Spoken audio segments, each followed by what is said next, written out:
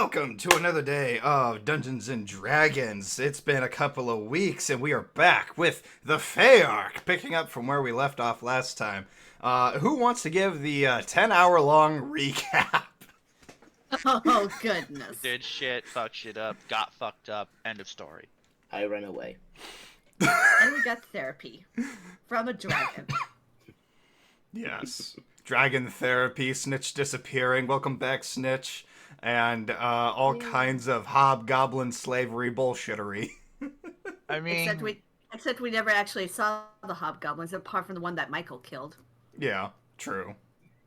We got therapy after, I confronted the dragon a few times and then had to bitch smack it with Tiamat. Well, no, you didn't bitch smack it, if I remember correctly. You told Tiamat, yell at this bitch for me so he can fuck off. I told her to get him in line, and she Yeah. did. calm him down.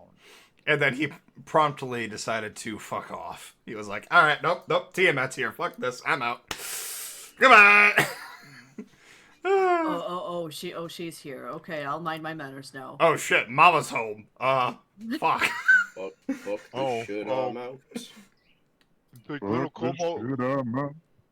Kobold wasn't kidding. Oh shit, I should leave now. Tiny Kobold on my nose said, I'ma fuck you up. And oh gosh, she was right, I'm going.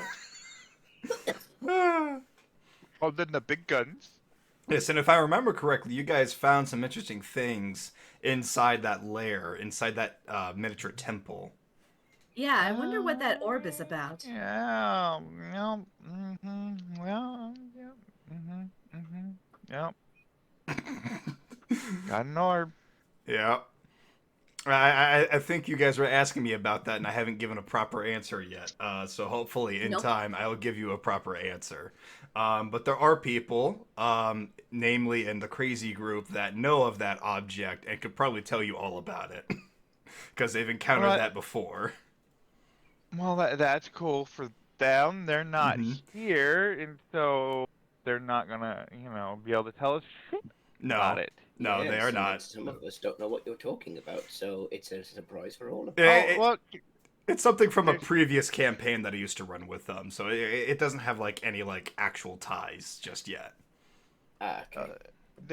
there's a ghost of Bobby in the chat of the. There's stream. Bobby's ghost in the Bobby! Get thine damn it, butt in Bobby. here.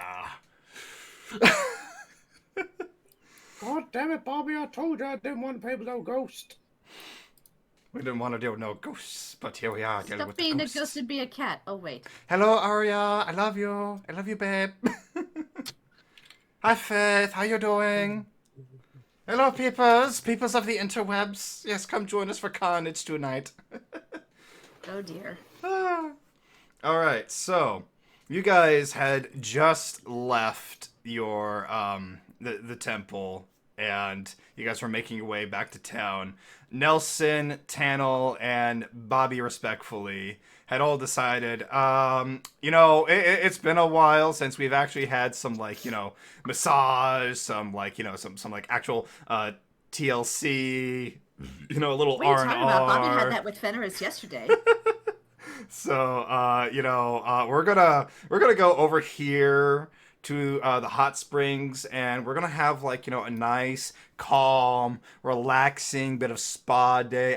Bobby might check on you guys later, but Channel and Nelson, they're like, we got stuff to take care of. We're gonna talk at the spa. We'll see you all later. Bye bye. So that is where those three have kind of just prompted off to. And you guys have now made your way into town, to the capital, and there is Chief Moyo Wasimba and Shaman Nafsi in front of you, kind of just standing, waiting for the good news. Oh, yay! We get to give them the good news.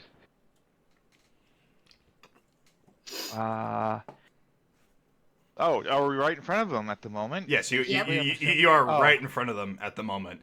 The rest of the town is kind of looking at you warily, just like, did they do it? Did they solve the problem? I don't know. Uh, What's going The on? one thing I'd be wondering is why are we casually just standing next to a swarm of mosquitoes and a giant elephant? because they're friendly. They're the local wildlife that have been domesticated. And speaking of, as you guys are kind of just trotting through town, Fenris, you have a past perception of 17, yes? Yes, and Rosalie has higher. And Yep. Rosalie, Passive perception of 19. motherfuckers. Ah, gods. And it's only going to get better as my proficiency goes up. Mm-hmm. So as you guys were kind of just walking through town, you do happen to notice a familiar rat just kind of talking to one of the shopkeeps. Oh, hey Rosalie, look, it's Snitch. They decided to join us again. Oh, Where am I? I'll throw you on the field here. You're like over here yeah, talking yeah. to this That's gray. a good question, DM. Where is he? Yeah, he's right. He's like right over here talking s- to a I'm gray. so casual I don't even recognize where I am. Okay, there we go. Oh, Snitch is talking with an orc oh, gray. great. They're going to be exchanging stories about kills More that than they likely. have earned. Yes. Oh, The kills. so you turned an entire kraken into sushi, I hear. Yes. Oh. Snitch, keep many meats in bag. Oh, Give that is giant impressive. head to chieftain. Oh, nice. Here, look at this thing. He pulls out this giant shell from under the ground. This is from a turtle hydra I smashed. It was fun until it threw me up in the air and I lost consciousness. Next thing I know, I'm on top of it and it died. Oh, must be good kill. Yes, it fed the capital for a few days. It was nice. It tasted like chicken. Rosalie, you want to see something fun? I raised an eyebrow at Fenris. Oh, Rosalie, it's such a shame that Snitch wasn't here to help us with that big old dragon we had to deal with. At that, my ears perk up and my eyes are just staring like I have Nam flashbacks. Straight away, they're like, wait, what? I'm glad you were able to catch up with us, Snitch. Fenris, we didn't actually kill that dragon. I know, but he didn't know that. Uh-huh. You guys did fight it a little bit. I didn't, but you guys did. I was focused on protecting Iris. I shot it with an anti-matter rifle. You were too busy flying around the frickin' chamber. I was yelling at it. It didn't like me yelling at it. Or was it the fact that you were standing on its nose that it didn't like? No, because even before I did that, it was throwing me around.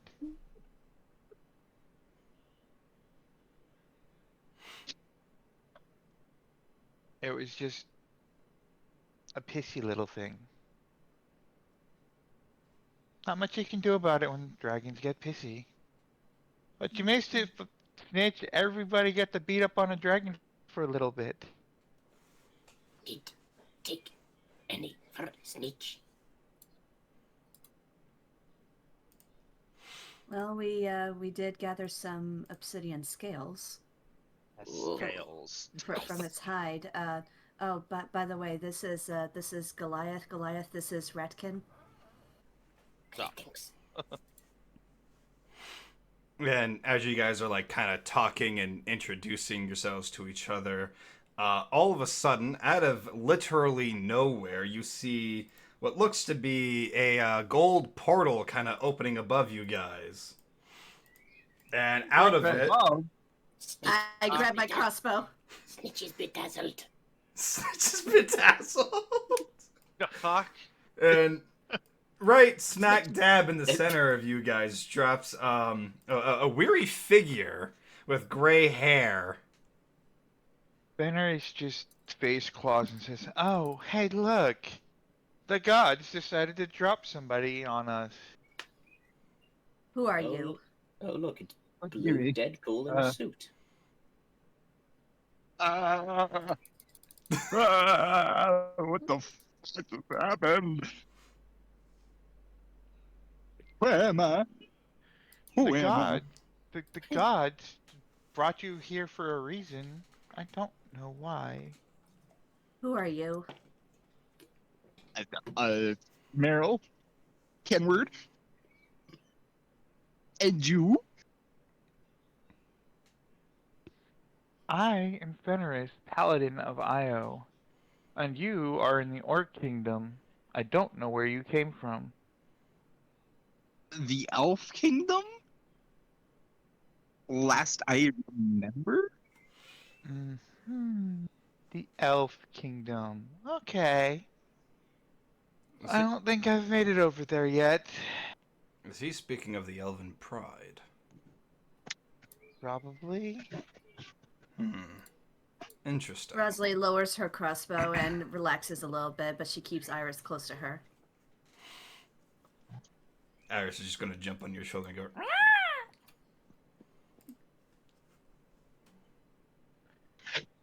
Look, it's the gods are playing with you. They decided you needed to come over here for some reason. So what? So, did they tell you anything or did they just drop you? I was just chilling. I mean, not really. I was in the middle of a panic attack because I just saw some big ass dude with a big ass. I don't know what the fuck it was. It was some kind of sight. I just blink. A dude with a big ass scythe. Sorry, don't know anybody by that. Sounds like death. Can you describe this creature to us? Maybe a further Death? description would Well, be.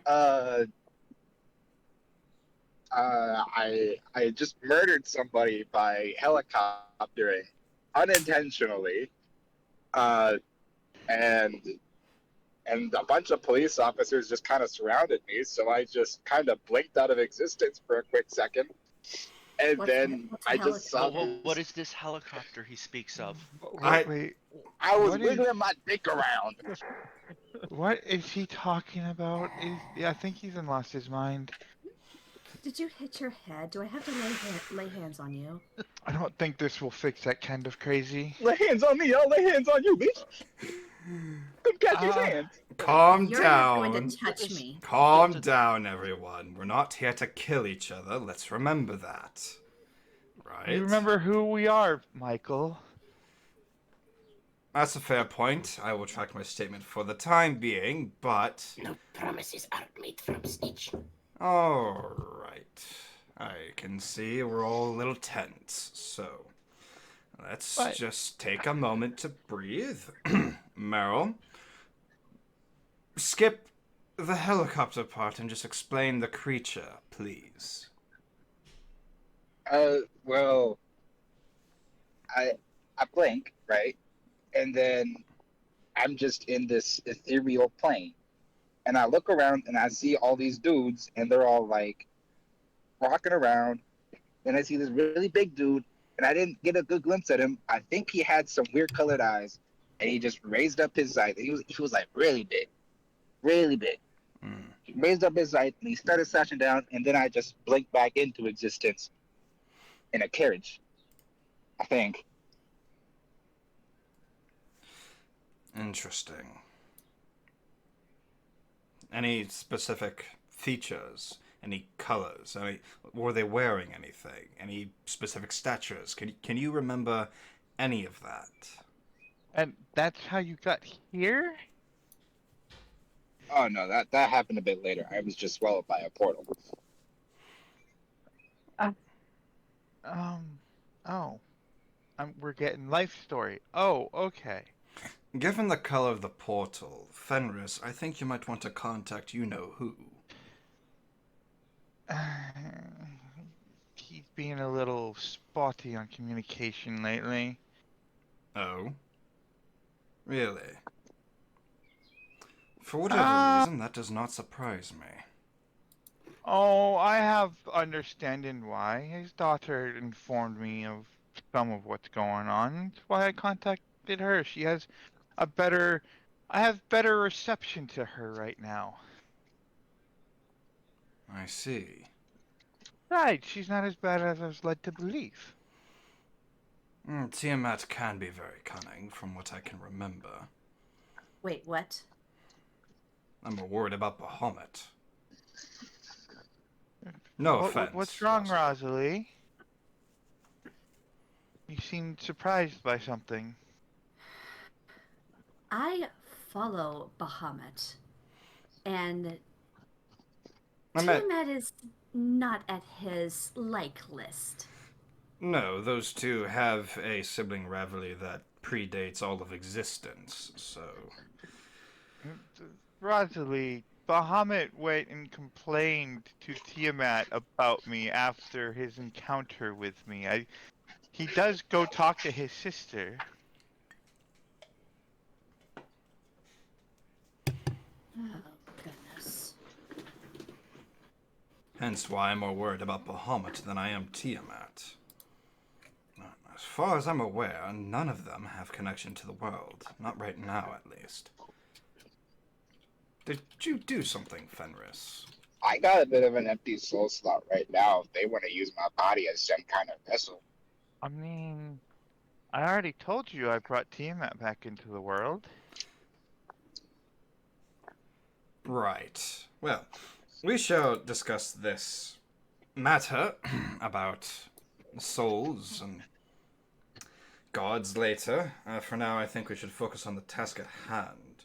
I do believe the chief Hey, is waiting for us. Selenar was there. He wasn't at first. He just let me walk into the temple by myself with a couple of his friends that just tried to destroy things. Oh, then I'm sure I'll read the report about that very soon. Oh, I'm sure he's not going to give you the right report. He's going to tell you that he was, he was right the whole time and blah, blah, blah, blah, blah, blah, blah. I didn't learn anything. I was right all along. Basically.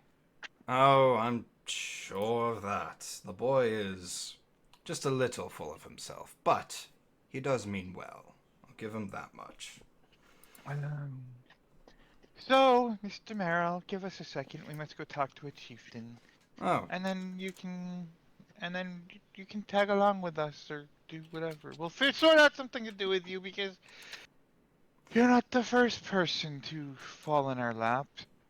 yes. Does that happen And, often? uh, well, yes and no. Does seem to happen a bit more than we'd think.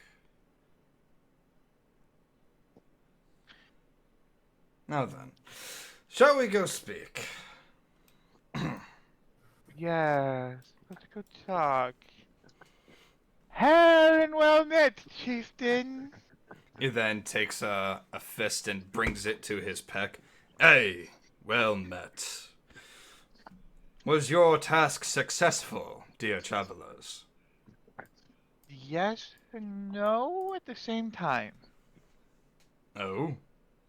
It was successful in a sense. So we figured out what's going on.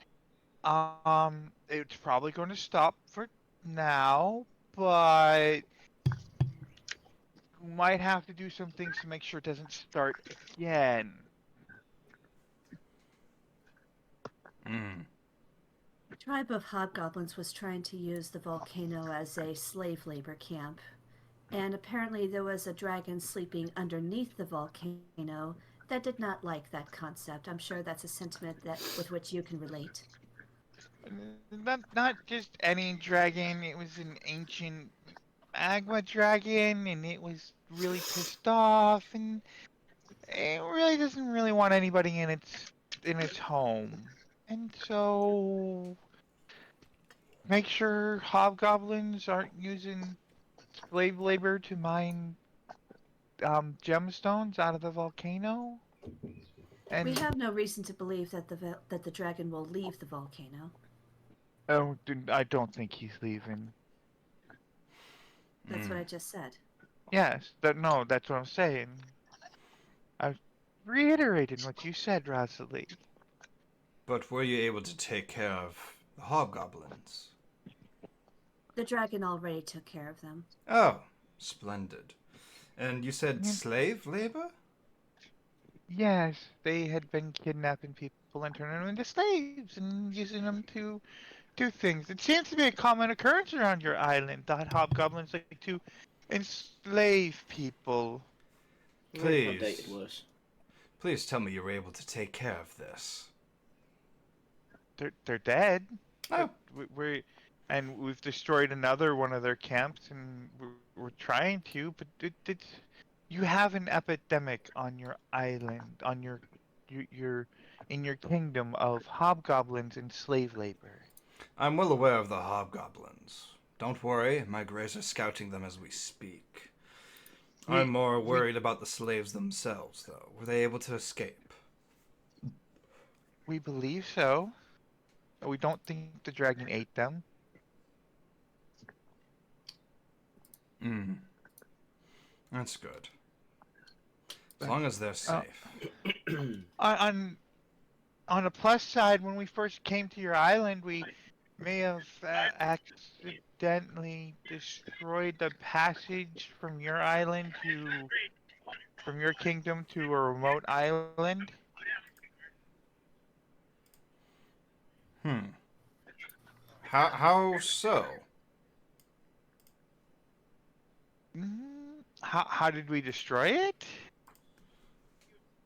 Yes, I am curious. Well, you see, we're stuck on a remote island in the middle of nowhere because somebody had blew up our airship. Not me. Michael, don't look at me. I didn't do it. I was not looking for the cat, actually. Oh, you hit the nail on. You hit the head. You hit it in one. You hit the head on the nail. Yes. Use the head as the hammer. I don't want to use my head. Clunk. But we That's an found improvised weapon for you. we found a cave system on the island, and as we were going checking out the cave system, we realized it was a bunch of hobgoblins, and they had some cobalt slaves. So I went in and challenged the leader to one-on-one combat for his position. Did you win? Oh, Yes, yes, splendidly. after I set him on fire and sent him screaming Hmm. in fear, That explains I the won. South Mountain explosions we've been hearing. And then I guess they had decided to fill the lower levels of their place with flammable liquids, and it exploded. It all caught fire and started exploding. We got the kobolds out, and hobgoblins burned. Ah, that is good. So, you see yourself as a freer of slaves, I see. Mm, yes. The breaker of chains. Hmm. Well then. Hush, Ned. Well then, if you fancy yourself to be a slave, Freya, you may want to head over to the Elven Pride when we are done here. And afterwards, the Dwarven Empire. Why? What goes on over there? I was at the Dwarven Empire. Everything seemed okay. The Dwarven Empire holds gnomes as slaves. They use them for I slave was labor. I was in the company of a gnome. They never mentioned such a thing. Well, They some of seem to them. be respectedly okay. The one dwarf was giving the gnome a hard time, but I put her in her place. Well, according to reports from my scout, as he pulls out a notebook and a monocle, Is this the chief speaking or Michael? the chief. Wow, an orc with a monocle. He just pulls out a random notepad and it have like tree mark or something, and just a monocle from somewhere. He's like, well, according to my reports, This is the chief Bogo of Are orcs. these Pretty orcs much. normally this educated? Hold on. Is the monocle is like the rim of the monocle is made out of stylized tree bark with like amber for the glass? yes, Yes. Yeah, yes, This is the chief Bogo of orcs. yeah, Are orcs in your world normally this educated? yes. Yes, we are people can be as Interesting. educated as they want to be Yeah. here. So he just looks at the notes and he's like Interesting. pulling out like a feather and he just starts writing and he's just like, according to my reports here, half of the gnomes in the Dwarven Empire work their way up through the system and are sequentially no longer slaves. They own property, they own land, and they own their own workforce afterwards. But that does not mean the rest of them are not stuck in that slavery. Now, as for the Elven Pride, that country is completely divided, north and south. Some of them hold kobolds as slaves, and the rest do not believe in such acts of aggression. Excuse me. I'll be back. I have a kingdom to go burn to the ground. I'll be back. Fenris. We don't even have a way of getting there. I'll find a way. She's slowly just stalking away. Fenris. Think Francis is over there? Francis. Why does that name sound familiar? I'm going to cut his head off. That's why it's familiar. Michael then interjects, how, if I may ask, do you know so much about all of this? I barely keep up with the politics of the world as it is, and you seem so well educated by all of it. Well, dear Michael, if I may, I have spies and scouts everywhere. After we were released from slavery, I wanted to ensure our people would stay the same. But like Fenris here, I also wanted to see if there was something I could do to free others from captivity. There's a whole black market system in place that nobody knows about. Although, if you've done your research as you say you have, you should be fully aware of that. Was that the black market those stupid hobgoblins were talking about? One and the same, I'm afraid. The hobgoblins have been running the black market system for nearly 10 decades. Fenris is going to pull out the badge of office he got from the hobgoblin leader. Hey, this might interest you. Why would that interest me? I have no interest in dealing with the hobgoblins. I took that off the leader. Technically, it was my badge of office. You keep it. It may get you into places that we cannot. I thought it might be interesting to you so you could know what to look for. He then adjusts the monocle and takes a closer look at it. He then pulls out a piece of paper and a piece of chalk, and he starts rubbing the chalk on the paper on top of the badge. And then he hands it to the shaman, and the shaman takes it and puts it in a barked notebook. There. We shall keep an eye out. Oh, last time I tried to use it, they freaked out on me. Hobgoblins have this thing about having kobold as a leader. They're always like, you're not pong enough. Well, and Michael steps forward. Well, Fenris, hobgoblins see themselves as bigger than kobolds, unfortunately. They prefer to be in charge. They don't like sharing that privilege. Mass amounts of sassitude. Gotcha. Sassafras. Most things are bigger than kobolds. Are you talking physically or metaphorically? Physically. Ah, on that we are agreed then. If we were talking metaphorically, I'd say kobolds are actually bigger than most things. Not a snitch. Well, snitch, As you... you know, 9-foot man coughs. Snitch, you are physically taller than me. Metaphorically, How tall is Fenris? Shorter than Snitch. 2 foot something. I thought it was like 2.5 feet or something like that. 2.5, yeah, Snitch is... yeah, Snitch is 2 foot 8 inches. So Okay. Snitch has got a full 4 inches on Fenris. Okay. That's probably the tail. Yeah, that makes sense. So, both the chief and the shaman look to each other, and they're like, well, it is getting late, so we shall prepare feast and dinner, and we shall talk more over that. Maybe we can actually talk about these peace offerings the Kingdom of Yore has. Maybe. Yes. We have things to discuss, Orc Chieftain. I'm sure Lots we of do. things. In the meantime, if there's anything that you would like to do, feel free to walk about the capital. Your home is with us as much as it is anywhere else. We are grateful for your generosity. And your continuing kindness. Yes, well, we orcs are nothing if not generous. Now then, Nafsi, in the office with me, please. Yes, father. Hate it when he says that.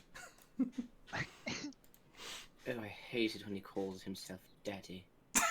I mean, it's factually accurate, but still, no. So now, if you guys would like to go Nupsy, not in shopping, public.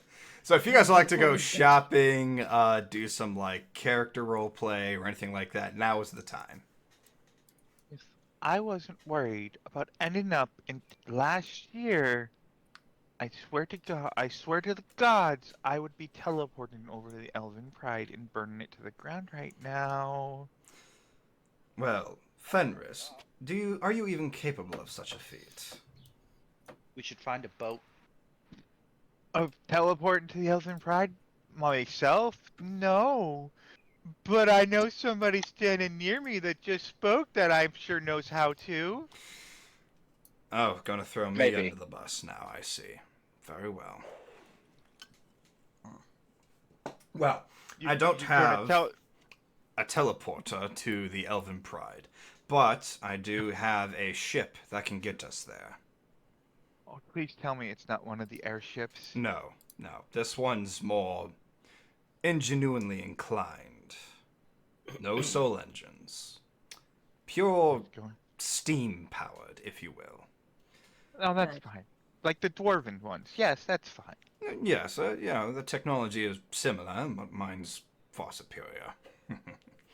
We're going on a trip in our favorite airship. I got a chance to see one of the dwarven engines up close. Well, and what did you think? I just made sure they weren't using a soul engine and then I walked out because I didn't want to kill them. No, And the people. they use molten copper for their engine. They use that to power the steam engines in their upper levels. A weak point if you ask me, because if you just pour a little bit of water on there, engine dies. Mine's a little more Meryl, sophisticated than that.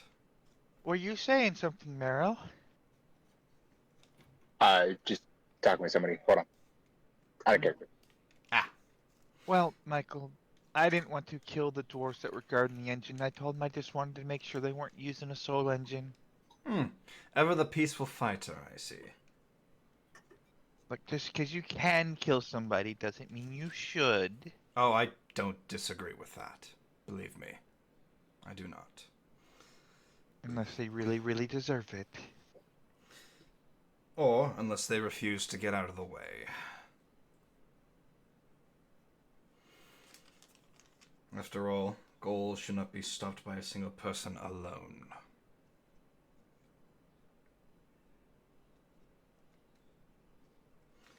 Now then, does anybody need anything? I think I'm going to go shopping for a bit.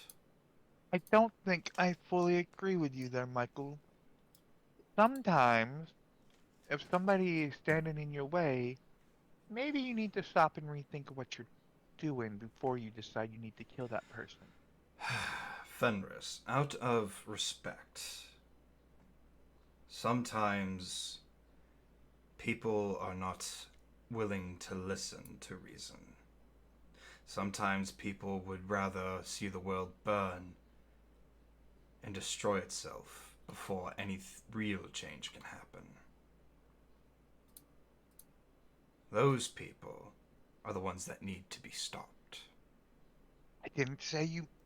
I didn't say completely give up on your plans. I said first reevaluate what you're doing before you just kill somebody. And if I may ask, how do you think I should reevaluate my plan? If you're talking about your plans right now, I don't know your plans fully, so I can't tell you. We should talk more about that over dinner. I'm not ready to talk about that just yet. Are you asking me out on a date, Michael? Oh, No, good for grief. the love of the gods, Fenris. No, nothing like. Jeez Louise. I am Where's messing that with blasted you. cat when you need them? I am messing with you, Michael. I'm sure you are, It is Fenris. fine. Yes. Yes, we can discuss it It's over nothing against you. food. It's just I don't. I'm not. It's fine. You don't have to explain yourself. Thank you. I'm Michael, going I to do go. have some questions for you later. Oh, good. We can talk about it while we go shopping. All right, here we go. Bye. I said later. Just don't go anywhere. He's already gone. Sorry, Rosalie. I didn't know he was gonna freak out that much. Yeah, the man is like gone into the shopping area. He is like, all right, cool. See you later. Bye. I think it's more like you scared him off rather than I did. I do want to talk to you about something in private, Fenris. So. Okay, well, hit me up when you get a chance. Or you could just let him go shopping on his own.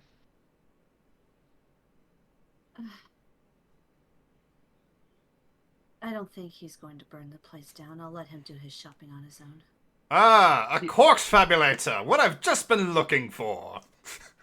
He was just looking for an excuse to get away from me because I embarrassed him. He didn't know how to respond. Oh, and look at this. Copper gears. Oh, perfect. A set of 12. Just what I need. Mm-hmm. And he is.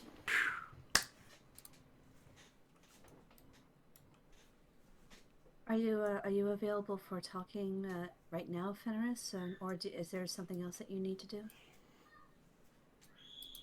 No, I'm fine. I don't know about everybody else. I don't know what they're off to go do. I mean, Oh, you're back already. I need to borrow the new person for a minute. Meryl, was it? Come on. Okay, come on. Okay. Sure. That doesn't... Okay. Let's see if we can find some place private to talk. Why not go to my room? Sure, that sounds fine with me. Or the room that you took. I can't remember. Either or. Hey, Ratman is back. More stories? Hey, be back 1 sec. You're good. Yes, more stories. Yes. This is how I kill pig couch. So, what is Vamak doing at the moment? What do you think he's gonna be doing? Find a random orc and challenge him to an arm wrestle? Yes! Take his hose and, just flex with them? Yeah, probably. It's like, peace, bitches, disappears with the hose forever. Alright, do me a favor. Roll me performance check. Great. Where's the buttons? Hold on, I gotta find buttons again. He has to find buttons. Where's the buttons? I don't know. Where'd you leave the buttons? You're the one that pushed the buttons.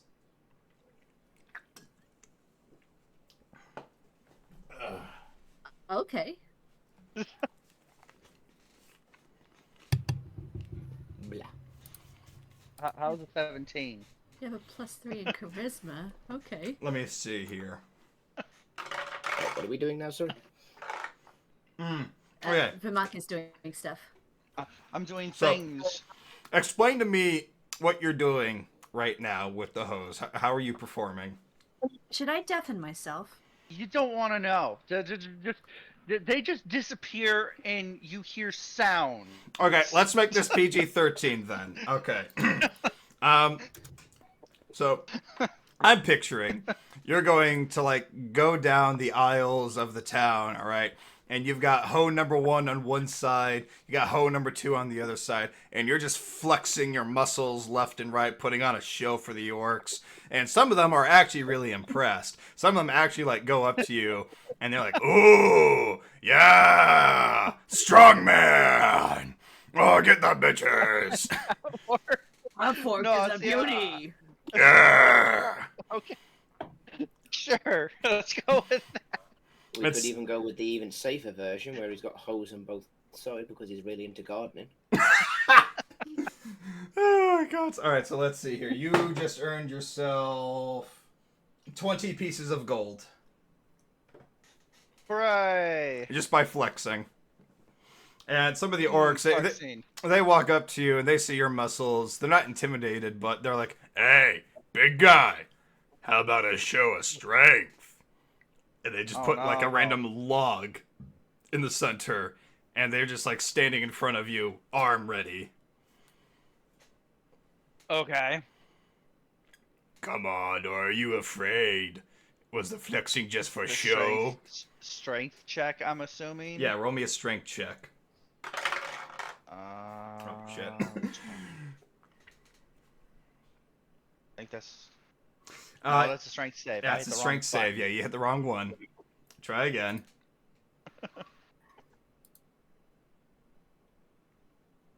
Use you. There it is. There we go. All right. So, you put your arm down. You guys are like locked arms. You know, the flexing has begun, and then as soon as they hear the ding go off, your arm just slams this guy's arm into the log, and it just shatters into like pieces of firewood. Oh, my arm! Oh! Explosion! Log explosion. Yes, the log explosion. Oh, you broke my arm. Oh, that was fun. Yeah. I go fix this up now. Shaman will fix it. And then they put down another log again. Until before you know it, there's a whole line of orcs that want to test your strength. We're gonna do this all night, aren't we? You're going to. Probably. We're not.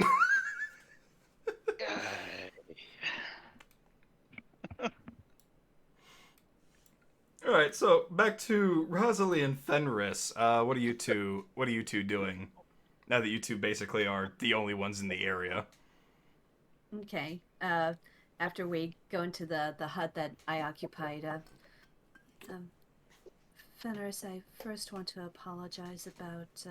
I had thought that you had come to the same conclusion that I had when you mentioned that one soul engine held thousands of souls. I thought you came to the same conclusion that it had to have been millions of dragons that were slaughtered in order to power 3 airships. I apologize that apparently you didn't come to that conclusion like I had. I didn't.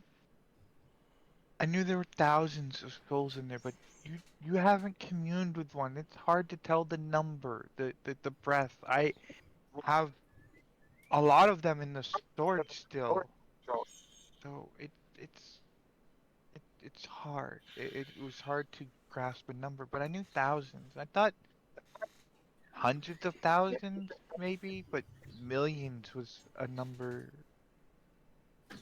Millions is what you expect to hear when you talk about the death of kobolds, because we die by the millions, and no one bats an eyelash. No one cares.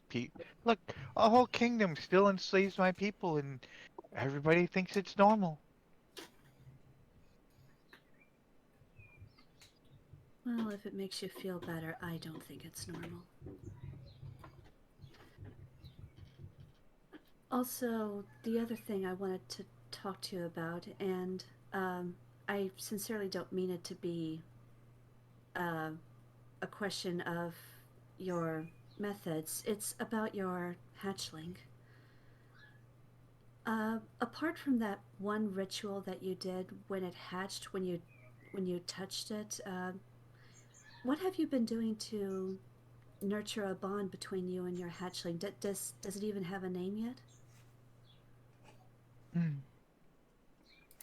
Oh, they'll let me know when they've decided on a name.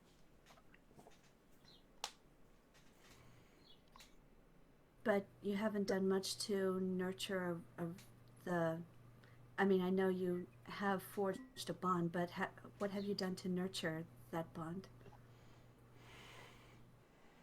They are with me always. I protect them. I keep them safe. I mean, I'm not sure what you want from me. I keep them with me so they can learn from me, from my examples. Well, the main reason why I was asking is because when we took that journey down the river, you said that sometimes your hatchling doesn't obey you, and while an independent streak is considered normal, it's best to curb that behavior so that he trusts you to obey you. Not as a master situation, but more like a partner situation. If a Yes, hatchling learns that he can get away with things, then it'll be harder to curb that behavior when he gets bigger. Rosalie, you do realize dragons are highly intelligent, and once he grows up, that he's going to have a mind of his own, and he's going to be able to make decisions on his own. I can't curb his behavior as such. It's like it's I can only hope to steer him in the right direction of what is right and what is wrong. That is precisely what I mean, and I am aware of how dragons behave as younglings. And she gives a little forlorn chuckle. I'm simply hoping that mine will learn from my example, which, if to be honest, having an independent streak when you think something needs to be done and is the right thing to do, I would think that would be a learned behavior for me. You know what? That is a valid point.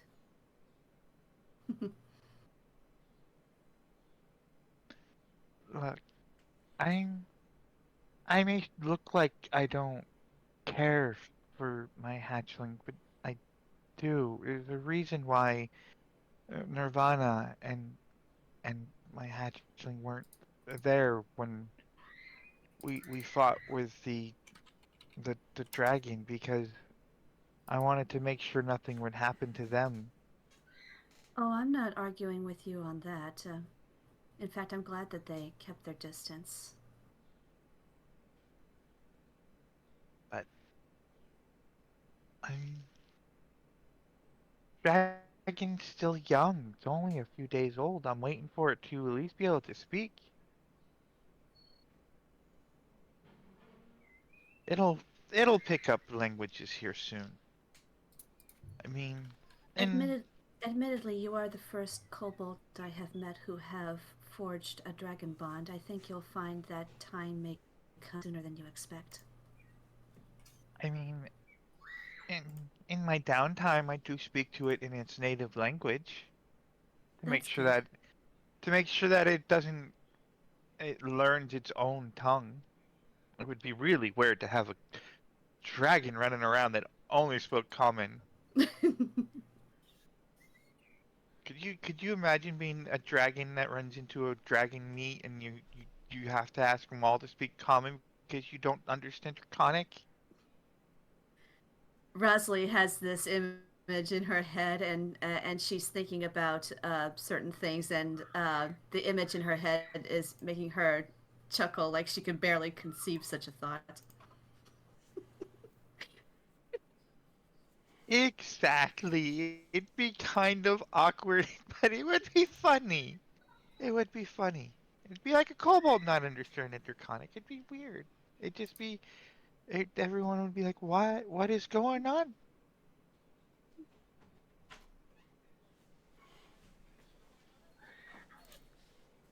Well, I am glad that you are making an effort during your downtime to nurture your bond. It's good. That does ease my mind. We just have two different styles. I'm going more for a learn from example, and you have a more you use a more guided hand.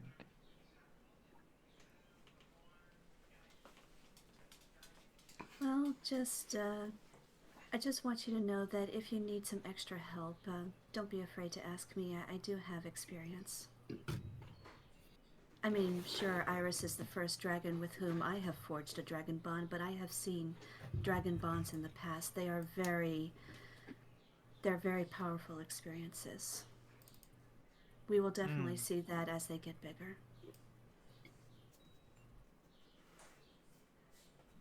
That is no lie.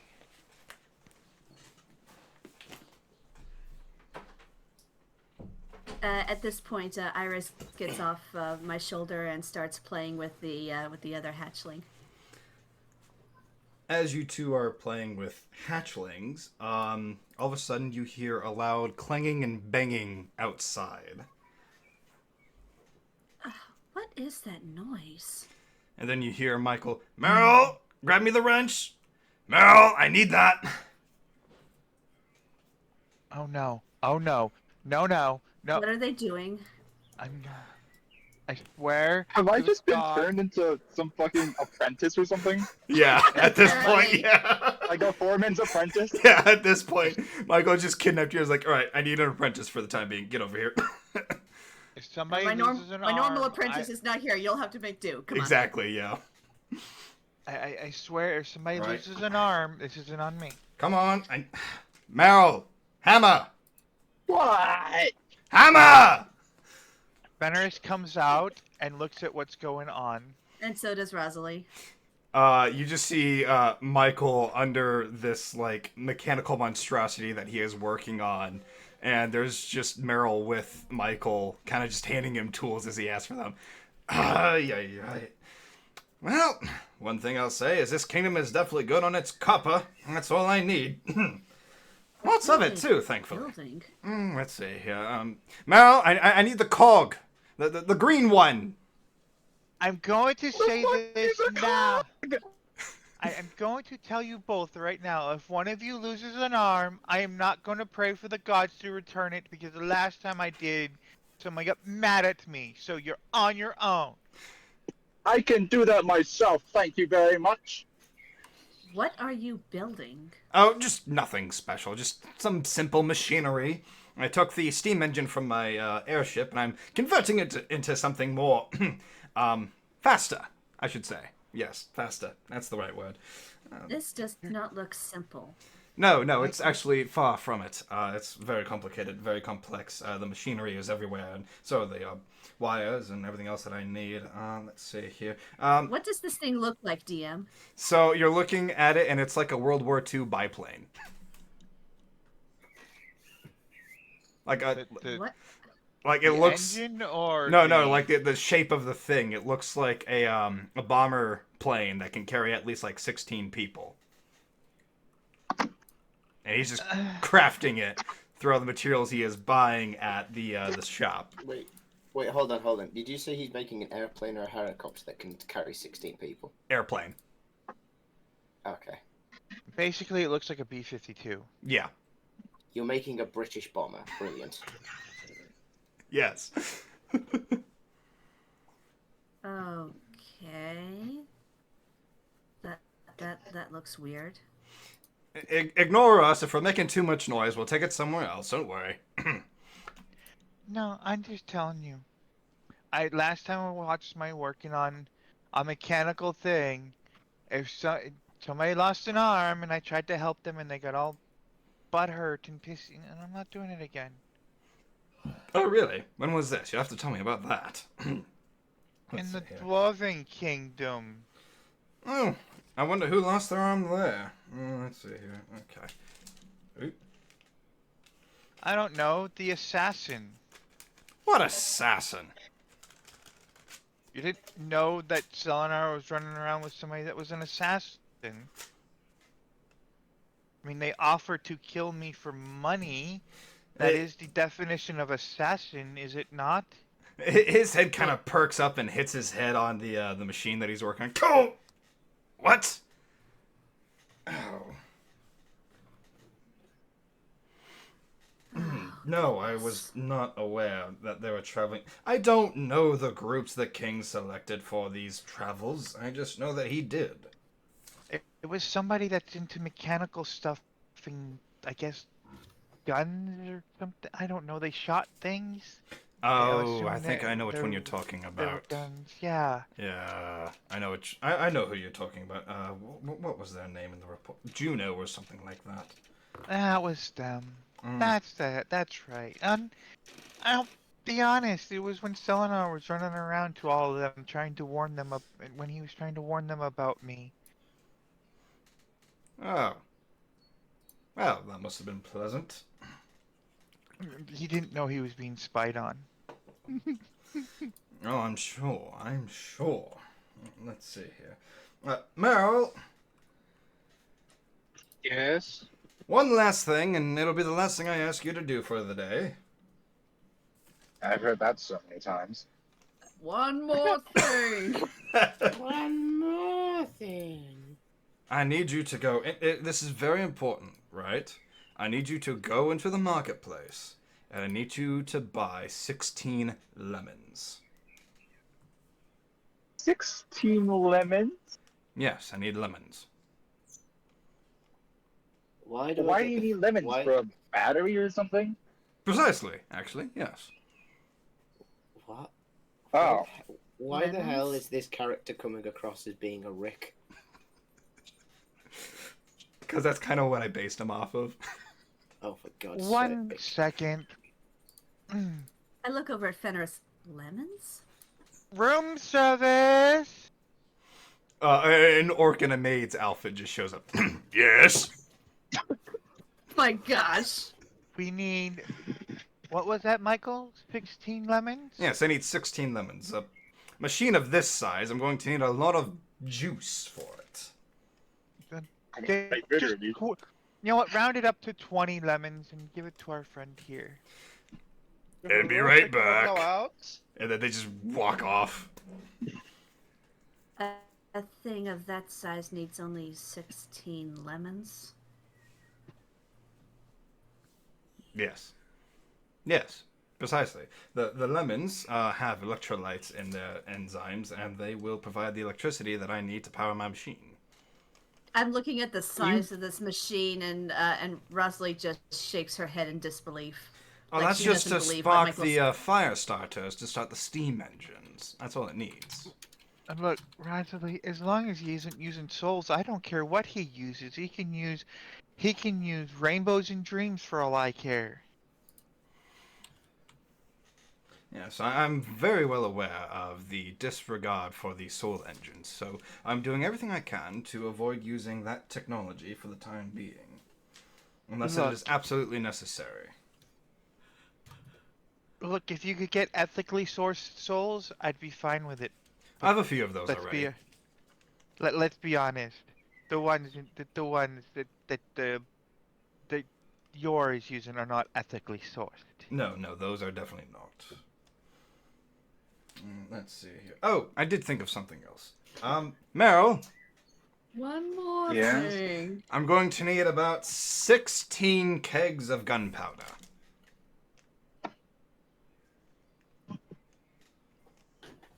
Go find. I don't think this little. Oh my god, I can't even talk, Michael. You're breaking me. You're breaking me. I'm gonna go get some target practice in. Okay. I think the 9-foot Goliath would have a better chance of carrying 16 kegs of gunpowder than this poor little thing. Ah, you're right. Yeah. Meryl, take 50 gold, find the Goliath, and ask them to acquire 16 barrels of gunpowder, please. Come on, Meryl. Let's go find us a Goliath. Uh-huh. I'm at a is it- star with a person going, yoo-hoo! Big summer blowout! Besides, Meryl, give us a chance to talk about what you've done. I need to Alright, hear. fair enough. I need to hear about the Elven Kingdom, and I heard a rumor that somebody blew up a temple of Tiamat over there. Did you hear I anything know about that? nothing about that. All I know is I wanted for murder there. Hey, Can I roll insight on this? you may. Meanwhile, Rosalie looks at Iris. Iris, if you want to play with your brother, feel free. Just stay close to Fenris. And you see Iris kind of just following Fenris around, doing the Pinkie Pie hop. Boink, boink, boink. Boink, boink, boink, boink. Nirvana, you better have better insight than me. Oh, Fenris is so distracted right now. with all the bullshit happening, yeah. Wait, why are you rolling insight again? Because he's wanted for murder? To see whether or not she believes that what he's being told, because she asked if he knew anything about a temple of Tiamat blowing up over there. The way he said that, it's just like, Red flag, never mind. Let's see here. Also, we are currently joined by a kitty cat. A kitty cat! And she dance, dance, dance, and she dance, dance, dance. Yes, I have arrived. Welcome back, Bobby! wow. Hey, Okay. Roll 20 I have having arrived. looking up shit today. So, I'm just gonna go on a limb and say that you do not believe them. Okay. But you also don't believe they were the cause of it either. No. Okay, Meryl. Well, if you did know anything, it might be worth some money, some gold. I am telling the. Actually, you know what? I'll give you some fucking proof. Let me look through here real quick. Oh god, he's going through his notes. Snitches get stitches. No, I'm going through my spells. Oh. This is gonna end well. Where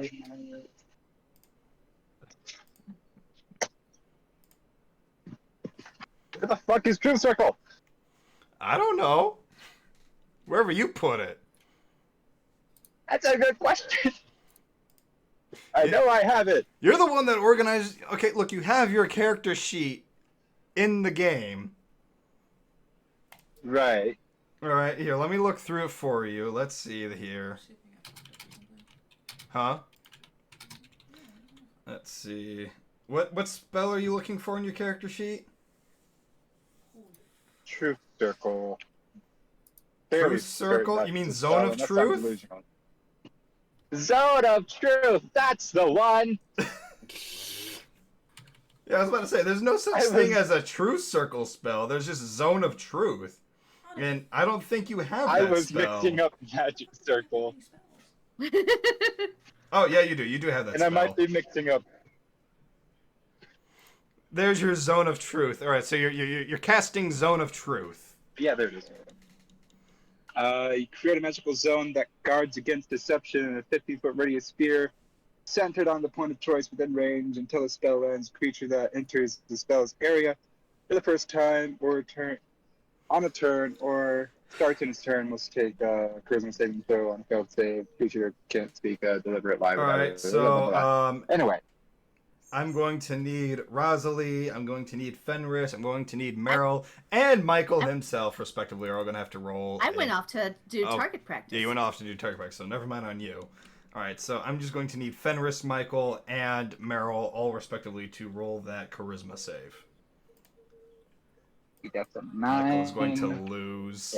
And he fails! So Michael is stuck talking the truth for... How long is it? And Rosalie's not even there to hear it. No. Alright. I'll roll a 9 flat. You roll a flat 9. All right, so you're stuck telling the truth too.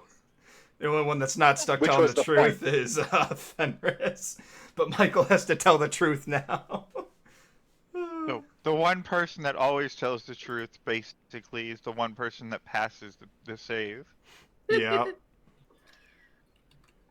All right, so what do you All right. say? Well, Fenris, what's your question? I can't lie now.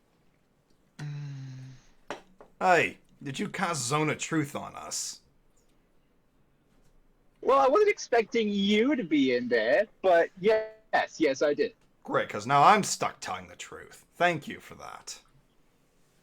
Oh, you're welcome. No, Ah, shit. Michael, how much do you really know? I know a lot about everything and a little about nothing, so. So, did you ever have an inkling or idea what was going to happen with your soul engines before they fell into the wrong hands? Absolutely not. Do you know who's pulling the strings behind the king's back in the kingdom of yore? No, I don't. And if you could do something about it, would you? You're goddamn right I would. If you And had the chance how to far would change you be the willing wind, to would go? you? Do you not see the plane that I'm currently building?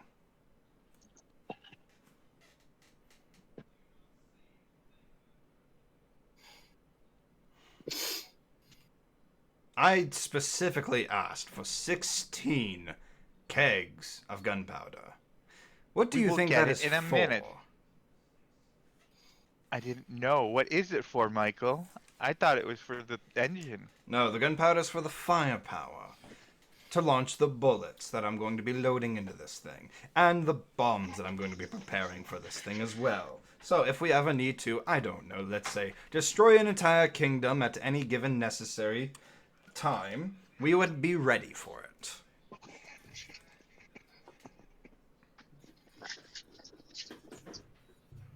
I have my suspicions as to who's actually pulling the strings behind everything. No, I do not know who actually And who would that is. be? I don't know. Who I suspect is either the head of the Order himself, someone inside the Order, the king himself, for all I know. Either that, or it's probably one of the Ministers of Magic. So, Michael, so you're planning to bomb the kingdom if need be? If necessary, yes. It will not be my first option.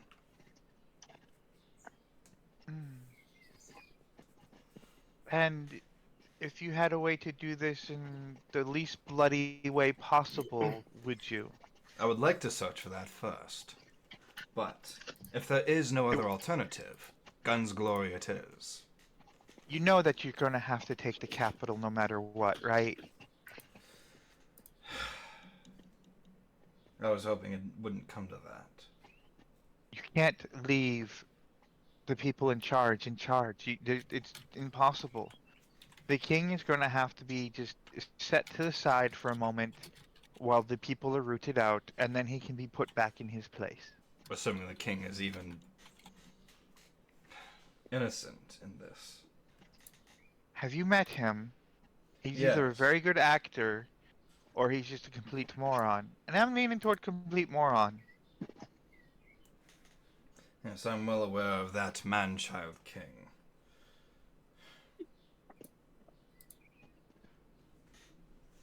But so, can I count on your support then, Michael? Are you asking me to aid in your efforts for that kobold army you are raising? Oh, yes. The dragon spilled the beans, I know.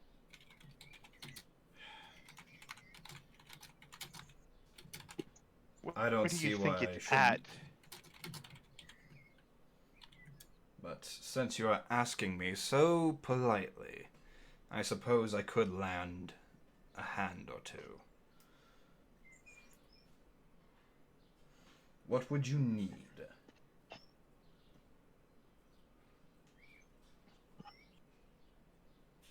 Fenris. I don't know. When you get a chance and go back, you would have to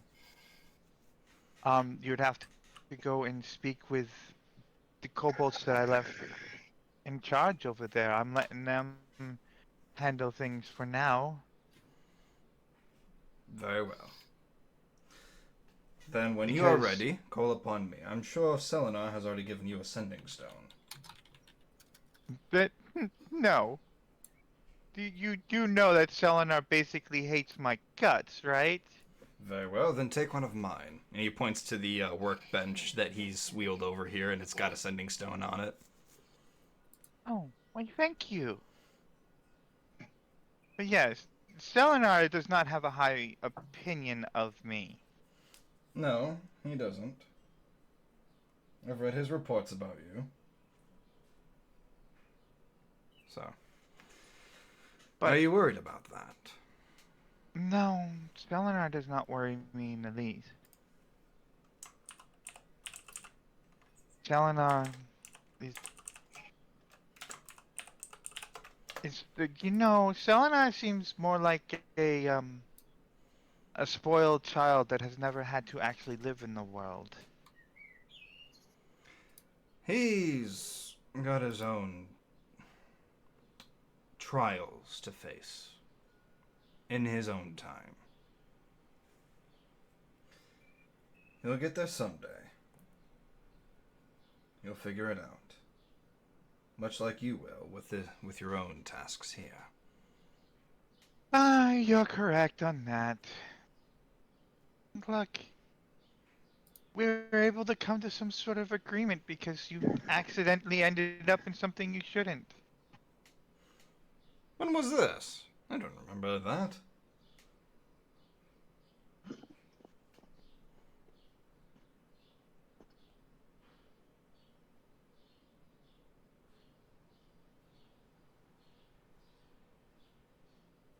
Where did I end up that I shouldn't have? I don't remember this. I don't recall. You ended up in the zone of truth? Oh, that's Yeah, it not hasn't my been 10 fault. minutes. That's his fault. Also, Well, Meryl, maybe you shouldn't have treated me like a damn. and Meryl, what do you know about the Temple of Tiamat blown up in the Elven Kingdom? I'm gonna be completely real with you. I ain't got a damn clue. All I know is that I wiggled my dick around and I killed someone, and then I So- blinked out of existence. You know nothing about a church blowing up over in the Elven Pride or anything, or Nope, I ain't got no idea. My apologies. I thought Tiamat said it was there. Maybe it was somewhere else. I don't remember. You know, I've had long conversations with Tiamat, and it all gets muddled. It's in my journal. I just don't feel like pulling out the book at the moment. I'll read it later. No, you're obviously not. Well, no. Let's find out. Meryl, Yeah, tell me your name is Susan. my name's not Susan. My name's Merle. Oh my god. But tell me your Meryl name is Kenworth. Susan. My name is. As you begin to like try to say, "My name is Susan," you feel this twinge of pain in the back of your neck. Okay. Meryl. No, stop. I didn't realize it was gonna hurt you like that. Okay. We're good. We're good. Just wanted to make sure the spell was working. Of course it's working. I casted it. You doubting my spell casting ability? I casted it, and I even failed it. No, I'm doubting your ineptitude to even realize that you did in fact cast it. Fenris will just Yeah, look yeah. at you and be like, well, you know, my name is Tiamat. You fucking bitch. Both. Oh, wait, no, my- wait. My name's Bahamut. Michael just turns to you with a deadpan glare.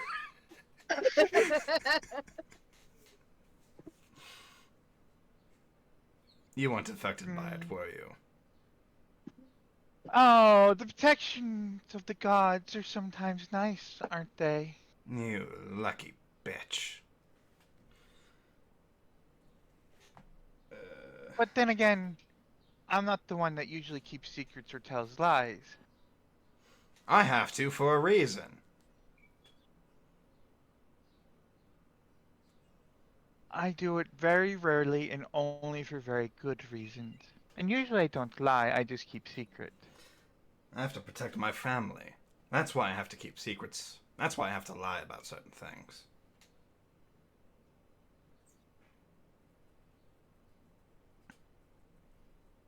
Okay. No, understandable. Michael then stops what he is doing and sets down the wrench and hammer. I haven't spoken to my wife or children in almost 2 years now.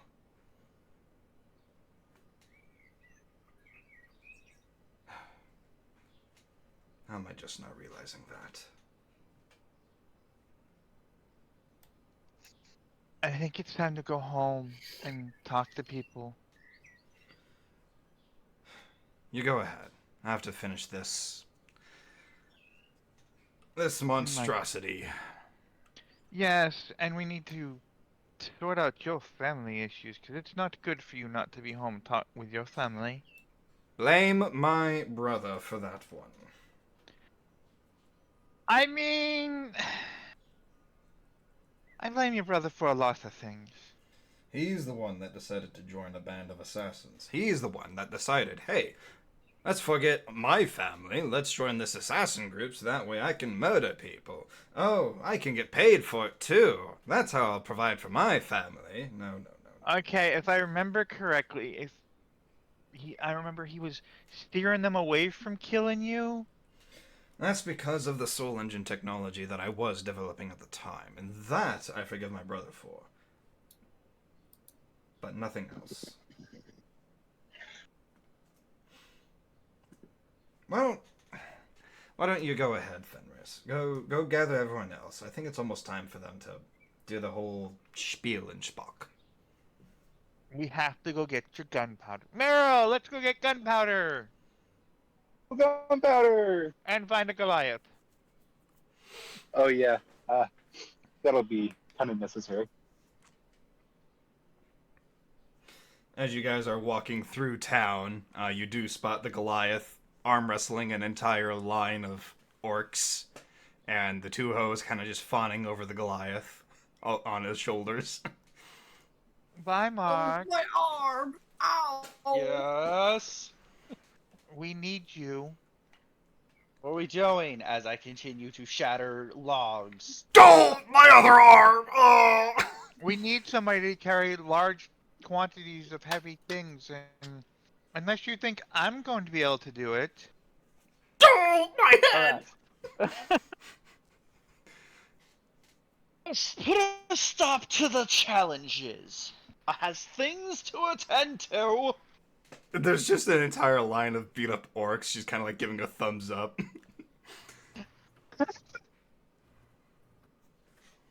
Okay. Till next time. I tell the hoes to go take care of Bobby while I go do things. And they just immediately rush off to find their adopted feline.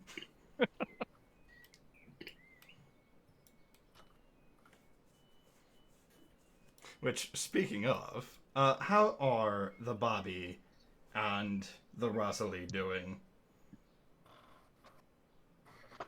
I'm currently engaged in a private conversation with Selenar with the sending stone that he gave me. So let's skip over to Bobby. All right, so Bobby, what are you doing after your time at the hot springs?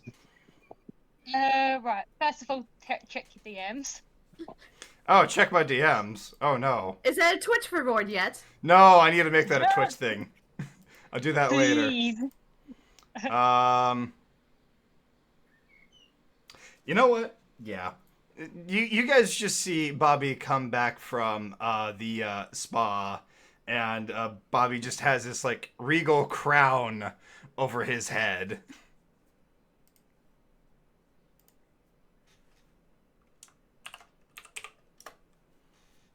He basically just pops out of nowhere and he was like, "What have I missed?"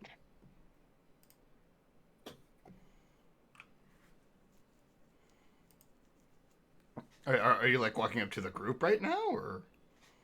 Yeah, Which part yeah. of the group? This part of the group, like the ones that are in the circle. Technically, nobody's actually in the Yeah. circle. We haven't moved our tokens. People have kind of separated and forgot to move. Yeah, we're doing tokens. theater of the mind at the moment. Yes. Oh, I wish I knew about this. All I see is just this. Sorry about fair that. enough. That's what you get when you're an hour late. It's all right, Bobby. These things happen. I'm sure we'll congregate later. Tic-tac-toe. Who do I go with? So. He's with the hose. All right, so the hoes walk up to you and they go, Bobby, it's so good to see you. Have you seen this line of orcs that Vermont just completely shattered? Pretty much. All right, Ripple, you're number 2.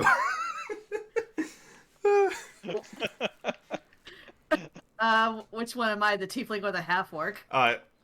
Which one do you want to be? They sound the same. So they it do doesn't kind of really sound matter. the same. Their tone of voice is pretty much the same. It doesn't really matter. No, it don't really matter. I'll be the tiefling. I imagine the half-orc would be slightly more gravelly compared with the tiefling.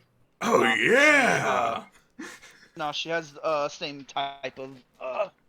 she has more of a human voice than an darling, orc I could be a voice. little gruffer if you wanted me to. Now then, Bobby, it's so good to see you. Where did you get the crown, darling? Bobby basically looks up and he was like, I just found it. And I decided it belongs on my head. Oh, it most certainly does. Does it have flowers? And he looks and he was like, no, but I think they're rubies. I think they're rubies. Oh, they're that's shiny. so it belongs on my pretty. head.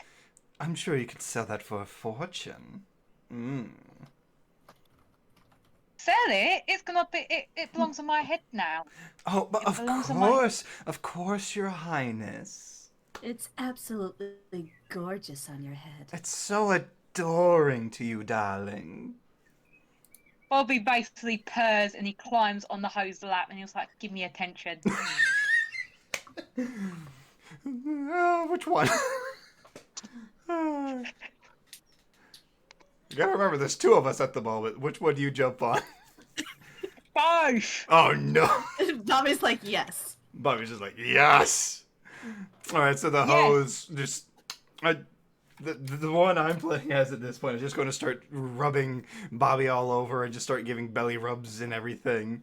Oh, darling, And the other one is petting Bobby like down his back, almost like giving him a massage. Bobby basically purrs and he's very, very happy and he was like, that's it, ladies. And then he sees what's going on. Oh, is that the spot? Yes, that's the spot. Oh, does this feel good, Your Highness? Very much so. Please, keep pleasing me. Well, okay. What? Oh my gosh, this is so silly. Oh, what are we doing anymore? But yeah, Bobby notices what the Goliath is doing. He was like, "You don't need to show off. We know you could break arms for fun." Oh, Yeah. he's occupied with getting barrels of some kind of black powder, and who knows what they need it for. Actually, how would how would Rosalie and Fenris react to seeing Bobby getting pampered like this? Well, Rosalie's occupied right now, so she doesn't have an. Oh yeah, that's right. Rosalie's not there. Yeah, Rosalie's not there. I keep forgetting. Fenris is off getting black powder. Yeah. Oh yeah, that's right. Vamak and Fenris are getting the black powder. Where did Meryl go? Wait, Meryl's I'm with with. Fenris. Oh, Yeah. okay. It's a threesome. Oh, you said it. You said it. I know You're the I one that said said it. I know I said it. Okay, just pointed it out. You said it, not me. Oh God. All right, the sexual innuendos have already begun. I see. Yes, at least it wasn't the fearsome foursome. Oh my god. The I'm not sure who I Mock. want to murder. I'm not sure who I want to murder more Do me right a now. favor. Roll me a strength check at disadvantage. Oh, Why? Because. Oh no! What's happening? Where's the buttons? Hold on, I gotta find the buttons. I gotta hit. It was a check or a save? Save. Save. Okay. Who that? This button. Oh, that's a gun bro. This. What I roll? You rolled a 10. So here's what happens. Ooh. You got 16 gunpowder kegs, all kind of just Donkey Kong rolling their way on top of you and smashing you into bits. You do know that I would put them in a sack or like a Or on a net cart. and Oh, I carry know. them, right? There just happened to be an accident where they all started falling down on top of you. Okay. The things holding them weren't strong enough. Can I use a deck save to try and catch them? I suppose you could, yeah. Oh wait. That's at disadvantage still. Yeah. I forgot to undisadvantage. You forgot to undisadvantage. Okay, well that's too bad. No, I'm not gonna be like that. Just go ahead. Sorry. No, you're good. All right, so you No. just barely managed to step out of the way, and some of the barrels come crashing down, and they crash onto a poor wandering merchant's cart and spilling gunpowder all over it. Oh dear. Oh, this is problematic. Yes, this wandering merchant who had just been strolling into town with his wagon of goodies, just With poorly. his wagon of cabbages. Gotcha. Just Is that a signal? yeah, Yes. that is a signal since you're here. Oh, my cabbages! What type of wagon was it? Cabbages. Yes, there was a cart of cabbages, and it just got poured gunpowder all over it. Snitch goes and attacks the cabbages. Mother. Wait, so did he fail his deck save? No, he passed his deck save. He just wasn't able to catch him. Yeah. So wait, what has happened in these barrels?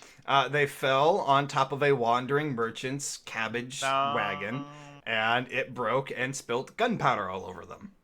Oh man, the wife is gonna kill me.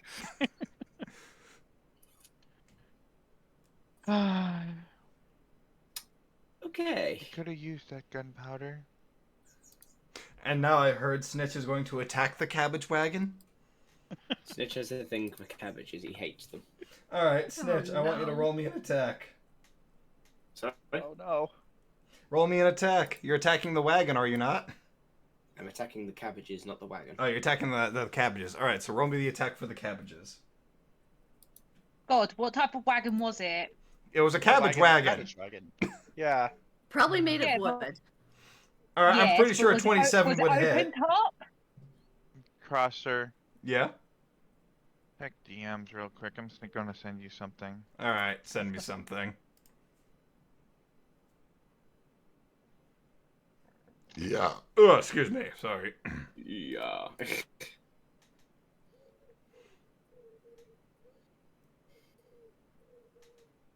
People are sending me all kinds of DMs. I really should make that a Twitch reward. Yes, please do.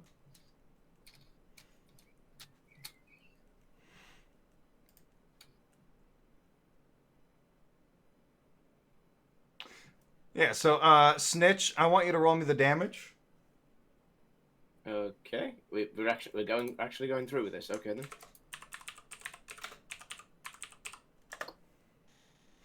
Alrighty. Let's see here.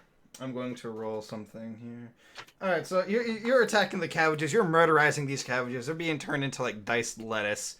Um, Did Cabbages murder his mother or something?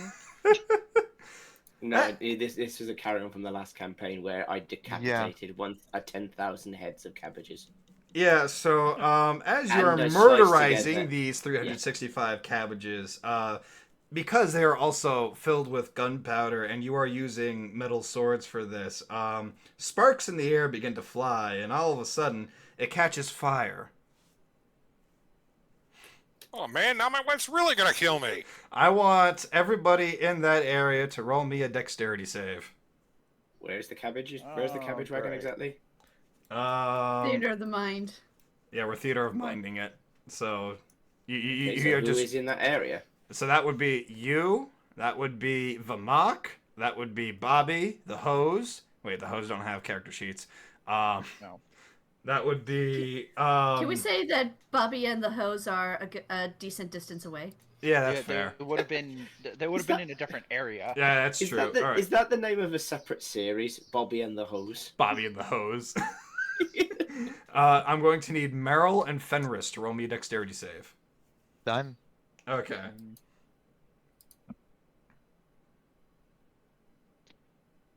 Bobby knows. Why does that sound like a sexual music band? Bobby and the Hose. Bobby and the hose.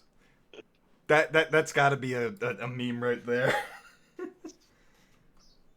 Bobby and the hose going downtown, licking all Technically, the streets. Bobby is a hoe, so it's the free hose. Oh, so It's So the it's just three the ho ho hoses. hos. It's the now- ho now- ho hos. So Now you're Christmas I'm lights. So now picturing you're a Christmas. sexual. You're a Oh, Christmas no. light. Yeah, it's a sexually themed Christmas band. Oh does god. that make the mark Santa Claus? Oh, great. Oh, I need pizza. But I don't bring gifts for people. I need Yeah, you pizza. do the gift of pain.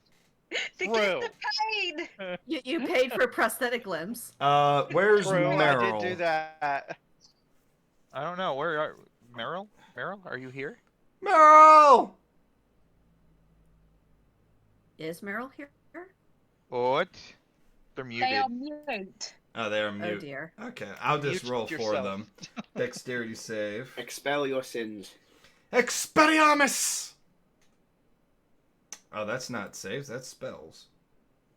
Dexterity save. Let's see here. Okay, so,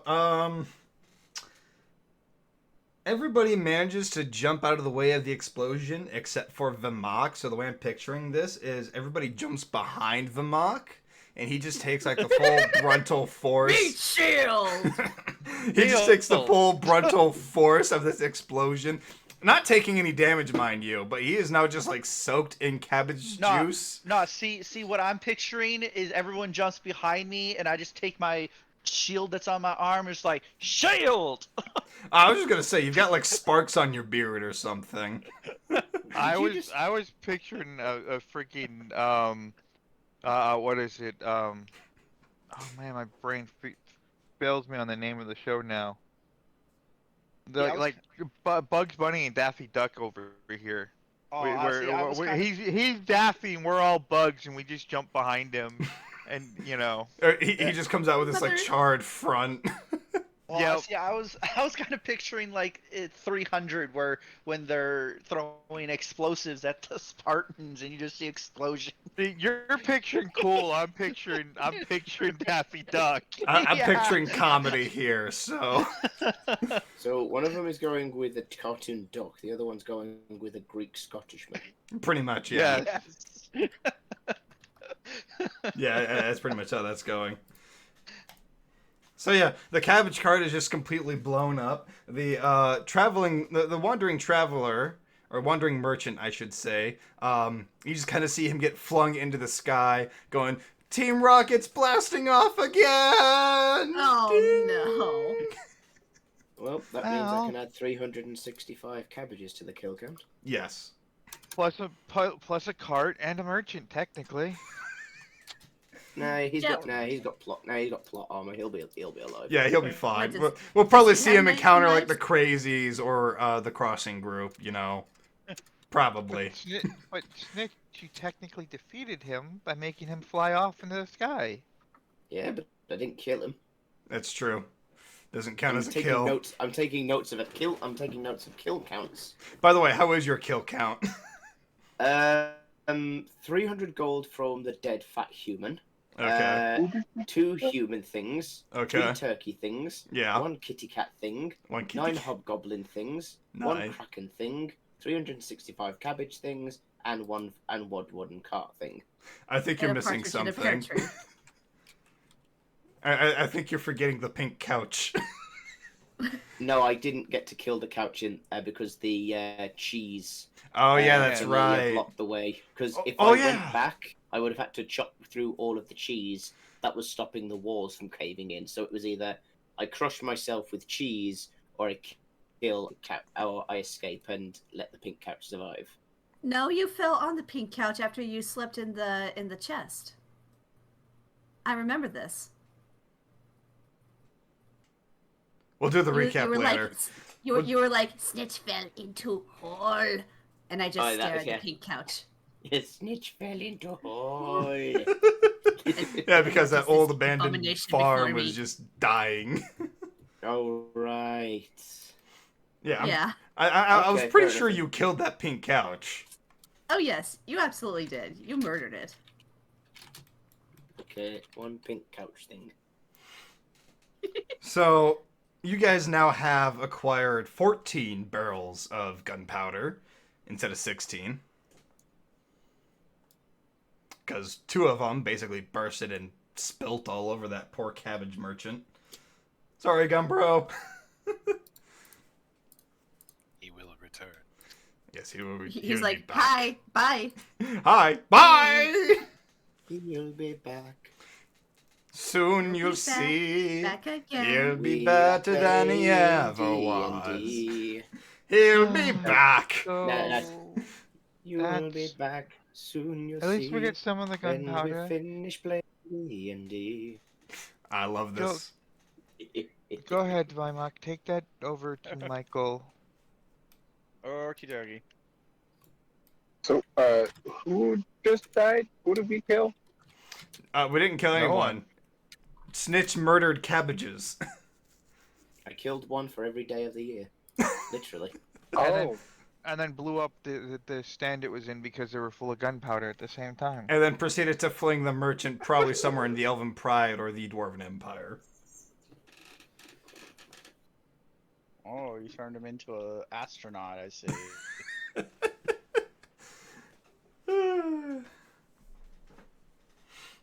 Alright, so. yeah. I bring the things to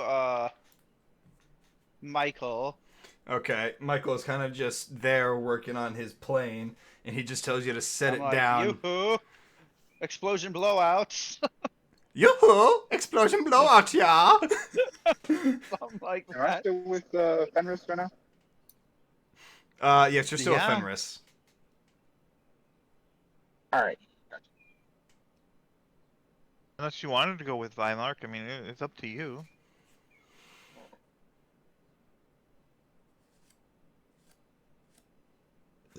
Oh, excuse me.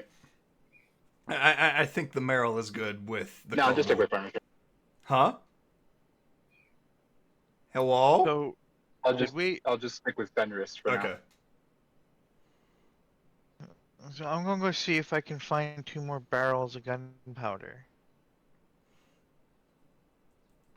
As you guys are continuing to wander the streets of the marketplace, you do hear this voice kind of like calling out to folks, going, hear ye, folks from all over the world.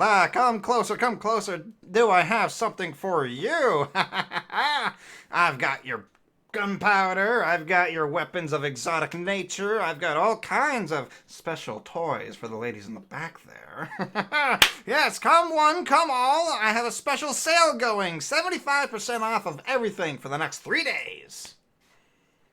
You have gunpowder. Ah, why, yes, I do, little kobold. I have so much gunpowder over here. It's surely explosive to send you to the moon. Who hears this? Does everybody hear it? Only if you're in the marketplace. I don't know if I am or not. No, I don't know where I blew up, so I don't know. You were in the marketplace. Okay. And is this gunpowder of good quality? Oh, this gunpowder is of the best quality! Imported straight from the Dwarven Empire! Why, this thing is so explosive it can send craters into the ground as big as the moon! You know, I have friends over in the Dwarven Empire. I would know I would be able to tell if it was imported from the Dwarven Empire. Oh! Well then, be my guest. Come take a look, come take a look! And then opens one of the barrels and shows it to you. This Do I creature, notice- by the way, is like a big-eared, tiny pig with a tail, kind of just going around back and forth. Is the pig some kind of metaphor to say that he's like some lying asshole? Didn't think of that, no. I was gonna say, do I recognize any symbols on it from the Dwarven Empire? Roll me insight. D&D, D&D.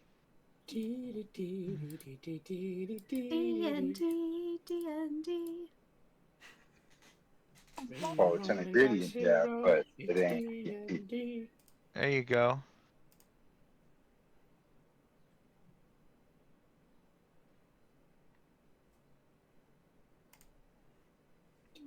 All right, let's see here. So that with that insight, you take a look at these barrels, and basically, you're like, kind of like doing this number, kind of like looking at the barrels, just like, all right, do I know where this is from?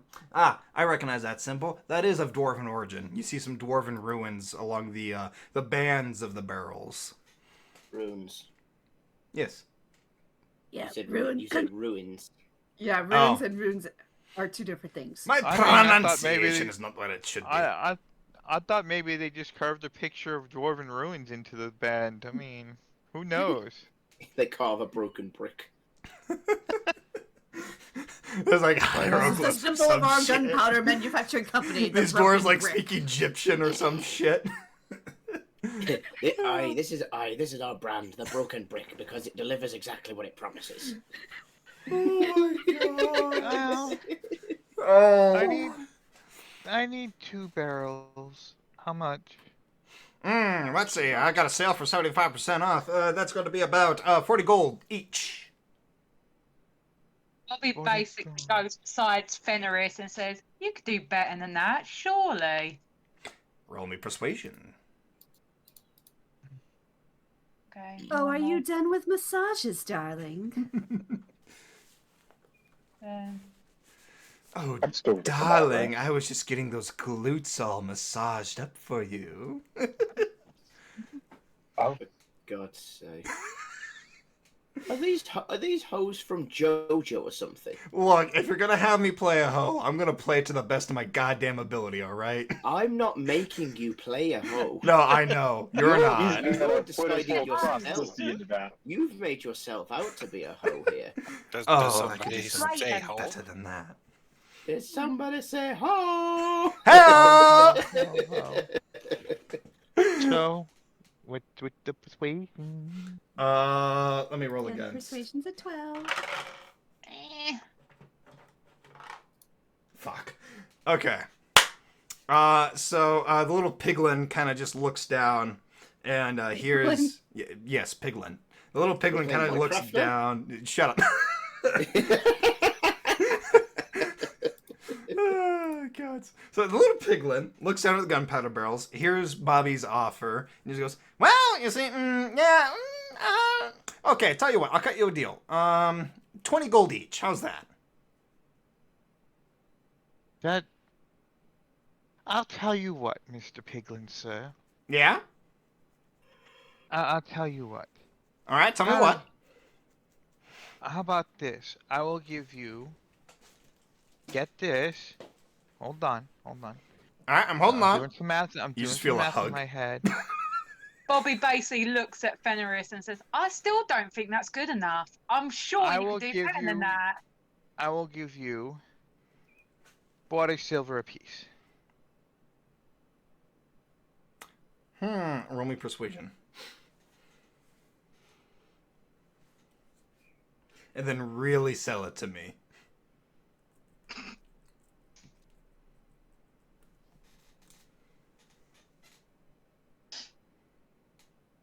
Oh, fuck. Okay. Oh, As you know, 40 is actually more than what you're asking for, you know? Oh, really? Yeah, 40, you know? The number 40 is bigger than the number 20. Uh-huh. This is true. So wouldn't you want more pieces of shiny metal in your hand? Huh, I do like shiny things. Huh. Huh. Huh. Huh. Huh. All right, you got yourself a deal. 40 pieces of silver, and these barrels are all yours. Okay. No problem. Fenris will pull out 40 pieces of silver and hand him 40 pieces of silver. Sweet! Awesomeness! 40 pieces of silver goes right in here.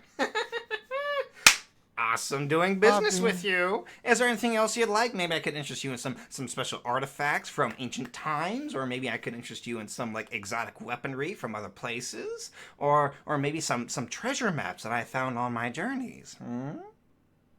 Special What? artifact. You know, I'm just curious. What ancient artifacts do you have? Oh, I've got lots of ancient artifacts. Oh, just this new one here. Let's see. He goes down below. You start seeing him throwing things around, and you're hearing like clangs and bangs everywhere. And then he like pulls up and like whips out a telescope. This right here is a special piece. You see? Ah, yes, it's a telescope of DM, ancient nature. Yes. can I do sleight of hand of all the things that he's just thrown out? Oh no. You know what? Sure. Yeah, Can yeah. I Roll me also do slide. that? Oh my god. You want me to So these track are all of Like, that? team up and steal the things. I'm Oh. just gonna keep talking to him. But you guys let them roll their sleights of hand, Mother- and I'm not. Yeah, leave it to the cat burglar. I don't even see Bobby, even with my passive perception. Yeah, no, you don't. Right. I So, rolled a flat 16 with a +1 modifier, so that's 17 right there. so before you can even get to anything, Meryl, you just see Bobby's tail, or no, not tail. You just see Bobby's arm kind of just swoop by and grab everything, and somehow sticks it in his vest. You know, How big is that vest? hold on. nice question. Can I make a suggestion if Bobby's okay with this? Yes. Can we say this is the replacement arm? Because Oh, it's just reacting on Bobby's instinct to Oh, take shit, things. you're so right. It's kind of acting on its own. True. yeah, that's fine. Yeah, that's I I didn't perfectly didn't do fine. that. It's the arm. It's the arm that did it. Well, not I me. mean, I have to spot, I have to spot it in the first place, and because that's a nat 20. Yep, fuck, I just rolled nat 1. Okay. Yeah, but So- I was just thinking, that would make kind of sense to a point. Because No, it Bobby'd be definitely like, would. I want to take these things, and then the arm just thinking that's You what did- Bobby wants to do. It would just be like yank, yank, yank. Yankee, yankee, You yankety didn't yank. You didn't even see Bobby's move. He's still sitting on his hose. No, nobody's seeing this. Nobody notices Bobby just snatching all these things. Not even Fenris. No one noticed. He's just sitting on the hose lap, demanding pets, and it's like, hee hee, I got a full The tummy. hoes are like legit carrying Bobby around at this point, just giving him massages. But so what is this ancient artifact he's trying to sell me? Let's see here. This thing is a telescope of ancient times. They say the first settlers of Io used it to find new land masses. It can spot through the magical arcana waves everywhere around you. And You can even spot Oh. special structures hidden beneath the earth if you're lucky. You say it's from Io. Can I see? Oh, you may, you Is may. it what was it imbued by with any power of Io? He then like kind of tilts it over and he points to like a symbol on this embedded in the side. This is the symbol of Io right here. No further proof needed. Yeah, okay. Well, let me see real quick. He then lets you hold it for a second. Does it feel like it has any divine energy to it? Roll me an Arcana check. Arcana? Oh, interesting.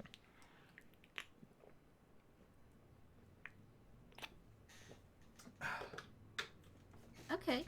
As you're holding the telescope in your claws, you do feel a very divine, mystical energy about it, and it does feel very familiar to you. How much more? I'll tell you what. I will give you 50 more shiny pieces of silver for this. Roll me persuasion.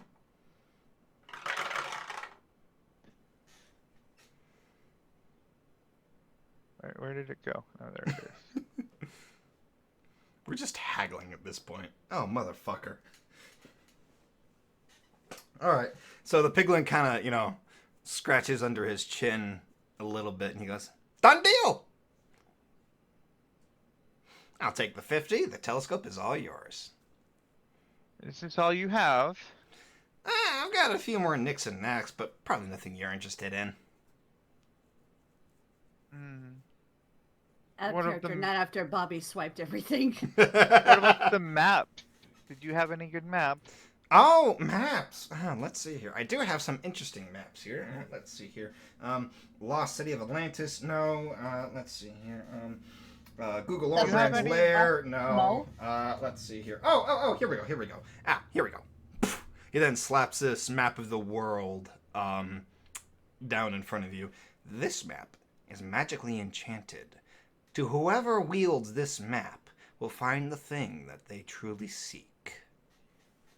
Benner's gonna look at the map first and be like, is it actually of the world or is it just of the 3 major kingdoms? Are you currently looking at it?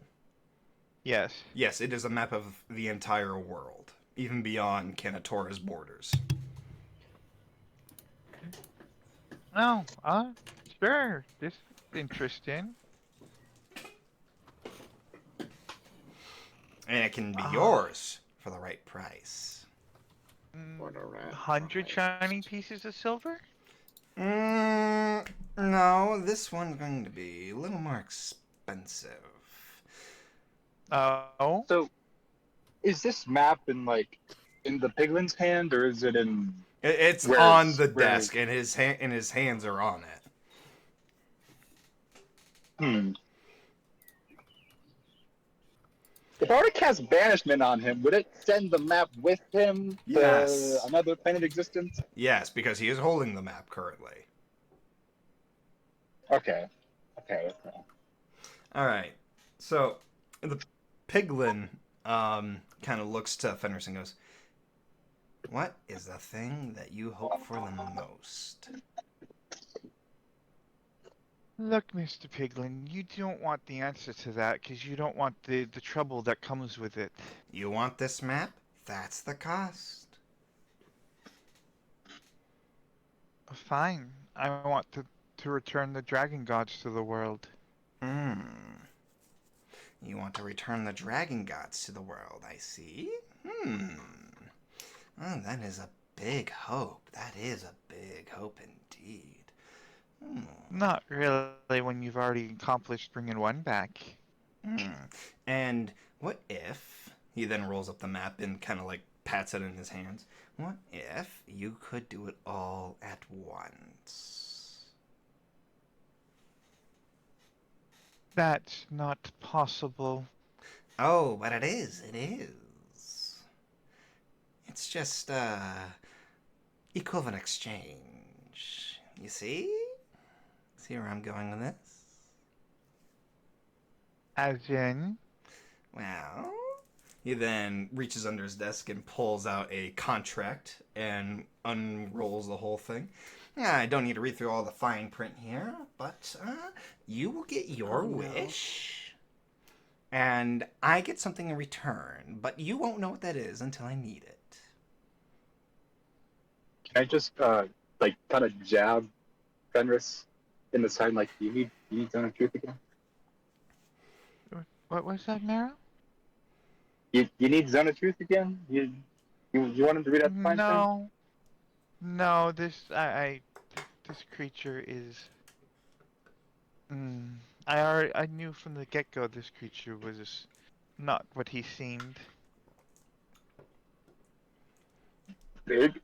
Of course, you could just completely ignore everything I am saying and walk away, but you also won't get your map either.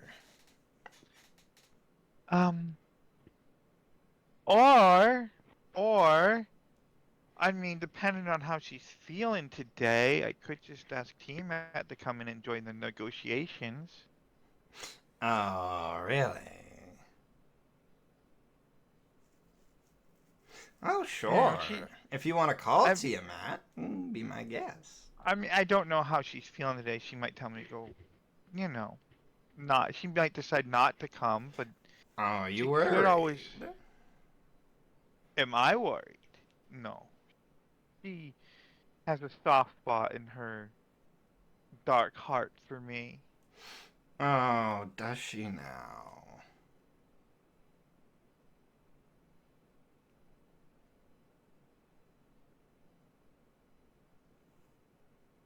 Maybe I go talk to the dragon underneath the mountain and see what he thinks of you. Oh, well, if that's what you want to do, I mean... of course, no need to pull out the big guns here. Well, you want the map? You're wanting me to sign a contract without reading it. True. Yes.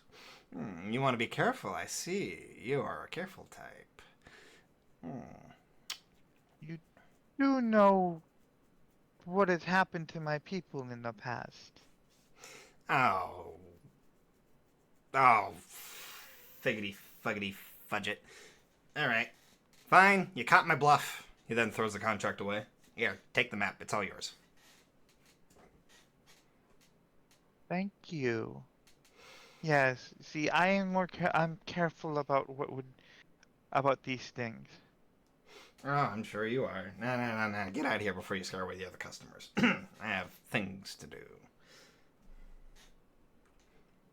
I will talk up your shop for you as I leave. I hope that's fair compensation. Yeah, fair enough. As she leaves, she starts talking and babbling to Meryl and Bobby about how great the shopkeeper was and how good the deals were and how she couldn't believe she found all this great stuff there. Loud enough that she's sure other people could hear her. Bobby basically snickers. And then all of a sudden he's got this huge line of orcs waiting at his shop.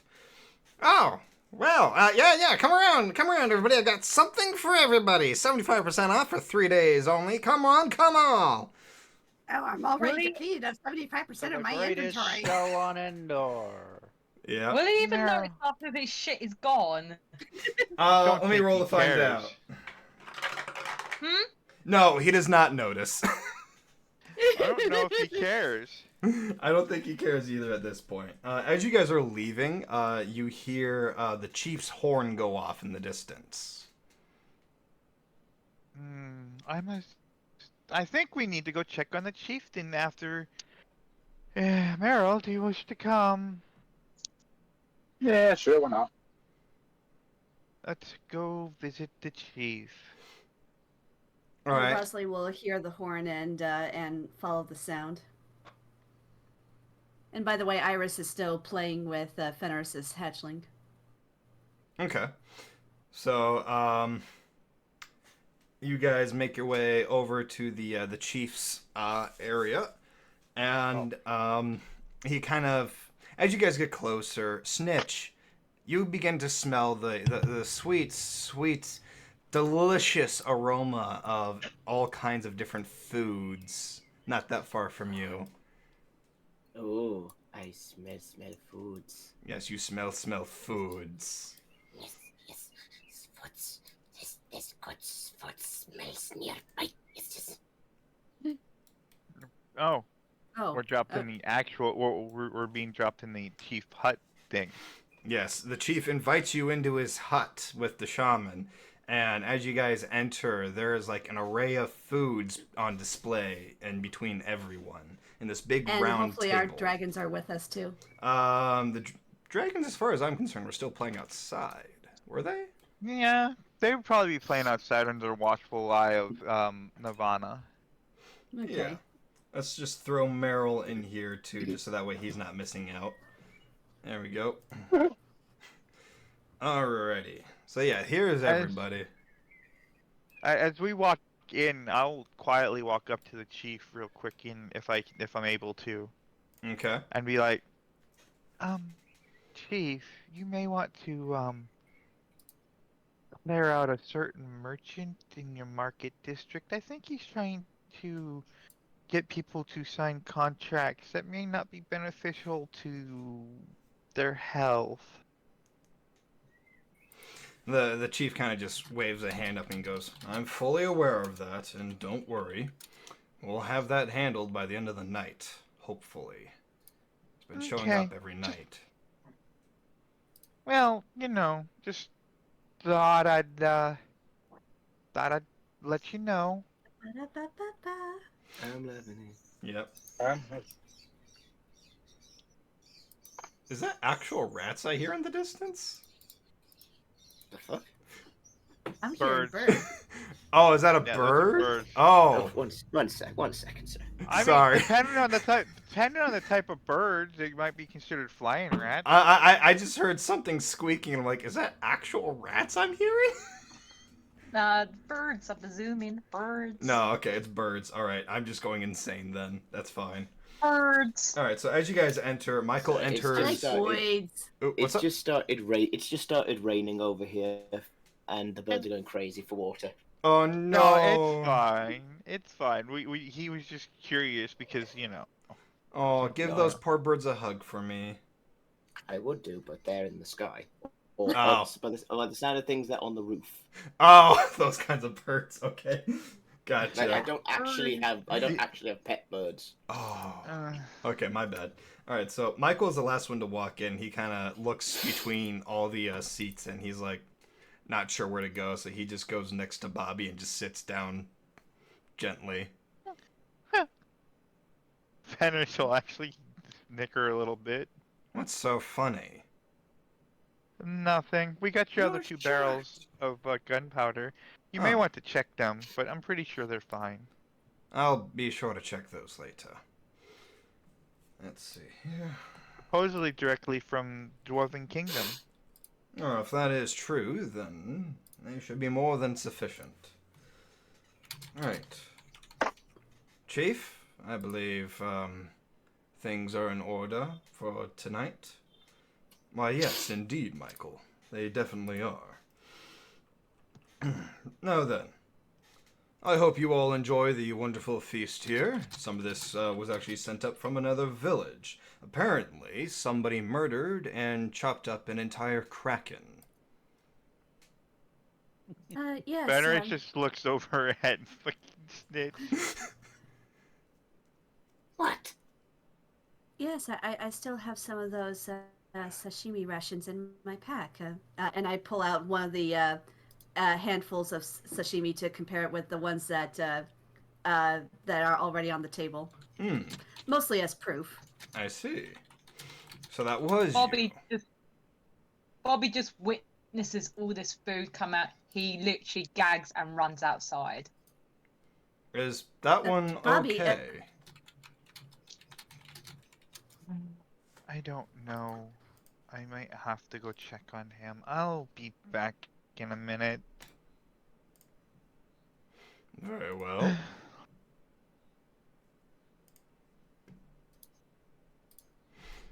Now then, on to the business for the rest of you. You were sent here by the Kingdom of Yor to talk peace, was it? That is correct. Now, before we even begin to even think about having peace between a kingdom that used to enslave my people and actually considering it, why should we even consider it? Well, the Kingdom of Yor has a newly crowned king, and he is far more interested in peace than war. Ah, yes. King Yorvin Cognig III. That is correct. Your spies are very well versed. Yes, they have to be. Like I said before, I want to ensure my people's freedom stays at the utmost importance and stays the way that it is. So then, he sent you to talk about a peace treaty. Yes. What were his terms?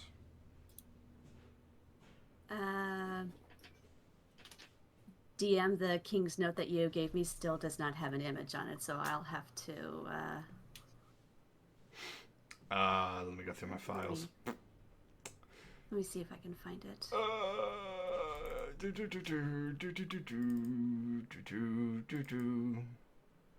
wait. Where is it? Ah, there it is. Okay, cool. Going into DMs, Ripple, I am sending you the note. Thank you. And then I will display it on screen for everybody to see.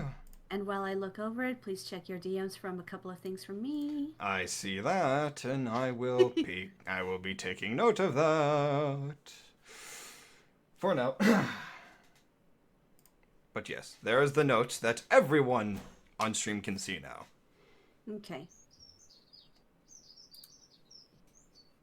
Would you like me to reread it for you? No, Okay. I'll read it. I'll take out the note and I'll quote it to prove that that I'm not pulling stuff out of my butt. Okay. But Bottom. From King Yorvin Koenig III, we only recently freed the orcs from their slavery about 20 years ago, so they will not take kindly to us whatsoever. Chief Moyo Wasimba will most likely demand you go through rigorous tests to prove your heart and soul to him. While their nation is young, they are not stupid, so diplomacy and courage are greatly required. Magic won't work on them either. Their chief, Shaman Nafsi, will see through any spell you cast. I wish you the best of luck. Those were the terms from the king. And while I do not object to rigorous tests to prove our intentions, I hope that you can understand that I am of the opinion that having happy neighbors is better than having unhappy neighbors. I can agree with that. And given the recent day you had the day before, I must say that is more than sufficient for a rigorous test. You single-handedly freed the slaves of the centaurs from their hobgoblin captors, and you were able to quell the dragon inside. So, therefore, I would decree that you have passed your rigorous test, and have proven to me, without a doubt, that these intentions are pure from the king himself. Well, perhaps.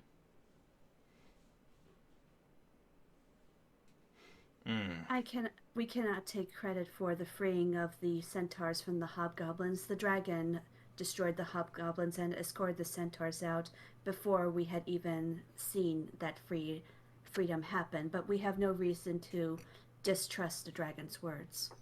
I see. Then my people and so while we cannot take credit, we cannot deny it either. Then my people shall take refuge up to the dragon, and we shall speak with it. If you're going to do that, make sure you ask permission first. Don't worry, we will be respectful of the dragon's privacy. Knock first, questions after.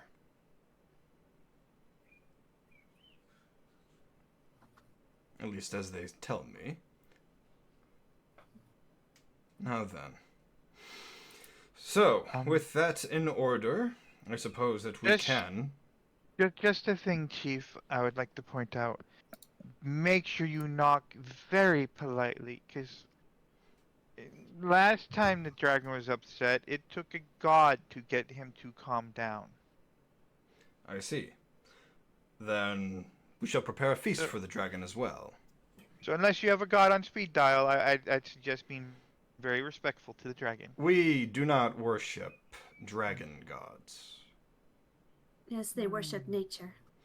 Yes, we see dragons as part of nature, as part of us. We are all equal in the eyes of the sun. That's some hippie shit. I vibe with it. You do realize that Io created everything, correct? We believe that his intentions were simply of moving things forward. I mean, worship nature, worship Io. It's basically the same thing. We do not worship Io directly. We praise him for all he has done for the people below, but we do not worship him. We worship the ground that we walk, the air that we breathe, and the water that we drink. I get that, and I'm not trying to convert you. I said it's basically the same thing, and I'm happy to just leave it as is.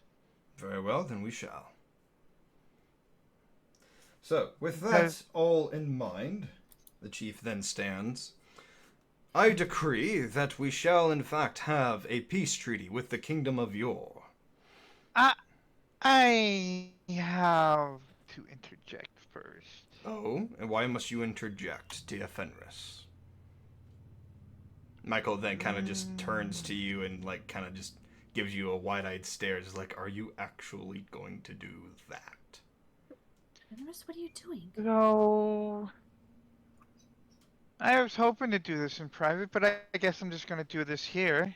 I never did get a chance to talk to you, Chief. What is it you must discuss? I may need to request the orc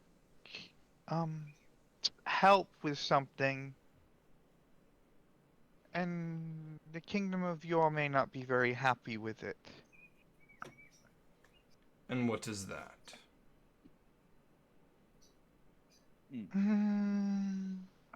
I need to seize the capital of the Kingdom of Yor.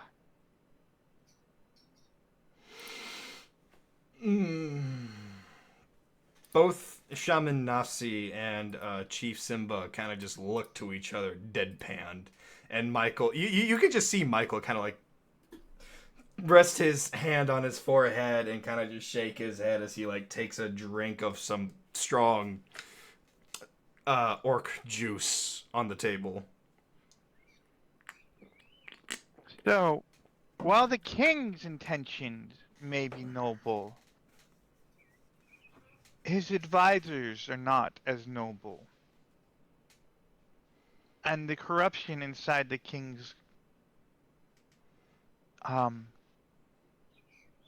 government needs to be cut out. And the only way to do it is to temporarily take control of said government to cut out the corruption and then let the king take back his position.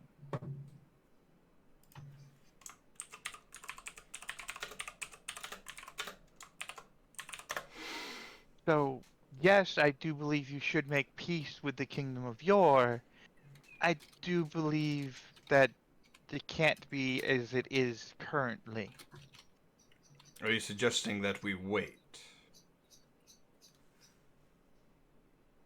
That is your choice, but how would you feel if you knew they were enslaving the souls of, as I just found out, millions of dragons?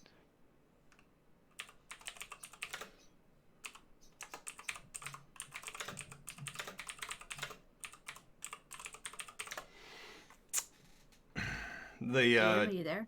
I'm here. The chief kind of just puts a hand under his chin, beginning to rub his cheeks a little bit, and he begins to ponder. Even if you don't worship dragon gods, you must see how that isn't good. Unfortunately, Fenris, and I say this most respectfully, we are at a time of near crisis. If we do not band together now to solve the issues peacefully, there will be nothing but war. Do you understand? I'm not saying don't make peace. If you could make peace now, but the capital needs to be seized.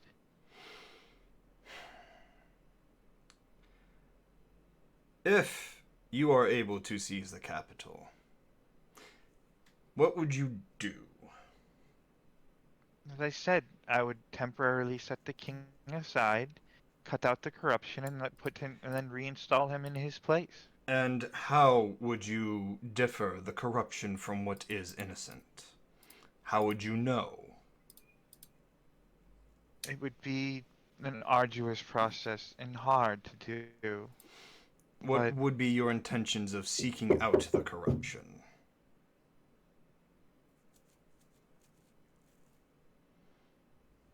Justice. How would you intend to seek out that corruption? Find the ones responsible. And how would you find that? Do you plan on torturing everyone inside? Do you plan on extrapolating the information by magical means? Torture is so unreliable. How do you intend to figure out who is corrupt and who is not?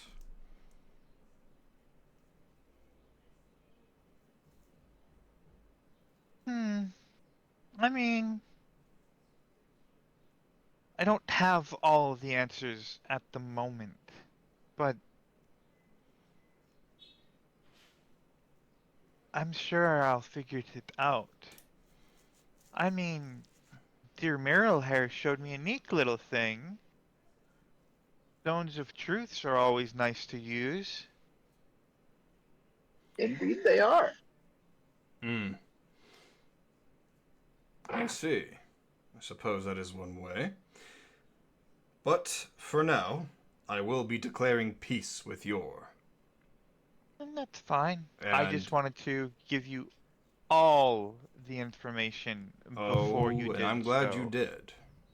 I will be declaring peace with Yor, but I will still continue to keep an eye on it. However, that means I cannot help you in this endeavor. Respect. I accept respectfully. I do ask that you do not divulge what I've told you to them, though. Because it was done before you because you found out before you officially allied with them, so. We will do what we can to keep this between us. I'm sure nobody else in this room would say anything. Michael is just deadpanned at this point, just shaking his head.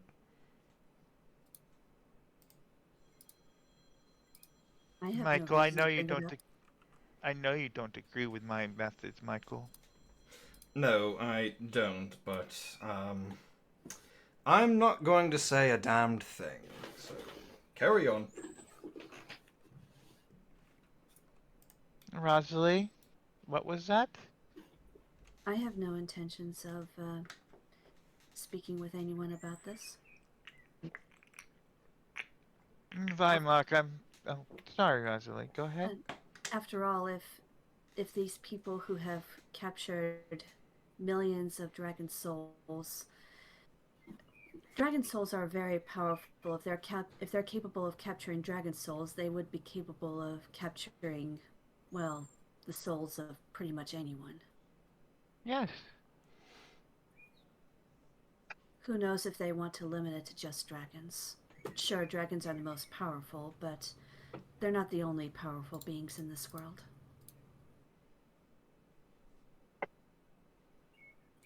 Always a good point. And with all of this in mind, we are still declaring peace. with your. Oh no! Like I said, you do what you feel is best for your empire, for your people, good chief. I just didn't want you to walk into a situation that you were unprepared for. I'm sure. Now, let's just celebrate this peace for now, shall we? Yes, let's celebrate peace. Is Bobby all right? Bobby's having issues with the food. I will go back out with Bobby, I think. You would think that a cat would enjoy sashimi. Oh, where'd this rat come from? Squeak, squeak, squeak, squeak. Did the rat run past me? Yes. I stab it as it runs past. You stab the was good. rat as it runs past. All right, roll me an attack. Damn it! I was literally on mute. I was gonna say, "Where's the rat? I can see a rat." I'm over here. Wrong rat. But you're big rat. That's different. Yes, a rat just enters the room and kind of just scurries up to. Oh, that misses. A 21 misses. Okay. A 21 misses a rat? Yes. I'm gonna do divine sense. The rat kind of just runs up to Snitch and just kind of scurries up Snitch's shoulder. Squeak! I'm doing a divine sense. You sense there's nothing special about this rat. It is just a normal rat. It's Divine a sense is very. different than that. It's a very jumpy rat.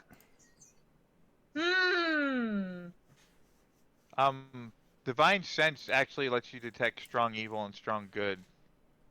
It's you know the location of any celestial fiend or undead within 60 feet. I'm trying to detect if this is a celestial fiend or undead. Specifically if it's a fiend.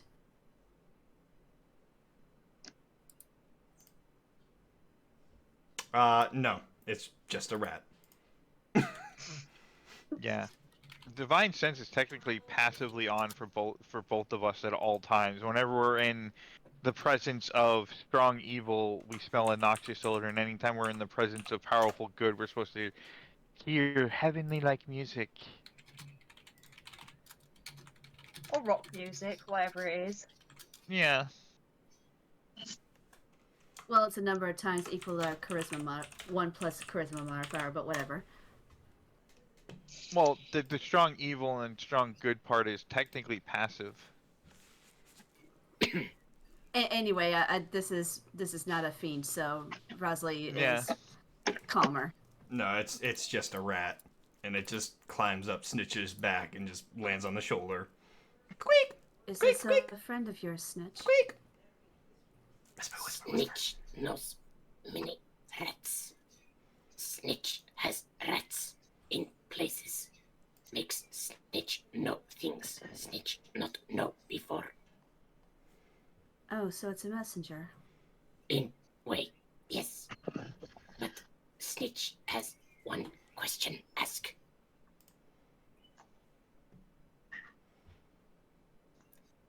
Go ahead.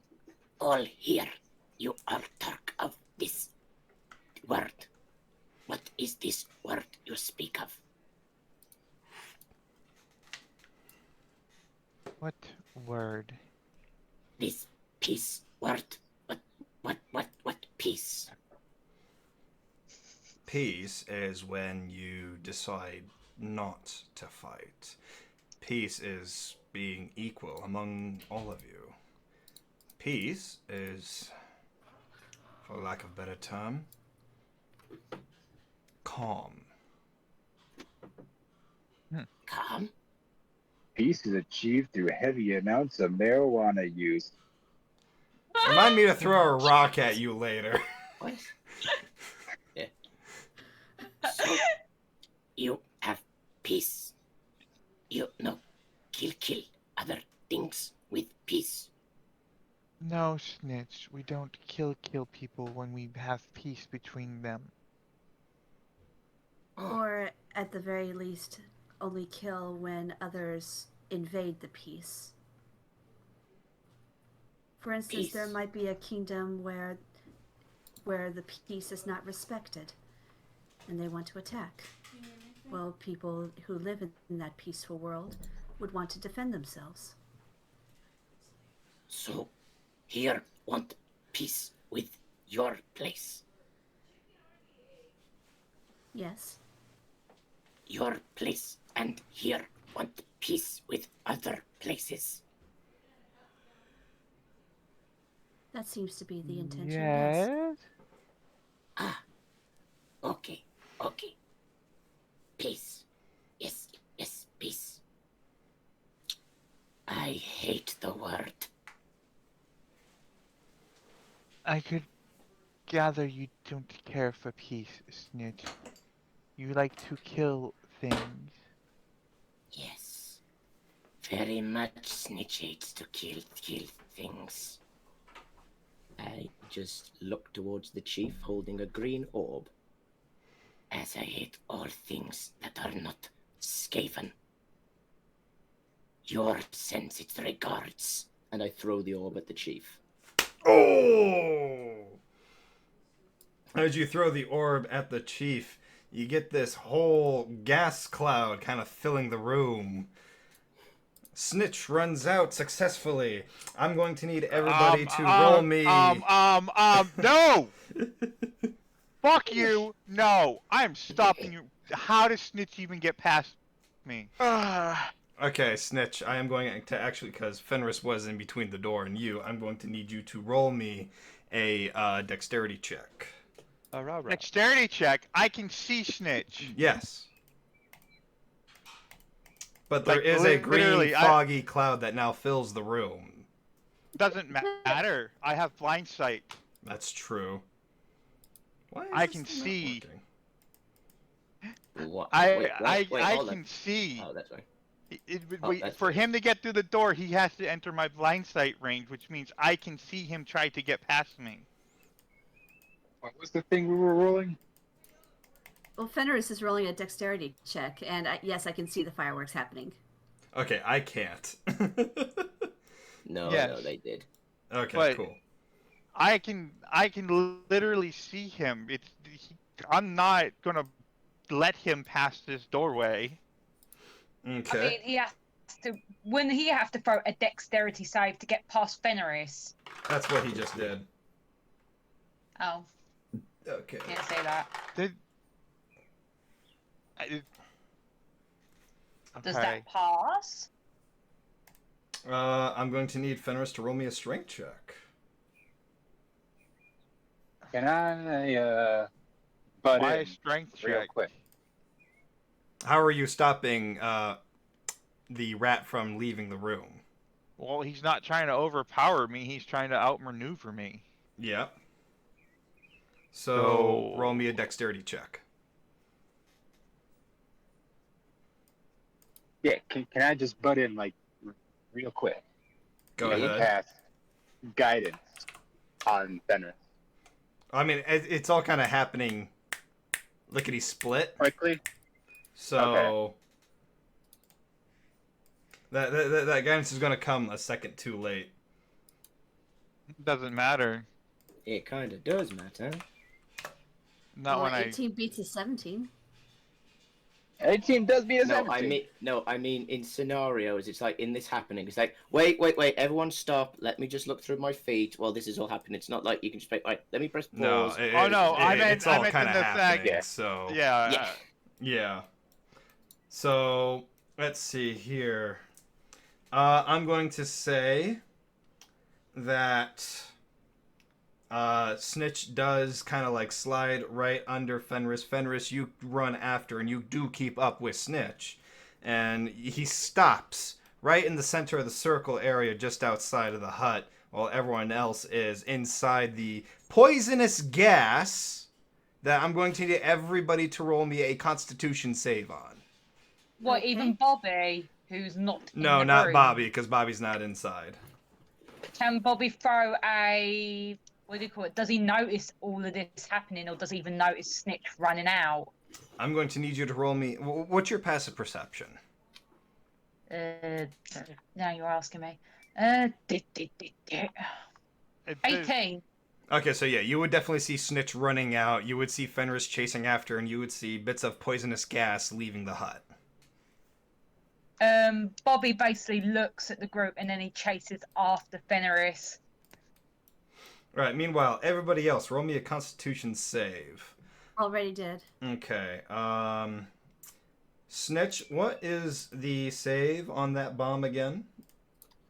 Let me just get up the stats of the thing. Okay. Yeah, I'm gonna pull that up too, just for myself. Uh, Okay. It is a ranged weapon plus 10, range 60 feet, area effect 20 feet from center, hit 14, 4d6. Well, no, poison you got to damage. read the subtext under it for the DC save. Okay, so yeah, it's a Constitution saving throw. Everybody else in that room, I'm going to need those saves. So Already did. okay, Meryl, what did you roll? 13. Okay, so I'm going to say Modified 13. Okay, I'm still trying to figure out where Snitch get the bonus to get past me. let's see here. This was the invasion of the plot. Rosalie, unfortunately, you did not pass that Constitution saving throw, so you are going to take 4d6 of poison damage. Which I'm assuming is the first 46. That's the 22. Oh no, those two were for the chief and the shaman. So let me roll that again. Okay, so you take 11 points of damage. And let's see here. Vamak and Meryl and Michael, they all make the save, so they only take 2d6 of damage. Alright, so Vamak, you take 7 points of damage. Meryl, you take 11 points of damage. And Michael takes 6 points of damage.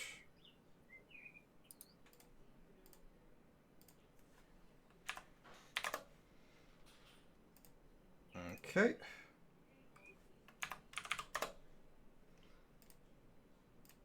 Is Vamak even here? I'm here. I was muted. Oh, okay, There- that makes there we sense. Alrighty. So, Snitch and Fenris and Bobby Joe, you guys are all outside now. Snitch, do the thing. At that, I just raise my blades up to the air and give out an ear-clattering screech in the form of ear-splitting rat screech. Okay. And then from that screech, we're going to move maps for this. Everyone in the entire town begins seeing skaven rats everywhere. Everyone is being attacked by all kinds of manners of rats. Fires are being lit everywhere in the huts. The place is literally coming down in flames. Well, if Snitch gets to screech, Fenris is going to screech back. Okay.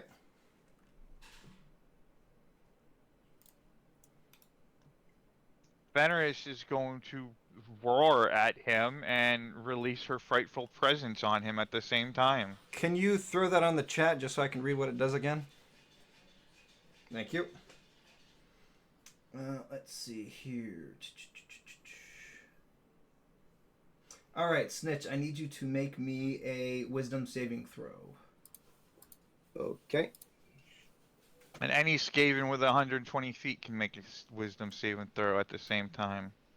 Alright, so from you, let me get the measure tool out. Snap to center. Does it mean I have to make the same too? No, I No. pick and choose. Oh, okay. Each creature of your choice, it says, so no. Let's see here. Fenris Yep. likes you. That's a 21. For now. 21, 21. I'm going to say 21. that passes. You are stupid. Yeah, that passes. So let's see here. Oh goodness, there's actually quite a few Skavens that have to make that save. All right. Can we get to that in a bit then? We'll get to that in a bit. So, let's see here. All right, so Snitch, you're unaffected by the frightful presence. What do you do? I'm just turning towards all of them, and I'm just smiling at them.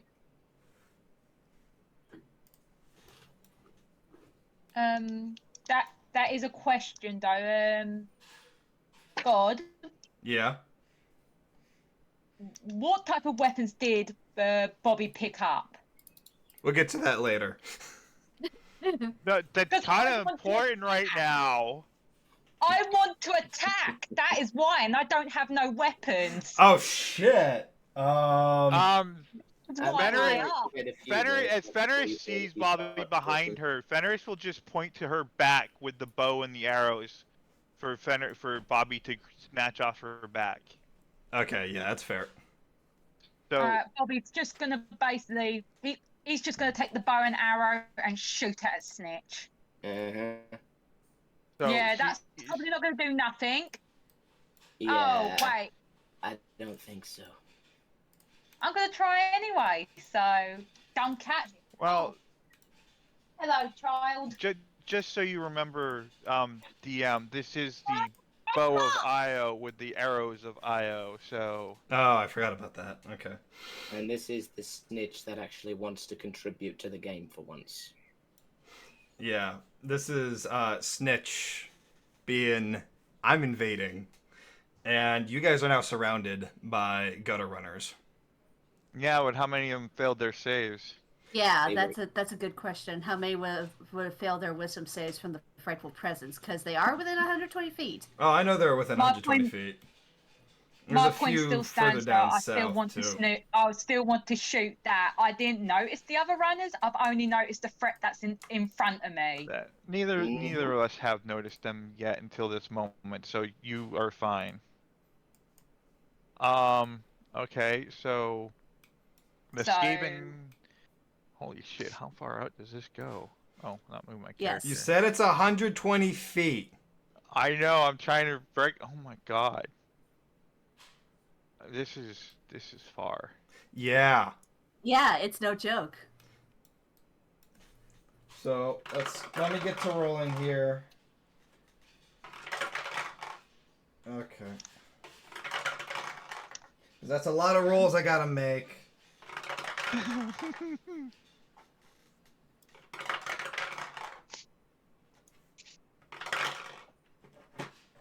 One more question, God. How do I attack a weapon that I technically don't have? Because I don't have it in. For now, look up a you see the little eye icon at the top where the compendium is? Type in short bow.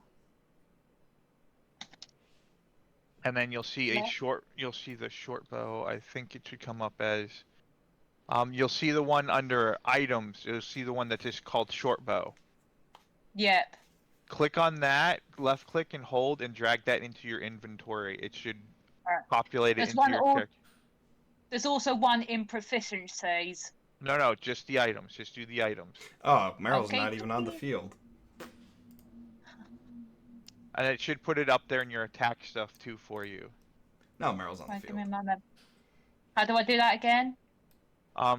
Just left click on the short bow and the item things, and then when you left click, you hold and you drag it over, kind of like you're dragging your token to the board, but drag it to your character sheet. Ah, wrong character. I've got. Why are there two Bobbies? I don't know. Wrong thing. Why are there two Bobbies? No, you need to have your character sheet to have your character sheet open. That's what I was doing. I forgot how to do it. Shift, double click on your token. Yeah, I got it. It's fine. Don't feel bad. I've done it before too. Don't feel bad. Yeah. I did it earlier today. Right, done it. Right. All right, and it should put it up there with your where you should see up where you have all your attacks. You should see a short bow up there now. Yep, done it. All right, so. One final question. Yes. Did the shaman and the chief? Did it look like they have been infected with poison? They have been infected with the poison, and they have been, since they were directly hit by the bomb, they are paralyzed. Okay, before I would have left the hut, could I have spent 10 lay on hands, 5 on the shaman, and the other 5 on the chief to cure the poison condition? You I'm cannot actually cure the poison condition with magical means. I'm actually thinking that all these people out here, this is just leftover people. I don't think everybody has actually filed out of the hut yet. Am I wrong, DM? As far as I was aware, I kind of just pulled everybody out of the hut, so... Oh. Yep. Did you say you can't heal this with magical means? Let's see here. Because I would have wanted to at least stabilize the chief and the shaman before coming out.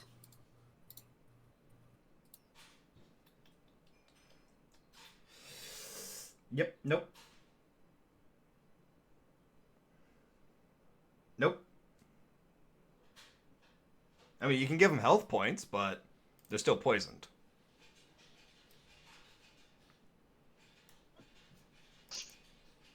Okay, then. Just drag them out the hut. Don't leave them in the poison. Well, there are now rats in the hut, so... No, they're standing on top. Yeah, of the they're hut. on top of the hut. Oh, they're on top. Okay. Yes, they're not in the hut. They are on top of the hut. We'll see how long they stay there. By the way, the gutter runners, they succeed. The guys on the outside, though, not so much. All of the gutter runners succeeded? All the gutter runners succeeded. No. With a natural 9? Oh, no, that was the dudes on the outside.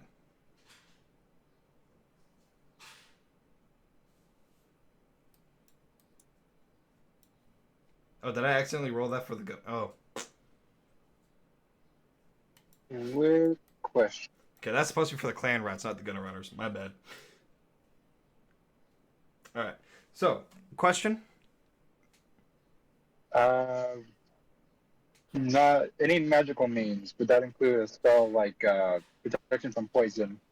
Yes, they're already poisoned, so that spell would do nothing. Yeah, Well, if I know it said something about if they were already poisoned. I'm looking for it because physical character sheets and spells are all funk and waggles. But continue on. Yep. Alright, yeah, so... if a lay on hands can't do it, then a spell can't do it. Alright, so Snitch, you are unaffected by the frightful presence, and neither are the gunner runners. The clan rats that are outside, though, they are definitely affected. Okay. Makes sense. So... You forget the crossbow. I don't think I hit at all, but I just want to make sure. Oh, did you shoot? Yeah, sure. Yeah. Yeah. Let me pull up Snitch's character sheet. I doubt that hit him. No, that did not hit him. Nah. All right. So I presume we're going into... Bathroom break. All right, Snitch, you have the floor. Do your thing. Well, I was just waiting for anybody to acknowledge what's actually going on, first of all. Okay. So with that, Michael is going to step forward and just be like, "The hell is going on here?" This is what all of planning looks like. Oh, sorry. Would you prefer if I could just go back to snitch, kill, kill? Yes, yes, stab, stab. Seriously, you thought that was actually how I spoke? Your king sent a spy with us. I'm assuming this is a plant by the people inside the government. That's the better way of thinking about it. But no. Skaven do not work for anyone other than Skaven. We are here on our own accord. So you're just lunch then? No. I like to think of it as setting up future businesses. Bobby basically turns at Fenris and I'm like, no, I think that is lunch. Mitch, you could have had great business with me. I would have given you lots of gold for lots of things, but no, now you've pissed me off. He And we know wasn't. what I do to people that piss me off. Oh Time to dear. kill. You think this is the only place we are attacking? Oh, Snitchy, you think I care? Right now, No, it's you're. about killing you. Oh, for God's sake. Go ahead, Snitch.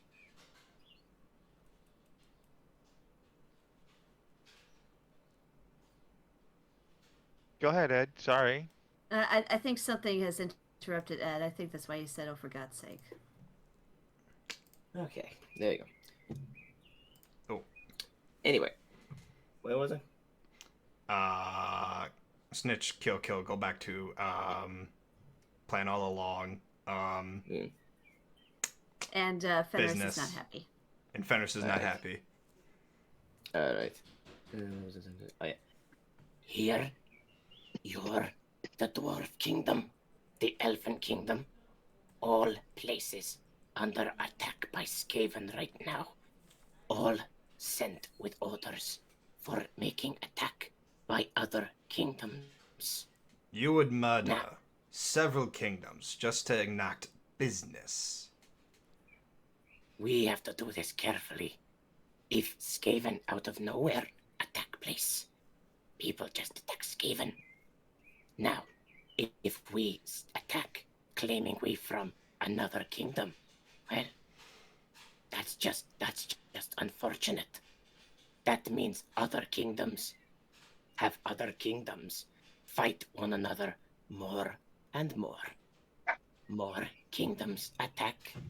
More kingdoms want hired killers like all of Eshen, like us.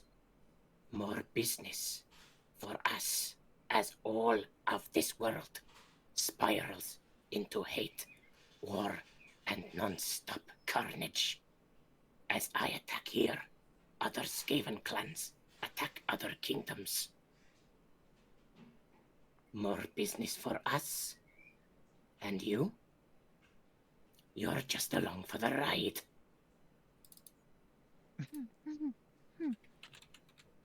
Do you think you're the first to try to do this to me? No. But I'm definitely one of them to add to the list. You've been fighting against all of Eshen, and I, the Death Master of Eshen, welcome you all to see the might of the clan.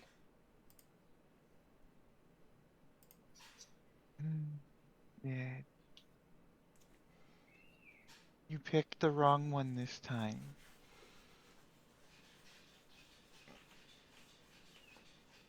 You should have went with one of the other groups. You picked the wrong one this time.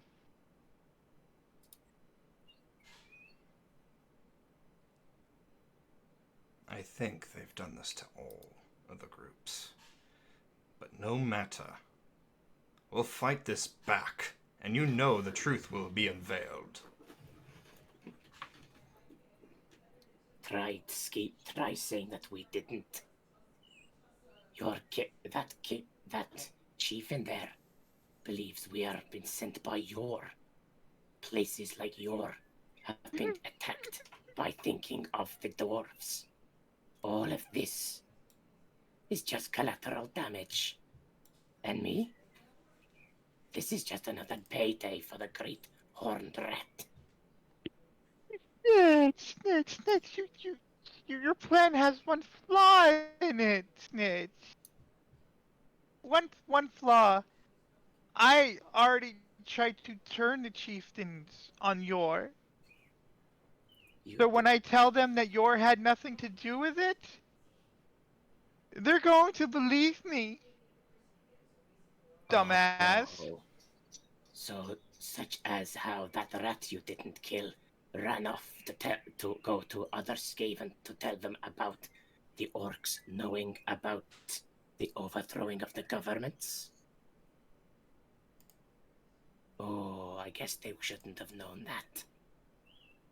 Oh well, too late now. Yes, it is. Because Alright. Enough talk.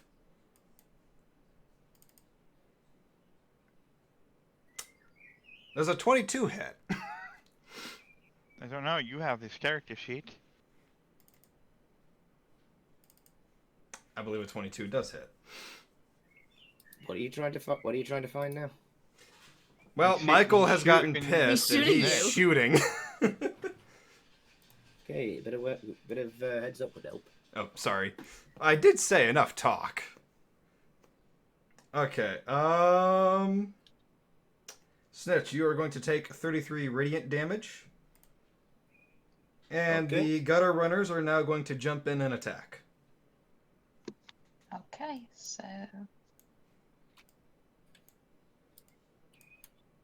So are we officially in combat now? Yes, we are going to be officially in combat now.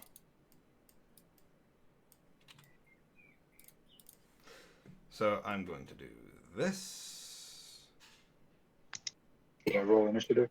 Hold on, he'll do it for us. Yep. Okay. Although, to point out, you are facing up against 121 Skaven right now. Well, trust me, we've dealt with worse. Not really, because quite a few of them are probably running the other direction at this moment. or being trampled by elephants and rhinos. Yeah, possibly. The thing about Skaven is, they ain't strong, but they're fun. And then here's another fact, too. I have no control over the Skaven battlefield whatsoever. Right. You're up against my army now. That's cool. Da da da da da da dee. I'm trying to get the initiative to set up, but for whatever reason, my API decided, hey, I'm going to die. You're going to die? I'm going to die. You're going to die. Yep. So I guess we roll our own initiative? No, hold on. Give me 1 second. It's booting back up. But seriously, Cross, you don't have control over them? No, I do not. Only you do. Why? Why? Because I wanted to play chess. You seriously expect the dungeon master to control 100 tokens at the Oh, same no, time? no. I can do that. I can surely do that. But I just gave the control over to Editor because it was his plan, and I was like, let's do it. And I just decided, I'm going to give you all control of this entire army. Have fun. Yeah, you're the rat DM. There we go. Alright, so before we actually begin, I'm going to need everybody's initiative modifiers. Let's start with the mock. Well, he might still be in the bathroom. Oh, okay. Then we'll skip him. Bobby! What is your initiative modifier? Samba? Oh, sorry, me not listening. Or was I listening? I can't remember. Modifier. Do you know the answer to the question? I actually don't. I'm literally. So you weren't zoned out listening for a moment. Oh, no. I was zoning out. Yeah, My initiative is 5. Alright, so 18 plus 5, that is 23. So you should actually be up top. Iris is going to go at the same time as Rosalie, so I'm going to delete that. Okay. So is the monochromatic dragon. Meryl, what is your initiative modifier? 1. Hello. 17, so you Hello. stay right where you're at. Yep. Alright, Vamak, are you back? Yeah, I was back. I thought I unmuted, but I had actually muted myself. How dare. What is your initiative modifier? 4. Alright, so that is 23. Between Kay you did a and thing. Bobby, who wants to... Kay did a thing? Kay did a thing. Kay did a thing. I need to see this thing. Oh no. What is this? Room, sir? Oh, that's beautiful. Oh, that's wonderful. Oh, thank you. Oh, I needed that. Oh my god. That was a much needed laugh. Oh my That god. was a very much needed laugh. Oh. Alright, I need Michael's initiative modifier. Room service. Big summer blowout. His is a +4, so he's a 19. What a weird name for an orc. I know, right? Alright, Vimak and Bobby Joe, I need you both to roll me a d20 real quick. Okay. Fine, if I must. Meanwhile, Nirvana's going to go at the same time as Oh, for fuck's sake. Rosalie. What is your initiative modifier? 2. 2, so you get 9. So you move. Oh, for fuck's sake. How do you do it again? My mind's gone baggled. Baggled? Just. Yeah, baggled. You trying to Is roll he- a d20, or what are you trying Yeah. to do? Yeah, try to roll a d20. Just use Slash the dice RD. token along the left. Oh yeah, or you can do that. Yeah, that would do. You had it right. You just had the slash in the wrong place. You're supposed to put it in front Okay, of the so R, not. Vimak is actually going Got to it. go before Bobby. Wow. You both rolled a 23. You had to roll off. Lamar, I would like to rage. Yes. Lamar, Yeah? Bobby's gonna shit in your cereal later. Fenris, what is your initiative modifier? +5. Alright, so you're at a 10.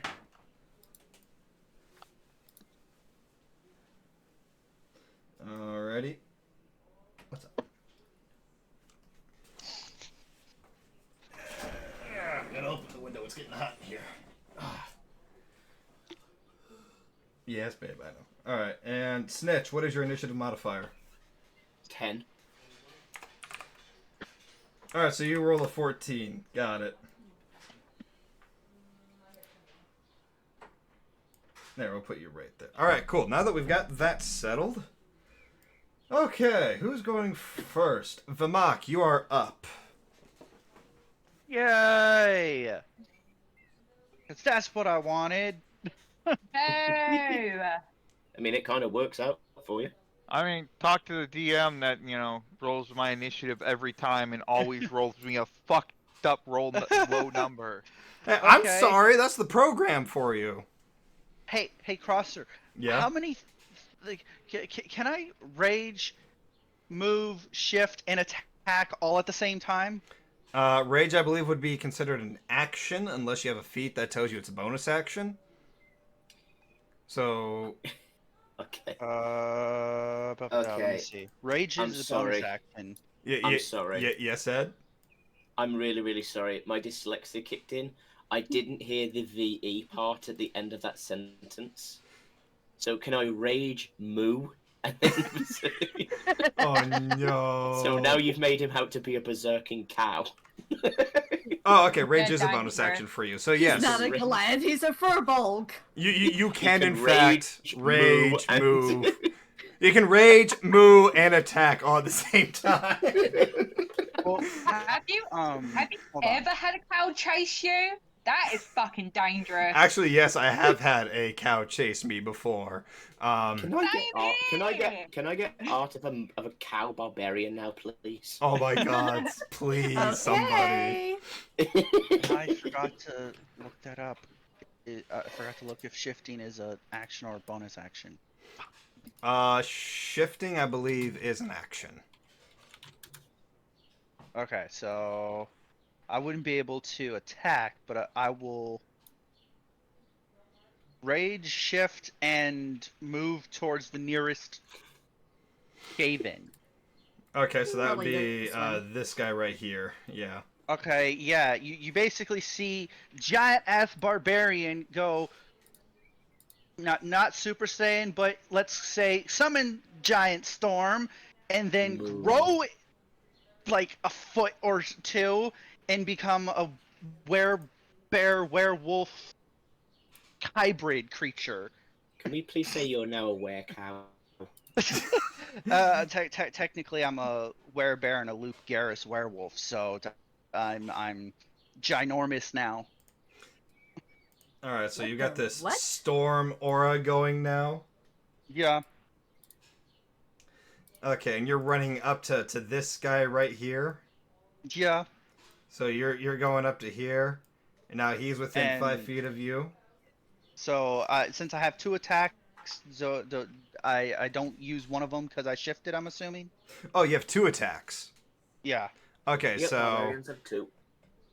that would be counted as 2 actions basically right there. So you can still do 1 attack basically. Okay. Well, But I'll smack him let me with do the dexterity that. saving throw first for your storm aura. Oh yes, I forgot about that. Sorry, Which people. failed. So let's see. This guy takes a d6 of damage. If I can move the turn order out of the way, thank you. D6. And let's see here. He takes 5 damage before you attack. Okay. Nice. Now go ahead and do your thing. Where's my thing? Where am I thing? Honey, thing. where are my things? Alright, does a 13 hit? Let me check the AC. A 13 does not hit. Nope, Damn. air conditioning is okay. Yep, so you swing and a miss. Okay. And that's all I can do. Yep. Hooray. Bobby, now. you're up. Bobby's gonna use Inspiring Leader. You can spend 10 minutes inspiring your companions, shoring up their resolve to fight. When you do so, choose up to 6 friendly creatures, which can include yourself, within 30 feet of you, who can see or hear you, who can understand you. Yes, because sometimes you can't understand your other allies. Let's see here. That you're spending 10 minutes to do that. The battle will be over by then. Will it though? Especially with 120 ratters. Yeah. Will it? Yeah. There's go extend the map open. You'll see what we're talking about. Yeah, like I am aware of the map's scale. I'm just saying that you're spending 10 minutes doing nothing else but inspiring everybody. That being said, I don't have any other weapons apart from a bow, which is I'm gonna throw disadvantage off all the time. I don't think there's anything else I could do. Each creature can I think you're gain- misreading this. Actually, I think everybody's misreading this. I think they can use this ability for up to 10 minutes. They're doing this for 10 minutes because otherwise there's no duration on this. It says you can spend 10 minutes inspiring. Yeah, so it lasts for 10 minutes after it's been spent. Exactly. So yeah. Let's see here. What is your level and your charisma modifier? Level in what? Your character level. 5 rogue, 3 bard. Words. So 8. So level 8. 8. All right. Plus your charisma modifier. 4. 8 plus 4 is 12. So everybody basically gains 12 hit points. Temporary hit points. Let's see here. Why did Michael suddenly go blue? Because he has temporary hit points. Okay. I'll put those in for myself. No, I didn't add it to my token, I guess. It didn't? Here. Oh, I don't see the blue around my character. I put it in there. There you go. Wait, Maybe why are you... The DM can do that. Okay.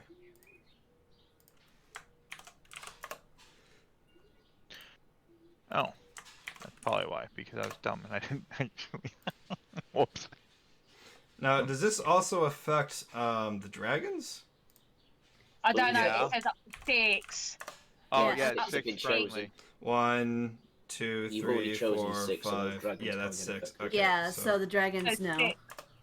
So yeah, what do you call it? Fenris, Michael. I wouldn't really want to count Michael, but that means he's already counted. Might as well. Oh, Rosalie.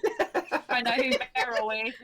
Again, I don't know guess who you're Beryl is. kind of okay now that you kind of apologized to Rosalie for what you put her through. Well, I mean, love I the did fact that have you a said, point of do I sword choose at one me, of the baby? so... Do I choose one of the baby dragons, or do I choose this asshole? I can't decide. I mean, I still don't like Michael. He was still a cunt.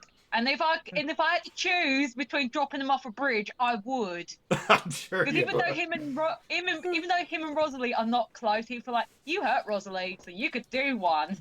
Yeah, That's but fair. okay, I have to ask you this one question though. Yep. Right now in this predicament, who do you prefer, Michael or Snitch? Oh, I'm not picking Snitch whatsoever. I've already tried shooting him, so they're not There you go. on friendly. They're not on friendly terms. I Yeah. don't think there they were you on go. friendly terms to begin with. I've tried eating you. So yeah, there's Michael's stature. You're only slightly better than a rat. So Yeah. yeah, that's like 1, 2, 3, 4, 5, 6. Yeah, that's about it. Yeah, that's All right. just about it. Yeah. All right, cool. All right, that's going to And end your does, turn? I believe I'm actually not too sure. So uncanny dodge. Does that count as a bonus action? Put it on the board. Let me read it. I think that's a reaction for if you take damage. Yeah, no, basically, I just want to use that pop-up. Say, if anything tries to attack me, I want to use that. I mean, you can prepare as an action, and that will give you advantage on that. But I think you already did use your action to do Inspiring Leader, so... True, but I have got Cunning Action, which is basically I could take a bonus action on each of my turns in combat. Okay, so do you want to prepare as a bonus action then? Yes, please. All right, So if that anything way... tries to attack me, I can dodge it. And you'll have advantage on that. Actually, no, that's the Yay, dodge action. There is like an actual dodge action that you can take. Okay. Yeah, that means attackers against you will have disadvantage on their attacks against you. Exactly. Mm. All right. I'll do that then, and that ends my turn. Cool. Michael's turn. He is going to run up to this guy. He's going to put away his anti-miter rifle. He's got his two swords. He clicks them together. And then he is going to strike all Righteous Fury as much as he can. Let's see what happens. Does he even hit? 19. I believe that hits. Okay. So let's put that away. Let's see how much damage he does. Well, he's got an armor class of 40 in the Gutter Runner. Oh, yeah, that's right. 21 plus 17. 38. That is 38. So he does 38 damage to this Gutter Runner. And the Gutter Runner is dead. And the Gutter Runner is dead. He just He runs up to it, dual-ended lightsaber in hand, and just swipes at its head, and it falls clean off. Show off. Is that what happened while I was unconscious? Something like that, yes. Alright, this Gutter Runner is going up. He sees the pretty dragon, kind of right there next to Rosalie. And let's see here. He's going to make some attacks. Does he hit? Don't you dare. Can you check the AC on Iris for me, please? Yeah, let me check something else real quick. Okay. Because, okay, that's that. So let me check. What does... Where is it? Oh, there it is.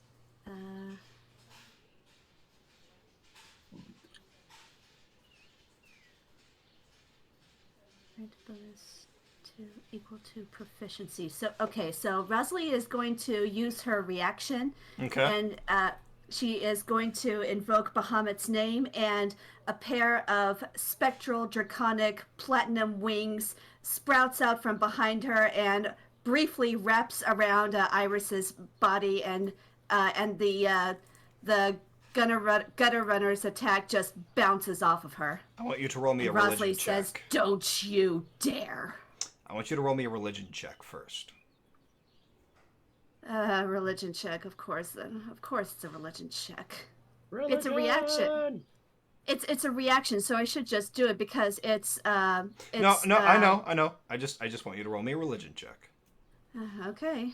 Okay. I want you to read a religion check because it's nice. Fine. Oh! Religion! Okay, well, I know where this is going to go.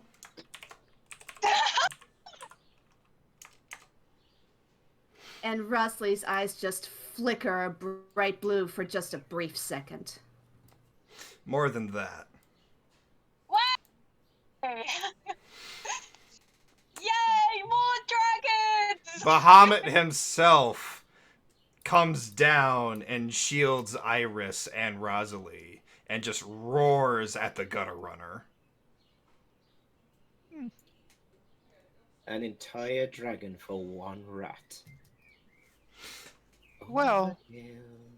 nice to see you mean, show it's a up nat and protect 20. people. That rat, man. It's a fucking rat. That rat. Yeah, it's a rat that's attacking my baby dragon. Don't you dare. You don't use a 50 cal machine gun to shoot an ant. I mean, to be fair,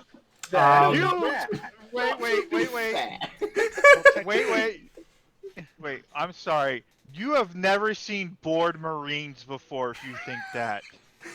I mean, and Michael did just shoot Snitch with a 50 cal antimatter rifle. I mean, not only that, but you should not, like, literally, that's the overreaction of a parent, technically. Yeah. Yeah, so don't judge. That's her baby. She's gonna protect it. Yeah, so Overreaction or not. Bahamut's on the battlefield now, and Bahamut don't look too happy. But Paws off my hatchling. And then you just see Bahamut kind of roar at the rat, and the rat's gotta make a pissing save. Let me To look which- at the stats for pissing save. Yep, I don't think he has a pissing himself phase. No, Oh, wait, hang on. No. It says here I have to roll 2d6 yellow specific colored dice. Oh my god! Oh, I wish I had yellow specific colored 2d6s. Oh, so the rat just kind of takes a step back, and you just kind of see this warm puddle kind of like form under it. It is terrified, and it's just gonna be like, all right, I skip. Meryl, you're up. He's like, nope. There's a Okay, giant dragon on top of you. What do you do? Again? Oh god. No, the god's here to help, not damn us. This is like the third dragon that I've had on top of me. This is a god, not just any dragon. It is a god. God is sitting on me. You must really love them dragons. Guys, God is sitting on me. I did not consent. Oh, Alright. beautiful. So what's Meryl gonna First do? of all, protection from poison. If you touch a creature, if it is poisoned, you neutralize the poison. If more than one poison affects the target, you neutralize one poison that you know is present. You can also neutralize at random. Okay, so are you And gonna for the run duration, back into the hut and try to cure the chief and the shaman? can attempt to, yeah. Okay, the gutter runner in front of the door would like to have words with you about that. Well, I you don't know. did- It seems you can just run through people here, so I mean. True, I mean these guys. Excuse me, sir. Do you have a moment to talk about our Lord and Savior, the Great Horned Rat? Hey, he pulls out a Bible and like a pair of glasses. He's like, all right, you want to come in? Here. Yeah. I would have done that with the chief and the shaman, but you wouldn't let me. Oh boy. Can I try to convert this rat? Oh my god. All We right. have a moment to talk about our Lord and Savior. This is absolute bollocks. Roll me a religion and a charisma check. Oh my fucking god. How long does this religion thing last for? Well, that is a nat 20 for the Yes. dragon, so he is here indefinitely. No, I mean, like, okay, if he were to use it on the gutter runner and the gutter runner decides, do you know what, I am going to fight alongside you. Oh. Does it last all the time? And I if you kill mean- Snitch, he just becomes the new Snitch. I mean, he did convince a random goblin to join his religion, and he has been training under him since. So it is kind of a permanent thing. Okay. These You know guys what? tend to hate me a lot. If I rolled a 5 yeah. for the religion and a 3 for the persuasion. That rat is going to just look at you, deadpan, take the monocle off of his face, stuff it in his jacket somewhere, and he's going to be like, I'm sorry, you do not speak of the great one rat. Therefore, you must die, bastard. No. Hold on. Knives I already speak of out. Speak of something greater. I speak of so many riches and. What's your AC? My name is Inigo 18. Montoya, who killed my father. Prepare to die. Yeah, what's your AC? 18. Do me a favor, duck. Quack. Duck? Quack. Wait, hold on, hang on. He needs to do what? He needs to duck. How do I duck? Beautiful. Yes, duck. As in... Yes, thank you. As in a space Molly Mock comes out of nowhere and goes... "Rah, rah." You mean the one that I, blew up and got blood all over my suit? Yes, it comes out of your suit and it attacks the rat and it moves it out of the way.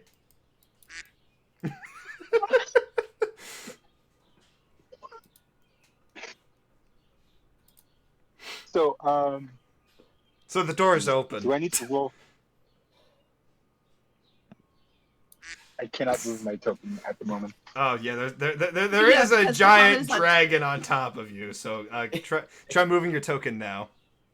God, move. No, I'm trying to play the I game. did technologically. Yeah. You're on your phone. So all right, so you go inside the hut. All right, there's the chief. The poison gas is like aired out by now. There's the chief and the shaman, and what do you do? I try to cast protection from poison on one and or both of them. Throw it in the chat so I can read it.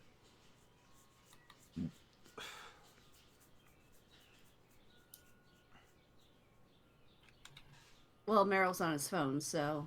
Oh, true. Right. Okay. Let me open it up on my end then. I forgot. Protection I against... have it in physical form. Right. You're using a physical character sheet. We have all the digital stuff here. All right. You said protection against poison and evil. Protection from poison. It's a abjuration or whatever the fuck. Level 2 spell. All right. Yeah, I see it. Passing time when action, range, touch. You want to try using it on both of them? One and or both. Okay. If possible. I'm going to need you to roll me a Constitution save.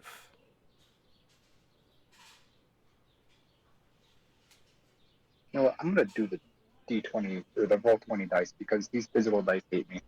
All right. I'm gonna do the do. You're gonna do the do. I'm gonna do the do. You're gonna do the do. Oh, you're gonna grab some Mountain Dew. Can you grab me some too? Plus Constitution modifier. Bless you. All right, so that is a 21. I know you said Constitution, but it's not what it sounded like to me. Oh it my sounded like you God. said douche modifier. Yes, because he's a douche. Okay, so I'm going to say that is going to be your turn for this and next round, but you are successfully concentrating the spell on both the shaman and the chief. I would have neutralized the poison before we left the hut, but you wouldn't let me. Sorry. In other words, that's what your douche modifier result is. Yes, that's his douche. So far, your stats are you've become a barbarian cow and you have a douche modifier. Yeah. All right, this gutter runner's turn, and I'm going to move Bahamut to the side real quick here. Is going to rush Fenris. Move your ass, God. Oh, that's not. That's Vamok. I need the gutter runner. Let's see here. No, they did not move that. Okay, cool. I'll be right back. I'm still listening. All right. Okay. What is your AC, Fenris? 21. 21. So I'm hearing swing and a miss, swing and a miss. Yes. Okay. All right. This rat is going to go.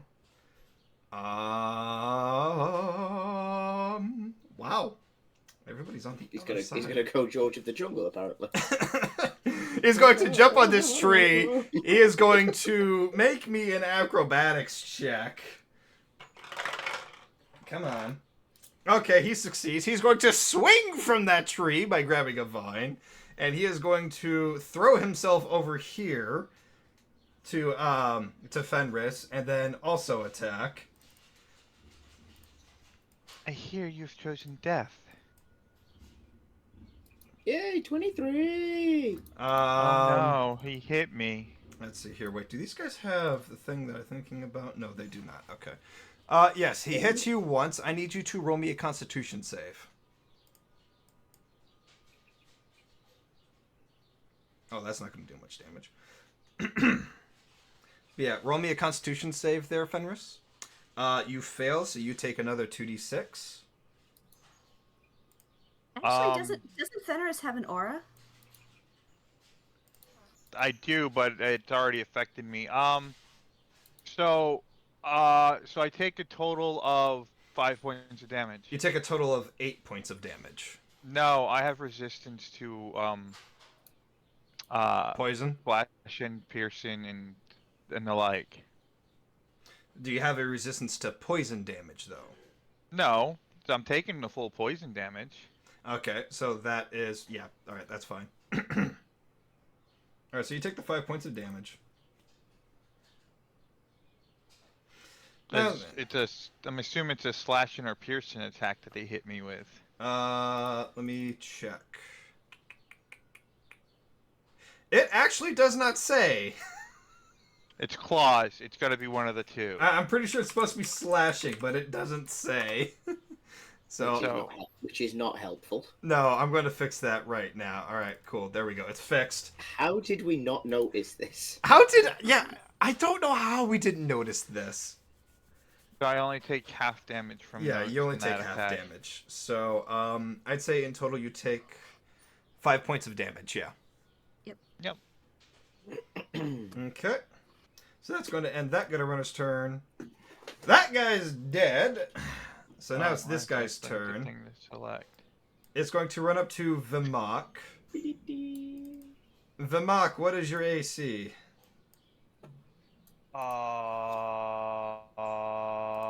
That's a good question. THX. 19 plus the would I still count the shield even though I'm shifted, or no? You would not count the shield. Okay, then it would be the same. It would be like 20 or 20. Okay, so swing and misses on both ends. Got it. It's either 20 or 21. Either way, it misses. Yeah. Fenris, your turn. It's 21. No, it's not. What do you mean? Oh! For whatever reason, your turn order has me ahead of Snitch when technically I'm below Snitch. Oh, hold on. Yeah, that is odd. My bad. Yeah, it was odd. I don't know why it did that, but I noticed it, and I'm not going to take your turn. All right. Is Snitch's turn. Is Roll20 going to do what is doing one of those weird things again? Probably. I think so, yeah. It did its thing. We sorted it out. It's fine. Yep. Yeah. All right, so Snitch, you're up. Okay. I think I'm going to do the only logical thing possible. Bye bye. And where is it? Where is it? The flea. He's gonna run away. There. There. Okay. About there. Okay. Oh, are you doing that thing? Yeah, I'm just gonna run for it. Oh, okay, that's better. Later, Gatus! Yeah. He's like, fuck this, I'm out. Are you gonna dash it too, or What's the dashing one again? you double your movement? Oh, I did not know that. Yeah. You Okay. you forego an action to double your movement, basically. Okay, yeah, I'll go for that then. And just skedaddle on out of town. Hang on, where's this? Oh, have I turned the thing off? Yeah, I have. Yeah, it'd be there. So, nope. That's the select button I need. Yeah, the new format for Roll20 is definitely gonna take some getting used to. Oh, Alright. yeah, definitely. So, Snitch has skedaddled out of town. He is no longer in the turn order. Oh, wait, no. He still needs to actually leave the battlefield. Yeah. This whole map is the battlefield. This whole map is the battlefield. That is true.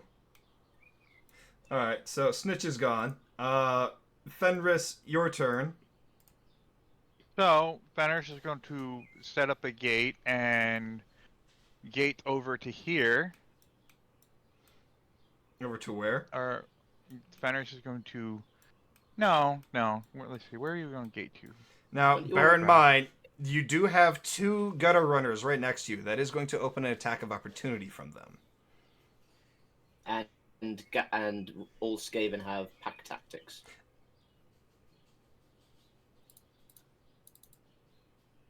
Open a gate over to the thing. Gate over to what thing? The hut right over here. The hut down right by here? Snitch. Yeah. Okay.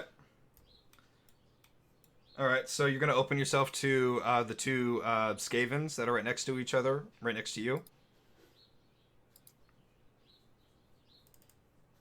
Sure. Alright, so that's Each get one 4. attack. Well, actually, they have multi-attack.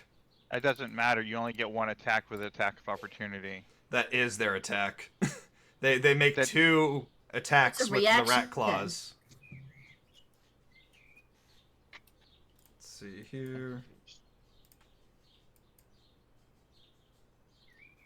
Alright, so 3 of those hit. So that's that one. That's that one. That's that one. And I then- love how I didn't get an attack of opportunity, though. From what?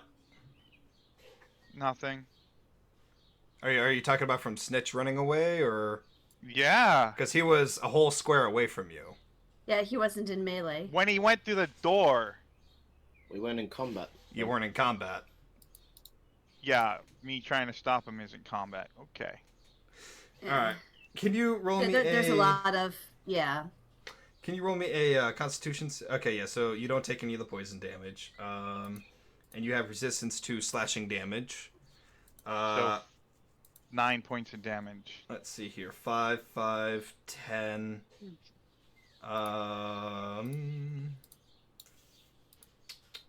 Yeah. You take 9 points of slashing damage.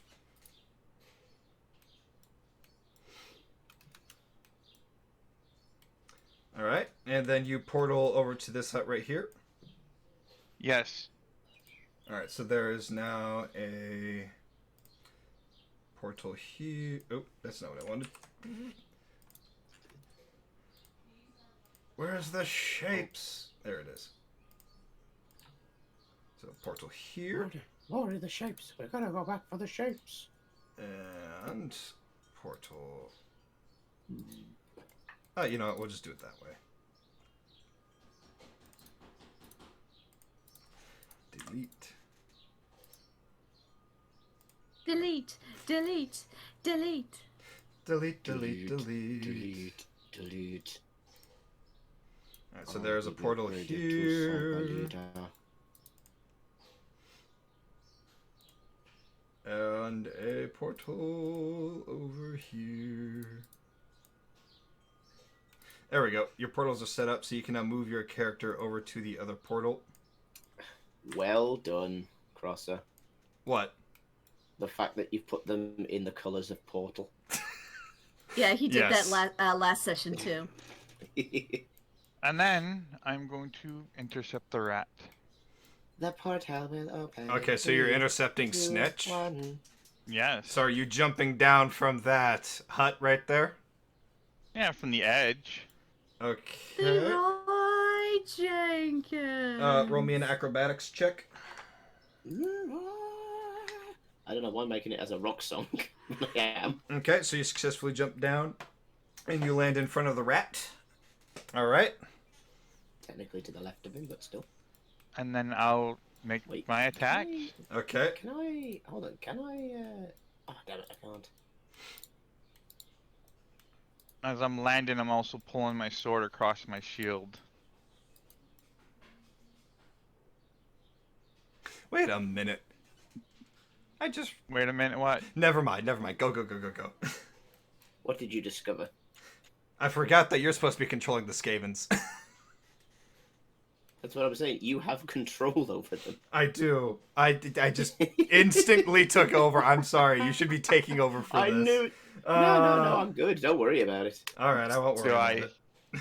Does a 22 hit? I believe a 22 does hit Snitch. Let me double check. I would be extremely shocked if 22 didn't hit anything. Yes, like, a unless 22 you were does fighting hit. a god. I mean, there I don't are know, some I have- things.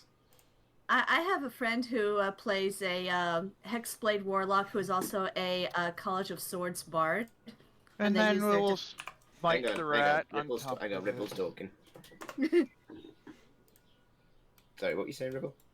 They use their defensive flourishes to bump their AC to like crazy levels. It's very difficult to actually hit that that particular character Is that with speed or is that with like armor or something like that? with armor, because they're also wearing adamantine armor. Yikes. All right. So Snitch, you just took another 6 damage. I already calculated that in for you. No, I wasn't done. Oh, you're not done? Yeah, she's smiting him too. Okay. Jeez. No, you're good. Go ahead.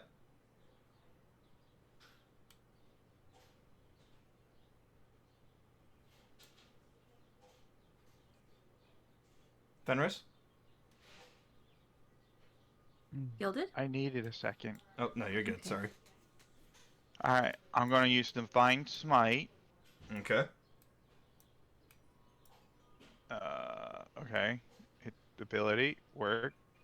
There it goes. So that's another... I'm going to hit him with also a... Why not? A bagel. Searing Smite. You're gonna hit him with a Pokemon? Good callback. Searing Smite, okay. He's on fire And now. then Yay! 46 from my pulling my sword across my shield. Let's be honest, who here really wants to smell burning rat? That's lightning damage.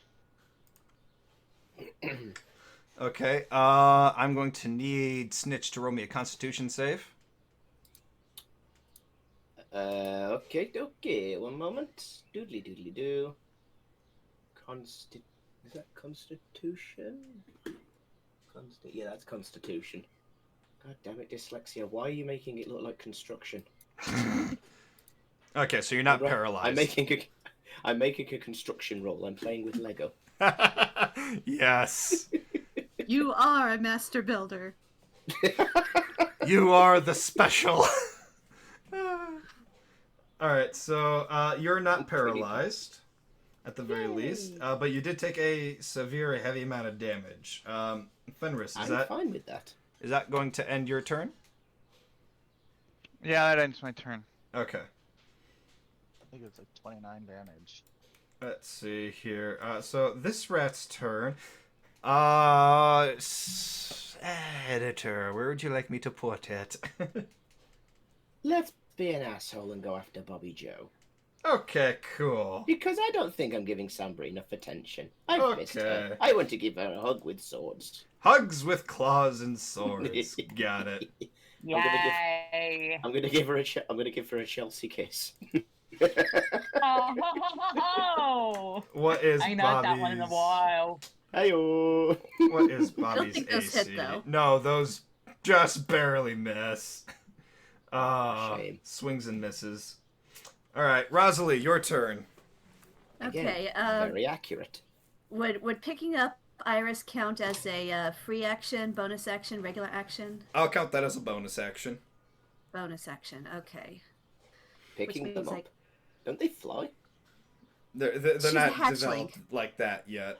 Oh, they still don't know how to fly yet, right? Okay. Yeah. Yeah, she's a hatchling.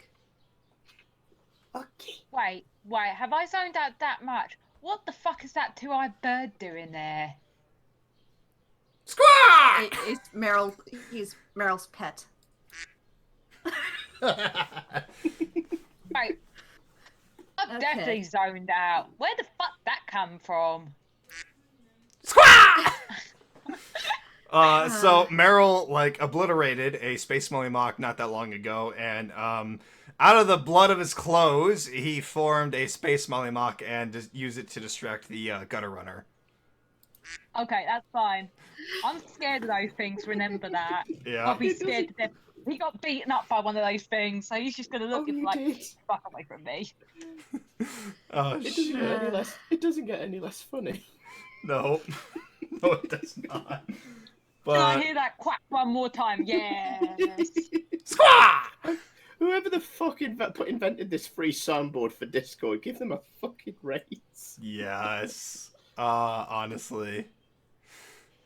All right. So, Rosalie, what are you doing? I don't suppose. Oh, hold up. What's up? Oh, sorry, my stream. I was watching the stream as well. It froze for me. I just refreshed it. It's all right. Since Iris goes after me, I wonder if would it be possible for Iris to run over here and climb up the muck as high as she can to avoid getting hit by the Skavens? Okay, That would be so on top of my head. you're gonna just pick up Iris and put Iris on top of the mock. No, Iris's speed is 20 feet, and that includes climbing speed. Okay, so you're gonna have Iris just You'll run be safe on top of this giant rock. up to the mock. And I'm deliberately doing it this way so that she doesn't invoke attacks of opportunity from the Skavens. Ah, okay, that makes more sense. All right, I cool. mean, technically, she would be like 12 feet off the ground. That's true. Either way, she has some protection now, so that's Iris. Mhm.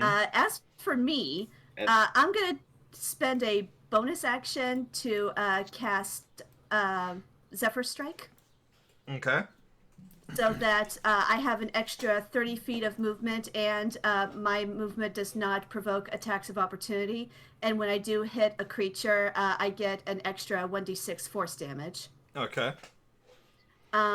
And then I'm going to, with my movement, I'm going to go into the portal.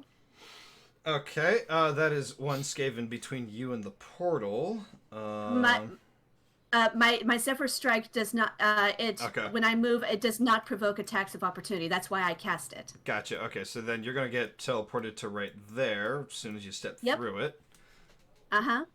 And then I'm going to move over here. Okay, so you're still on top of the hut? I'm still on top of the hut. Okay. I'm loading Silent Messenger with one of my special bolts. Ah, I see. Okay. Okay. And I'm going to attack Snitch. All right, cool. Lay the attack. Ooh. Now, Okay. Snitch, just for your reminder here, she's using the special bolts that ignore AC, so that's going to pierce right through your AC. So AC does not matter for this. Yes, AC does not matter for this. No. Okay. So Not that it would matter either way, because that hits and that, yeah. Yeah, so that's 12 piercing damage plus 8 force damage from the Zephyr Strike. All right, so that's 20 damage they're taking right there. For God's sake. Ripple. Yes? I'm sorry. You're saying Zephyr Strike, right? Zephyr Strike.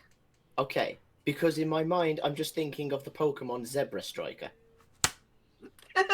God damn it. All right, Snitch, I need you to roll me a death save. Do I get a death save now, sir? Yes, you get a death on save. your turn. Oh, on your turn, right. Sorry, my bad. Minus 15, okay.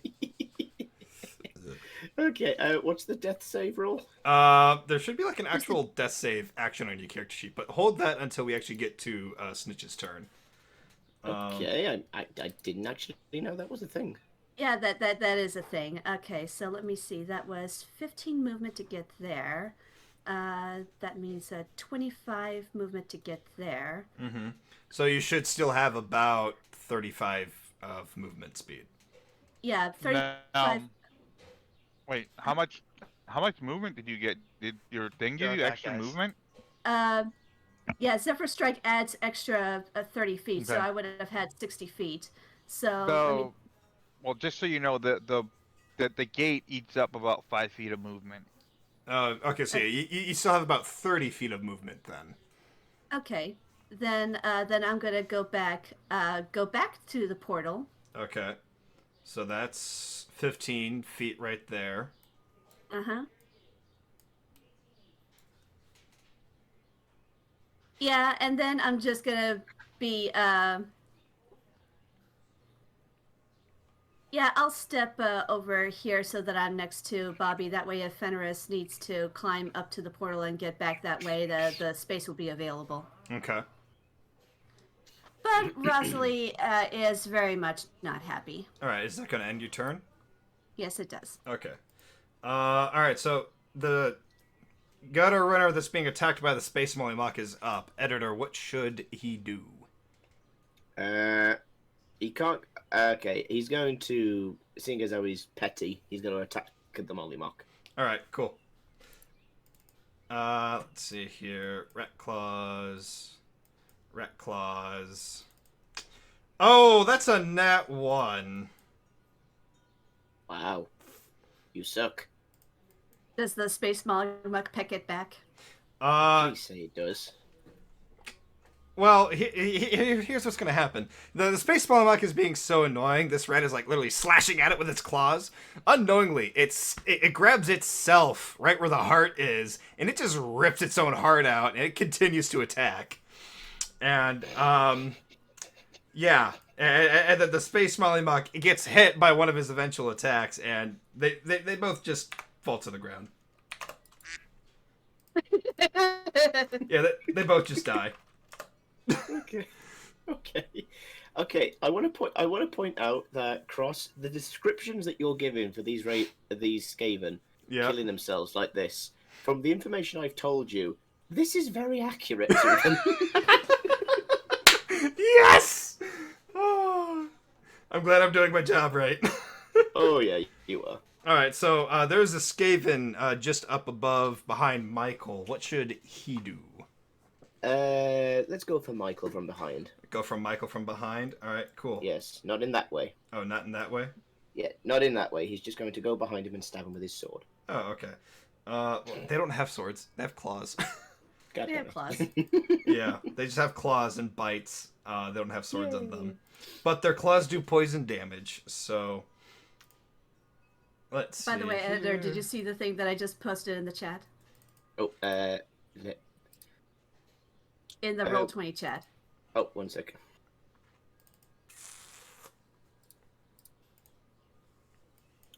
Turn is done. Oh. Just before fire. Ooh. Ooh. And now Michael has What to can make... I say except you're welcome? That's fucking evil. I love it. Okay, so he's fine. Silent messaging gives its regards. Nice. Yeah, she was. I meant to role play it, but she was like just before firing, she would say, "Thanks for the name suggestion, Snitch." Ironically, you whisper it as well. Beautiful. I'm just imagining you just firing the bolt with the Joker when he fires bolts. It's just got a message to you. It's saying thank you.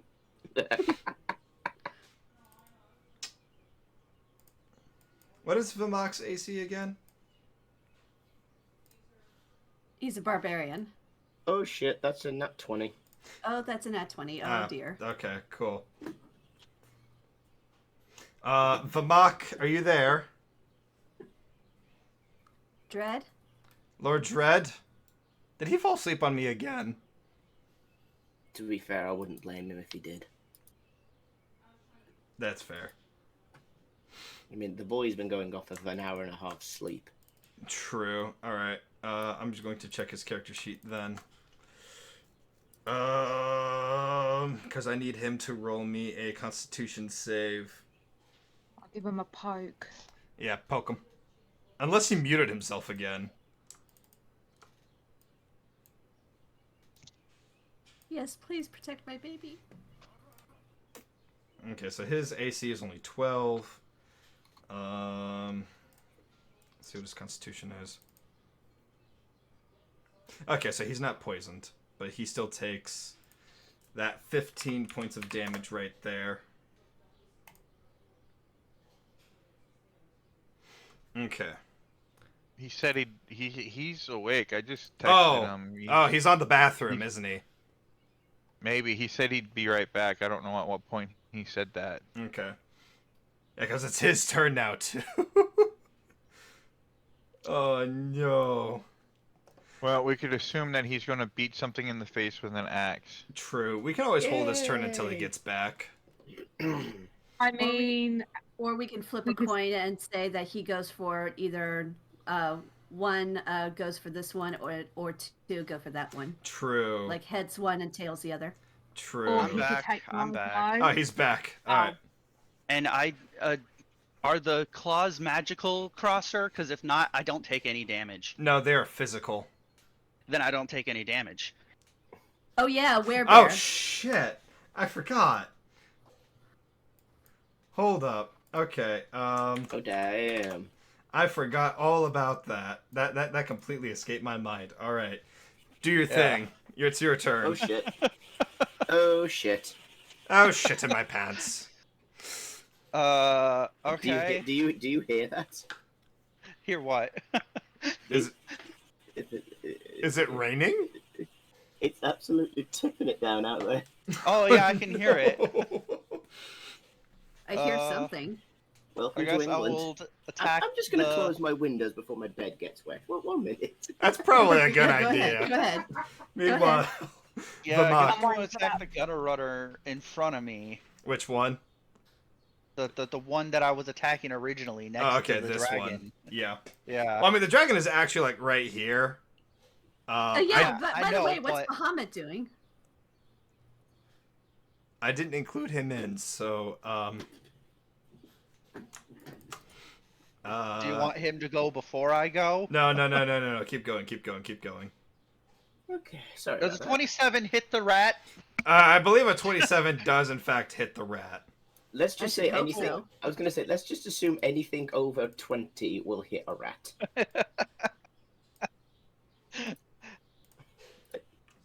Like I said, these rats. I'll just put it to you this way. He takes They're all the 17 glass cannons. slashing to his stupid face. Excuse me, he's not stupid face. He was just born that way. He can't help. He looks like shit. I kind of do it in an uppercut kind of slash, so just like surprise. Do I happen to yeet him anywhere? Because I'm curious. Crosser?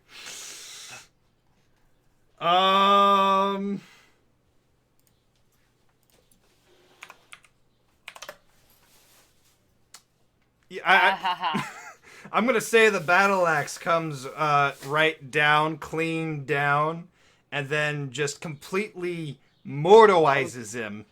I was kind of doing it in an uppercut kind of fashion. Oh, okay. So you drag the axe on the ground. Sparks begin to fly. All right. You swing that axe right up from between its legs. Okay. Oh. And then the axe just comes clean through, and you just strike a pose with the axe. Huzzah! And the rat that you just sliced now like splits apart in half, falling across on different sides and catches fire. Hold on. Where's my thing? Do I hit to my second one? Yes. Okay. In the pose, I just kind of swing over and bring the axe down onto the other Skaven.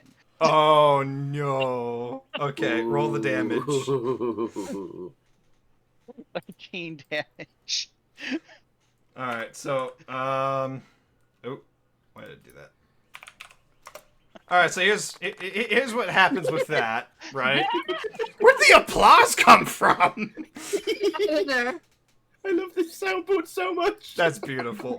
Alright, so And meanwhile, Iris is cooing sweetly in Vamok's ear. Yeah, and then Vamak brings the axe down on this other rat. But the rat Basically, you see a dancing frickin' wolf bear frickin' with an axe. Yeah, and this rat kind of just puts its arm in the air to kind of like block the axe, and the axe kind of just goes clean through the arm, and now that gutter runner only has one arm. Woo!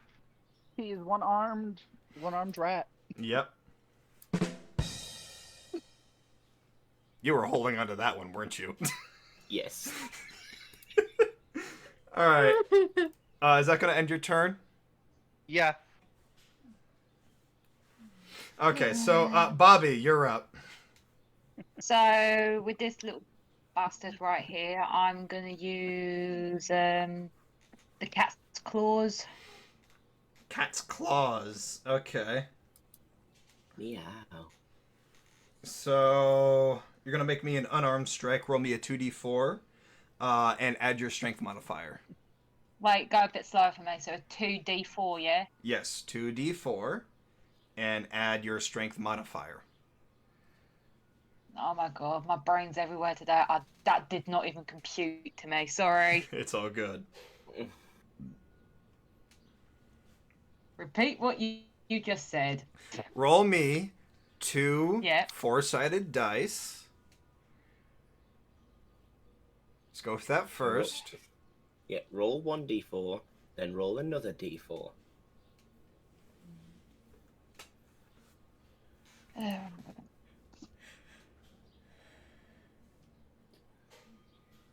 should probably Okay. actually change. And what's your strength modifier? Strength. Oh, that's gonna be shit. 2. All right, so 8 damage you're dealing to this guy. And what I'm imagining happening is Bobby sees the gutter runner right in front of him, and he's like, "Meow! Rat! Oh wait, that's rat can't talk. Never mind. Yeah, and just starts clawing at this poor rat's face, and this rat is just all like scarred up and clawed up on its face, and it's just like, ow! I realised when I was reading all through whatever I could do, I also got like a bonus action with the cunning action. Yeah. So could I also throw another attack as a bonus action? Let me read that cunning thing again. Where is it? You take dash, disengage, or hide. Yeah, those are the only ones you can take as bonus actions.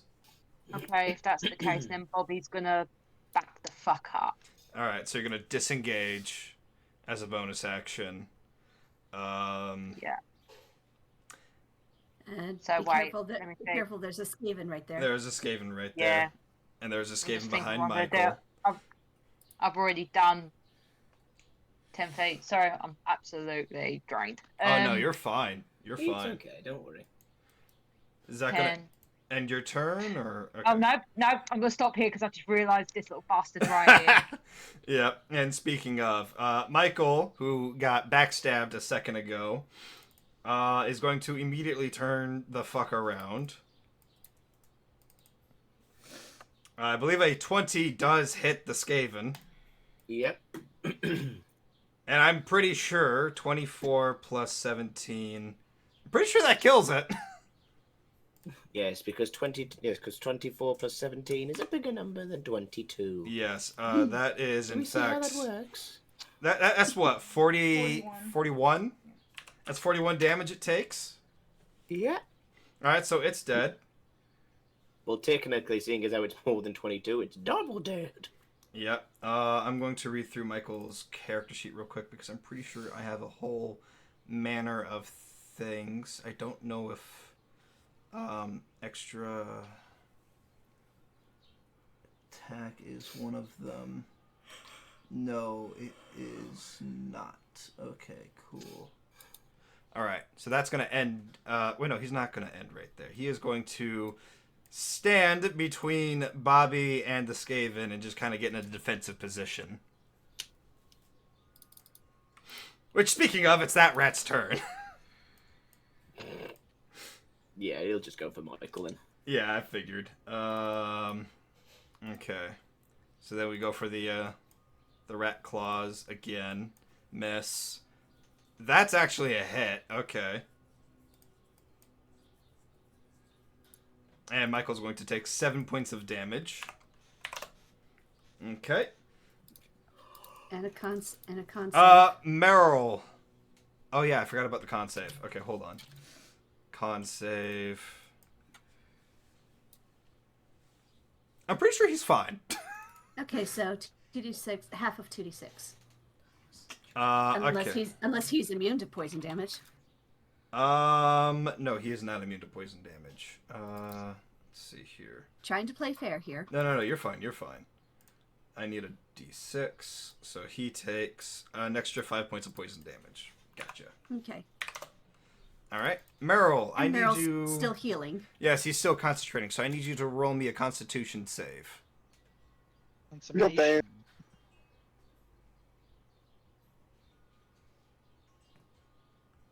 Hello? Hi. Hold on. Constitution modifier is 3. I'm gonna do the roll 20 thing again.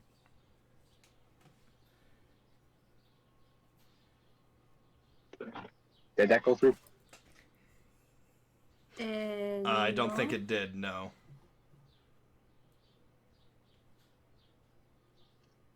Okay, let me try to figure it.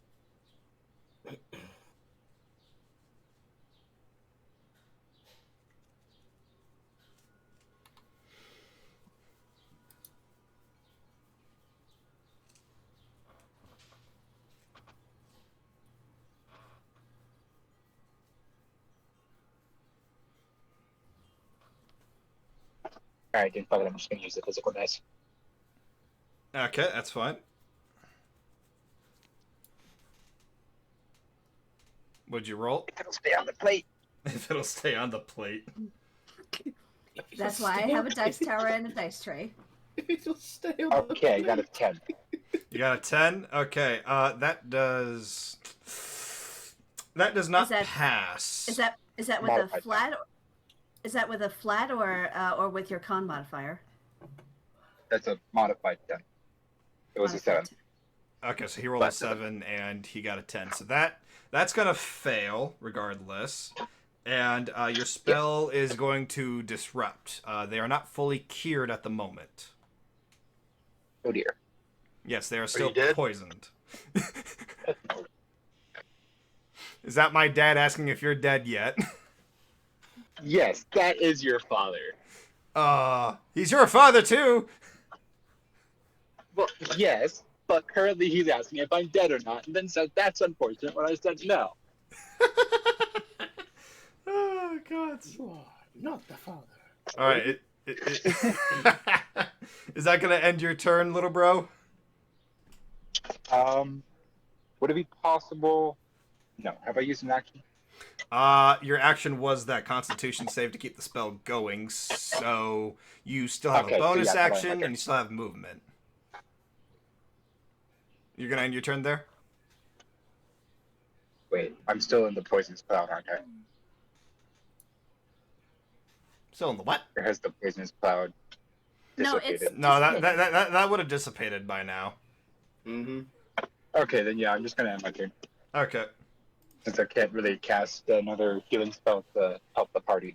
Okay. All right. So there's this gutter runner over here, Ed. It's like kind of like to the right of the portal. Oh yeah, I see. What's it gonna do? It can't go. If it tries to go for Rosalie, it'll just head through the portal, won't it?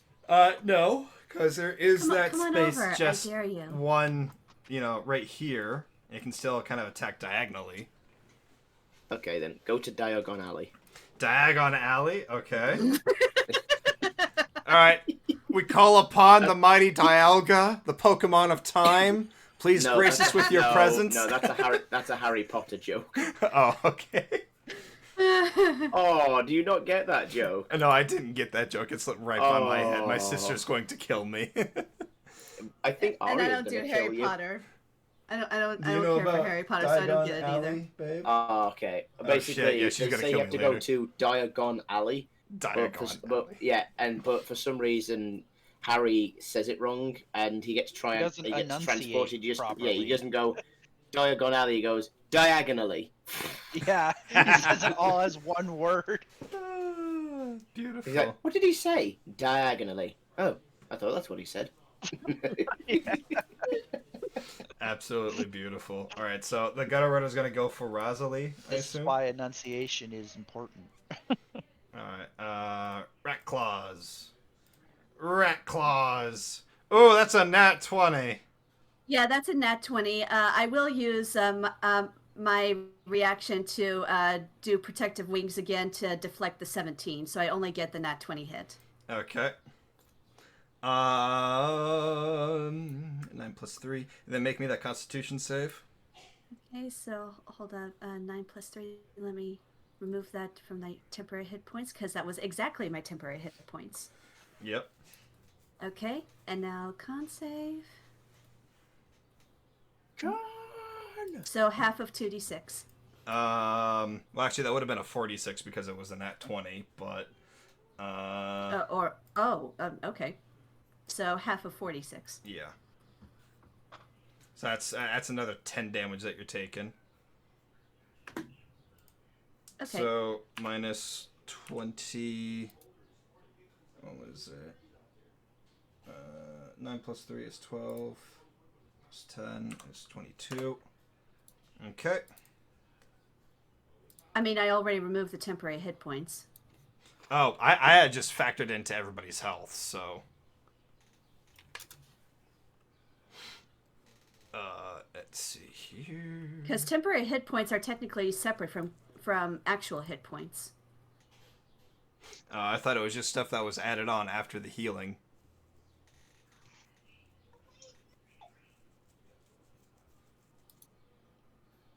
Whatever. Because I'm gonna have to change everybody's tokens. Oh my god. Yeah, we'll keep going for now. Yeah, we'll keep going. All right. This gutter runner. It's right next to Rosalie, editor. Okay then. I'm going to assume it's just going to attack Rosalie again. Yes, let it go that way. Okay. So that's a 19, and that's a 25. Yeah, they both hit. Okay. Let's see here. So that's 6. And that's 5. So that's 11. I'm going to need another Constitution save. From 2 con saves, actually, because they both hit. Oh, okay. So I'm going to need 2 con saves. Okay, so 1. Okay. All right. I'm just going to say you are immune to poison for the rest of this encounter. Thank you. What's up? Yeah, I know. That's why I said she's immune to poison for the rest of this encounter. All right, so you take, what was it? 6, 5, 11 points of damage. Yep. Okay. All right, now I need that death save, Snitch. Okay, where am I looking for this? Open your character sheet. Mm-hmm, already open. All right, there should be something called a death save area. Oh, yeah, I see it. All right, you should be able to click it. Okay, then. And our survey says... That's a success. That is a success. So you mark one of those circles that says that is a success. Oh, okay. If you succeed on all 3 circles, you're back up to 1 HP, I think. Yes, you'll be back up to 1 HP. So do I have to press it again? No, because you're down. You have to fill out the circles. Yeah, you have to fill it out all the way. So for like 3 rounds, you're stuck like this. Okay, until I pass 3 times or fail 3 times. Yeah, either that or until an ally comes to you and restores you. Yeah, I don't see that happening. I don't see that happening either, unfortunately. And you're right next to Fenris, who, if she does melee attacks, that's a crit, which means you would automatically fail 2 death saves if Fenris feels like that doing that. Oh, I have a feeling she feels like that. Yeah, because you will be permadeath if you reach -67, basically. Okay. Or you get 3 failures on your death saves. Yes. All right, let's do this. All right, so moving forward, is that guy... Okay, that guy is alive. I'm going to make the assumption he attacks Vamok. Yes, he's attacking the mock. Ooh, good luck with that. One of those actually hits. Thank you for the good luck, Joe. But you also are immune to physical damage while you're in that form, so it's going to land a hit, and it's gonna feel like it attacked you, but then it's gonna look and it did absolutely nothing. So it's like, hey, Red, thanks for brushing my fur. So yeah, it was like a back scratch. So it's essentially the effect of like a 6-year-old with a sock and bopper attacking you. Pretty much. Yeah. Although, are you immune or resistant to poison at all? No, like I said, like here. So even though you're immune to like the physical damage, I do still need you. Yes, I do still need you to roll me a Constitution save. Why is there a feather in my face? Because of your face. No, it's because my girlfriend's playing with my feather. So hold on. How does that work? What? How does what work? If he's not penetrated by the spear and it doesn't make contact with his body, how does he still get poisoned? No, he doesn't take the physical damage. That doesn't mean it didn't penetrate. Yeah. Have you ever seen a bear with like swords and spears stuck in its back and it's still like thrashing about? Oh, right, okay. Yeah, it's like that. Brave. Okay, fair enough. I would classify it more as, instead of like breaking the skin, I get a scratch, and therefore the poison would be absorbed by. Yeah, like it still makes contact, and it still does kind of like pierce. It just doesn't hurt him. Well, yeah. Okay, all right, fair enough. All right, so what was that? Okay, so you're fine on the Constitution save. You don't take any poison damage. Okie dokie. Oh wait. No, wait. You take 1d6. You take 1d6. Ooh. You take 1d6 poison damage. Alright, so you take 4 points of poison damage. That's scathing. I fell asleep a little. That. I was like, damn it, I missed some of it. Oh, I'm dying. I'm dying. I've been poked by Oh no! I've been scabbed! Blood! Death! My one weak... Oh no, my one weakness in life. Dying!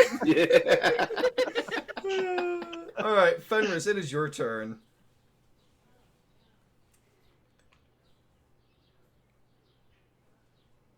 Gilded? Yeah, no, I'm here. Okay. I'm going to attack Snitch, I guess. You're just gonna keep attacking Snitch? Do it. Okay. Do it. Oh, I should make that. I should make that a soundboard. Do it. Do it. Oh, I don't have permission to upload it to this server. How dare?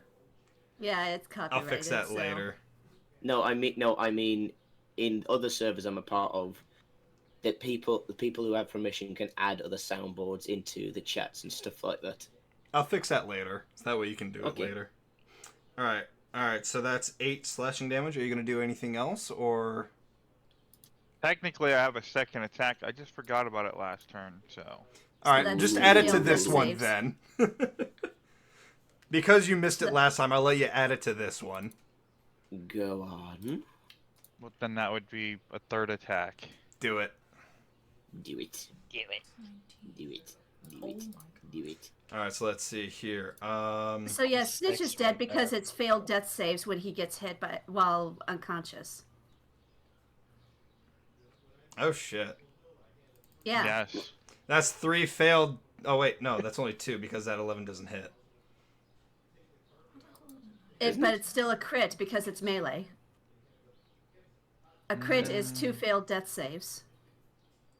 True. And the secondary attack was technically another attack, so that means... Are you gonna add like your smite to all of that, or? Damage. The amount of damage doesn't matter. It's failed death saves. This is essentially a magnifying glass to an ant at this stage. Yeah, but knowing her. All right, so that's 7 plus 11 plus 6. Plus 4. Okay. And on the second one, there you go, there's another 9 just for fucking shits and giggles.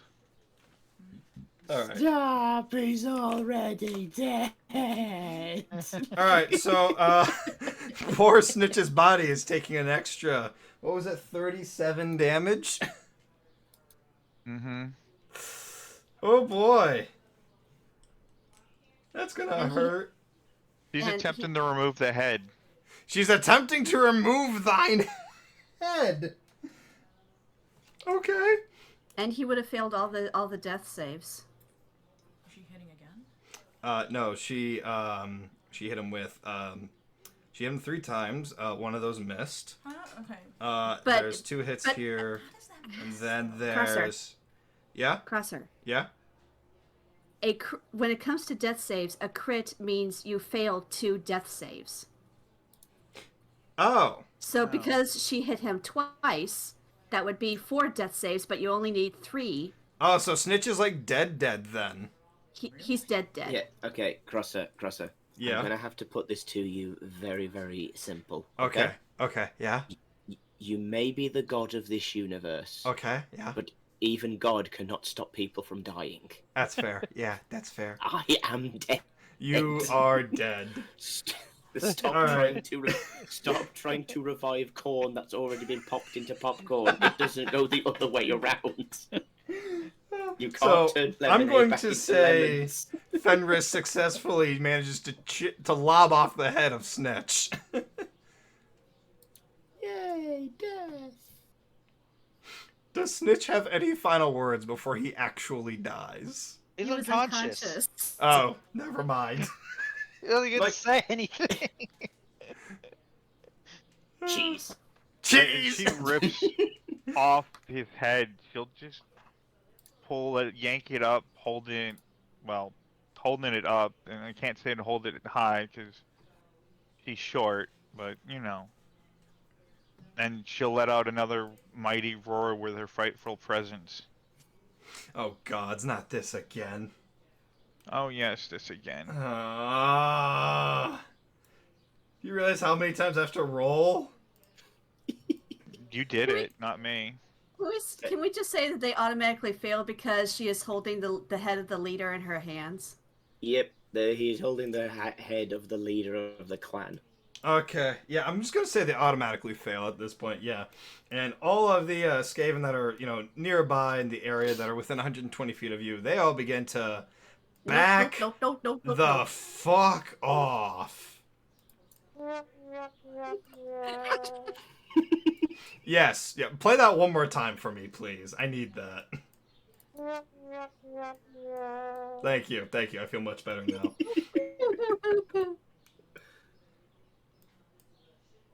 Yeah, these guys, they probably can't see what's happened, so I would say that these regular guys would just do a regular wisdom save. Yes, Arya, Stitch is dead. You finally got your revenge from the D&D match where he did things to you. Oh, if she could hear you right now, I'm sure she'd be throwing things I know at she you. can hear me, that's why I said it. No, she can't actually. Oh. No, she can't. For whatever reason, her phone's not playing. He said, yes, you got your revenge for things that happened in the last campaign. Okay. Oh, okay. Just okay. Just okay. Oh, okay. She'll probably get it later. McCrosser, you forgot the most important thing. What did I forget? Damage. Damage? What damage? The emotional damage. Emotional damage. All right, somebody in chat play that one. Okay. What emotional damage could you possibly feel for him? No, not for us, for the rats. Yeah, because the Who gives a rats shit are about like. the rats. They're scaping. No, the rats care about the other rats. About No, their they leaders. don't. Yes, they do. Oh, No, okay. they don't. Yes, they Okay. do. Skaven. No. See, it is emotional damage in the sense that it hurts. It turns them all. It makes them all piss themselves in a sense. They're all afraid because their strongest died. Yeah, that is how that is exactly how Skaven work. They don't give a shit Yeah. about their leaders or anything. If one person dies, they have two thoughts. They think, "Oh no, our leader's dead. Am I strong enough to be the leader, or can I just steal everything around me before I run away?" Oh boy, oh boysies. I just took 18 damage, and I need to make a. I'm immune to poison for the rest Wait, of this. you are immune to Okay. poison for the rest of this encounter, so. Yes. Did I'm immune to. Did both those of guys? those- Oh, sorry, we keep talking over here. Go first, Rosalind. Yeah, both of those attacks hit me because my AC is 15, and I can't use my reaction again until my turn comes. I was just going to ask if those guys made their saves. These guys, are they within 120 feet? Yes, they're within 120 feet. That's what I was saying before, that these fucking guys. They failed. They failed their saves. So they would be rolling, if they're frightened, they roll at disadvantage. That is true. That is true. So put that 18 back in. Yeah, I'll put that 18 back in, yeah. They're trying to run away from whatever's frightening them. Which, honestly, doesn't take a lot. Yeah, they'd probably be more focused on that. So yeah, the running away. Ripple, you have at Yes? least 3 attacks of opportunity there. Roll them. I already used my reaction. I can't use attack of opportunity. Why not? Because I used protective wings to shield myself from one of the damages, and it Oh, hasn't been okay. my turn yet. Well, then it's the dragon that attacks. Okay, that's fair. Player, make the attack. I can't. I protect my baby. Okay, giant ass dragon, do her job. Which I'm pretty sure all of these hit. Yeah. Well, won't be needing him anymore. That's it. That's 1 down. That's maybe 2 down. Okay. Alright, so this one takes... stop that. Nope. You stop that. Nope. Oh, there's Oates' rolls from earlier, I assume. Oh. Oh, look, a bunch of rolls just changed.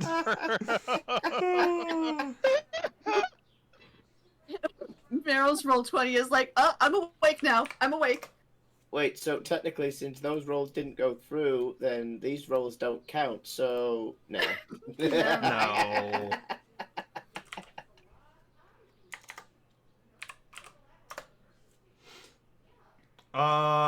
Bobby, Michael, and that's given are gonna have to make me a dexterity save. Dexterity save. We might be at disadvantage. No. Wouldn't it Why not be due to bad prosthetic limbs? No. Wait, why is Bobby needing to roll dexterity saves? Because a Skaven gutter runner was being thrown through them. Okay. Oh. Oh dear. No. Oh. That is not going to pass. Yeah, no. All right, so Michael using his is going to. God damn it, babe. Michael is going to use his dexterity save to push Bobby out of the way. That Skaven is going to take the full brutal force of that force damage the other one took, so that one's dead. Hmm? Let's see here. Oh, God. And it'll be my turn next, and there's still one rat still alive. Still alive. Let's see here. Staying alive, staying alive. Staying alive. Technically, there's a lot of Skaven still alive. So I imagine a lot of them are being trampled by elephants and rhinos, let's be real. And smashed apart by orcs. More than likely. There is still one Skaven alive, but yeah, so Skaven alive, Skaven alive. that guy's dead. They're all running. Oh wait, there's another attack of opportunity that I forgot to account for. All right, what else can Bahamut do? Can I please? Hmm? Yeah, let her have a turn. Who gives All right. a shit about the Skaven? Have at it. Okay. I'm going to use one of my regular bolts now to attack the last Skaven. Yeah, the Skaven that's next to Vamok before Okay. you moved it. Oh, before I moved it. All right, so I'll move it Yeah, back. before you moved it. All right, So go ahead. Where's my regular crossbow? Where is it? There it is. Using one of my regular bolts. I think that hits. For 6 piercing damage.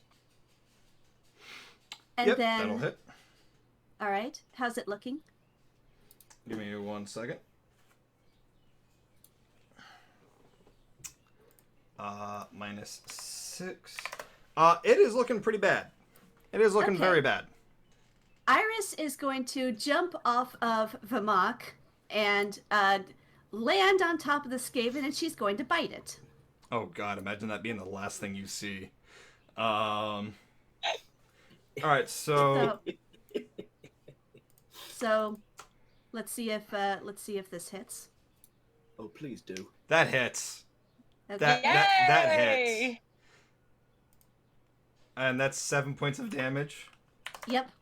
All right, so I'm just imagining Iris is jumping off of Vamok and just lobs on top of this Skaven rat, devours its head in its mouth, and just rips it clean off. I think everybody cheers in that moment, like, yay! She's had her first kill! Another one bites the dust. And another one does, and another one does, another one bites dust. Good girl, Iris. Good girl, Iris. You took your first life. All right. She's a dragon. Rosalie's not expecting anything less. Is that going to end your turn? Yes, it is. Okay, cool. Bahamut is going to go. And he's going to do a number of things. That thing's on fire. Gotcha. See here.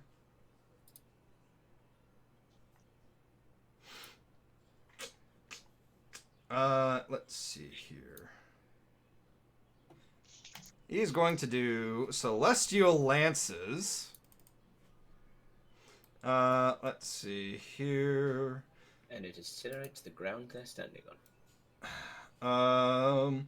At 4 different points, he can see within 150 feet of him, and then disappear. Each creature in a 20-foot radius, 100-foot high cylinder. Creatures. Okay, so I need 20 feet radiuses. And I need to make dexterity saves. And okay. So you need 4 different places where you have radius. I need a 20-foot radius, essentially. Yeah, a 20-foot radius.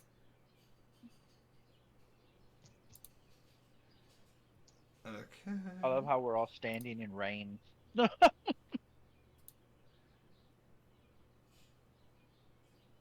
The difference being is you are all decent people.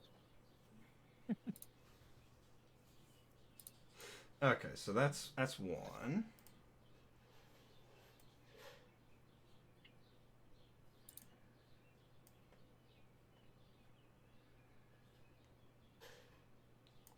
Okay. These guys need to make me group check. Is a dexterity save. DC is 27. 27. So unless they damage hit a nat 20, is I don't going think... to be 76 6. All right, let me count that out. All right, where's my calculator on this damn phone thing? 2 plus 6 plus 4 plus 2. What is it? 76? I need 3 more of these. Why don't you just use the advanced dice roller? Because I can't do that while I'm doing something else. What? Alright, so damage is going to be 40. Oh, it don't want to work.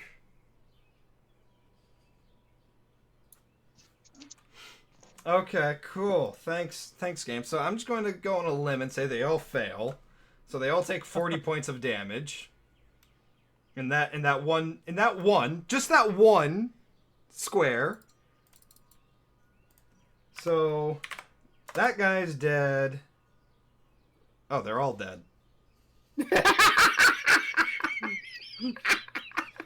It's the turkeys all over again. You know what? We'll accept it. We'll accept it. Didn't you? We'll accept it. Oh my god, you killed every single clan rat. We'll accept it. You killed 90 clan rats. I think you forgot to unlink them again. It was more than just the clan rats. It was also the plague monks and the storm vermins. I do see rat ogres and poison wind gobadiers. Yep. So mind you, that was only one attack. Now this one needs to make. Oh boy. What was it? A dexterity save? Yep. Okay, I'm pretty sure a 19 does not beat a 27. Yeah. So it's going to take. I'm going to actually use the dice roller this time. Mama's mad. 19 plus 5, so that's 20. 24. 24. Okay, cool. So minus 24 damage. Minus 24 damage. Alright, cool. Sometimes it's really not worth getting up in the morning. So, this is Bahamut saying, fuck all of you. This is Bahamut saying, fuck you, fuck your wife, and fuck your little dog too. Yeah. And, yeah. That's just one attack. Not just the men, but the women and the children too. Oh, they're animals, and I slaughtered them like animals. Well, you're not inaccurate. Oh boy. Alright, Vamak, you're up. Hooray. Can I just say that every single Skaven at this point just takes a suicide pill? Is this one still alive somehow? That one is still alive somehow. Oh, okay. If I had known that, I would have used my extra attack to, after I hit the first one, to hit this one. Because my silent messenger lets me do that. Oh, yeah, that's right. You get, like, the 2 attacks of Silent Messenger. Yeah, because I do have extra attack now. Sorry. I'll just go ahead and... did not mean to do that as Iris, but... that's fine. Does a 14 hit? Yeah, 14 hits. Oh my god. It takes 8 points of damage. There we go.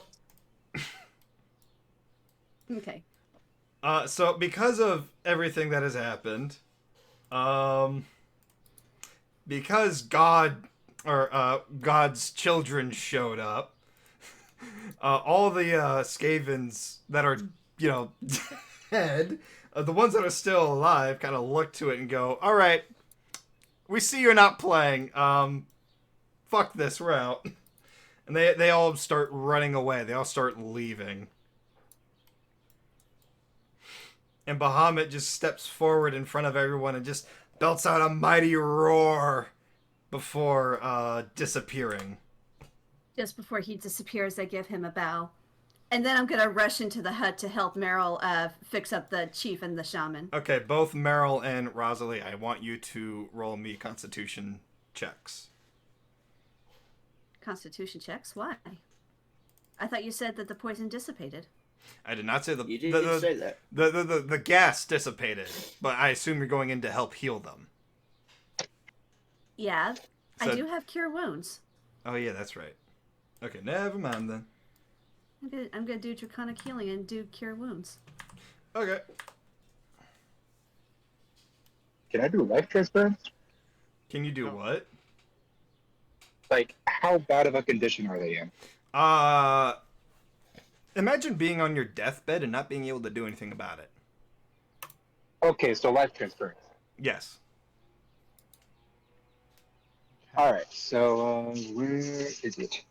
I don't know why the piercing damage is activated. Oh wait, that's light crossbow. Never mind. I was about to say. That's my dyslexic moment. That's all right. Don't worry, I know what it's like. All right, so we're back Gonna do in cure here. wounds, lay on hands, do And- everything I can to heal them up. Mm-hmm. Yep. Gone. What's up? Did Okay, somebody? making sure they're gone. Yeah, they're all gone. Life transference, necromancy level 3, range 30 feet. One Now- creature of your choice that is within range. Because they've been gone Sacrifice. for so long, I do need to calculate how much damage they took between that time. So I need to Also, roll... how much damage did they take upon impact? They took about like 20 some odd damage. 22 damage on impact. So I need to roll...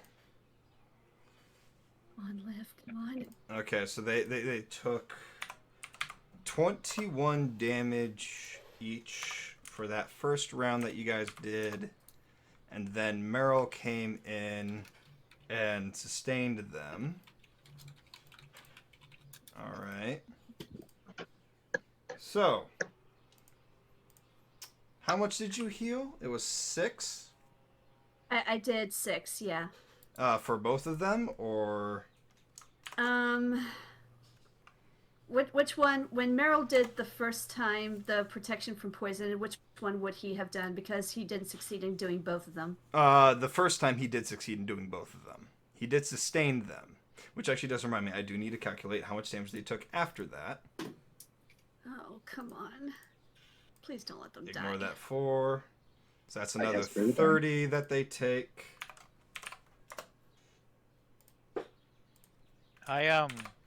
So Fenris is coming back up the road, dragging the headless body of Snitch with Snitch's head in her other claw. Okay. Bobby witnesses this and he's like, "Do you want any help there?"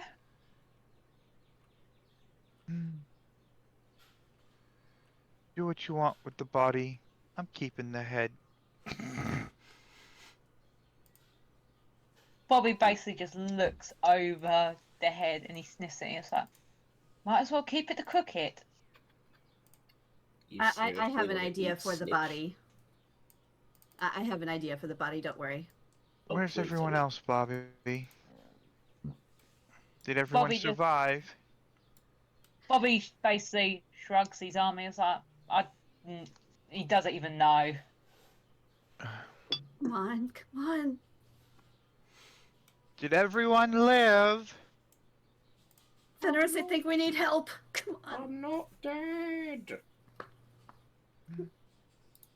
Fenris will walk into the hut to see what's going on. as you walk into the hut, you notice the orc chief and the shaman are both in very bad shape.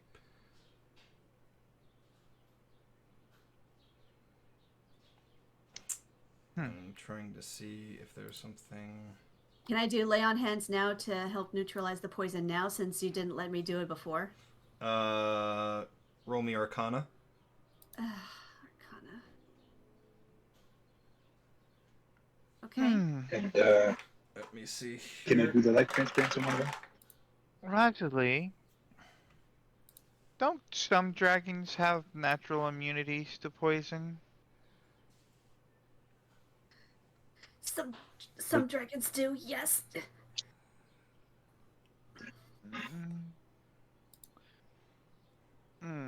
Well, this ought to be fun. I think the shaman first.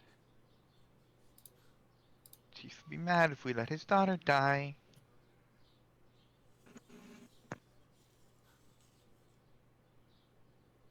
Banneris will reach out a hand, place it on the shaman and her claw, and then take her other claw and grasp her sword and reach into the soul, reach out to the souls in the sword. Okay. Brothers, or sisters, it seems there was a traitor amongst my group that wished to see the world thrown into war. I have poisoned this orc shaman and her father. We seem unable to neutralize the poison. I was wondering if any of you could help assist with this. Roll me a religion check.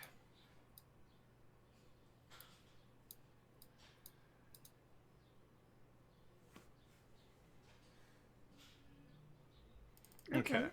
So, as you say your prayer while you're kneeling down with the sword, Michael is there. He is helping, trying to keep them stable as best as he can.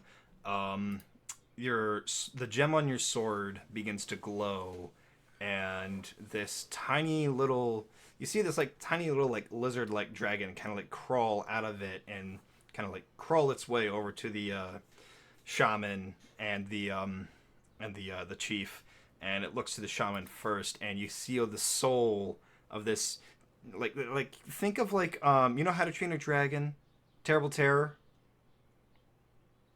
Something like that is crawling inside the shaman's body, and after a brief moment, you see the shaman kind of lift up her body and just taking this deep breath, go,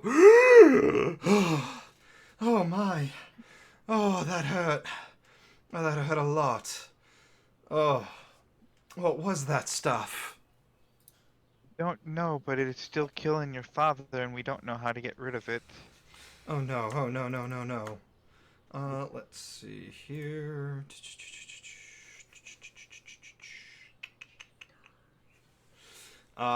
She is going through her stuff. She's trying to find any kind of remedy or anything like that. But the chief kind of. What's up? Shaman, reach into your soul. Try to communicate with the dragon inside you. See if it can help you. I don't know. The chief then kind of just looks up and grabs the shaman's arm and just kind of looks up to her and goes, "It's all right, my sweet daughter. My time has come." No, no, no, no, no. Not yet, chieftain. As Fenris will grab his arm with hers and just dump her full lay on hands on him. Okay, roll me a Arcana check. What did my Arcana check? No, I'm just healing him. I'm just giving him hit points. Okay. To sustain his life until we can find something. That's a full, what is it for me now at this point? 40 points. You're gonna heal him for 40 hit points. Okay, that is sustainable enough. Yeah. While that is happening, can I kneel down and try to do this life transference? What is it? If life transference, Yeah, it's a spell. Okay, can you put it on the board for me to read? I can read it up for you. Uh, Sacrifice some of your health to mend another creature's injuries. You take 4d8 necrotic damage, which can't be reduced in any way, and run one creature of your choice that you can see within range regains a number of hit points equal to twice the necrotic damage you take. At higher levels, you can cast a spell using a slot of 4th level or higher to increase by 1d8 for each slot above 3rd. It's a spell. Yes, Yes. it's a spell. Let's see here. Where is the spell? So there's the spell. So you're casting the spell. Would you like to cast it at a higher level? Nah, just 3rd level. Just 3rd level? Okay. Because that'd be 5d8 that I'm taking. So you're going to take 21 damage, and where are you transferring it to? The chief. The chief. So he heals for 42. Yeah, 42. Well, no, he was healed for 40 already. And Then do it to the shaman. Meryl? Was it? What? Huh? The chief was already healed for 40 hit points. So would you like to send it maybe to the shaman?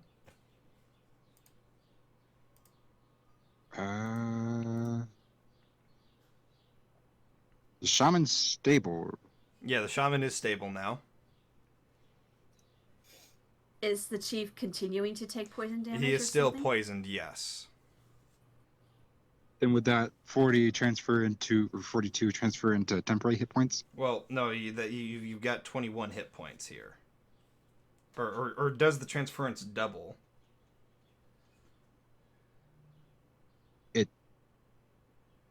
I take 21, but okay. the person that I'm healing takes twice. Yeah, that'd be a 42. Yeah. Yeah. Okay, so that's where I got confused. All right. So you want to give 42 hit points to the chief. Yeah. All right. Just keep him as stable as I can. Just in time, because now he's going to take more poison damage. He's going to take 17 hit points of damage. So this man, he is like suffering at this point. You know, he's in like total agony, and he feels the pain of this poison. He's thankful that you prolonged his life, but he wishes the pain would go away. Bobby's gonna enter the room and basically observes what's going on from a distance. Can I throw like something to see what this poison is, or? Yeah. What was the result of my Arcana check?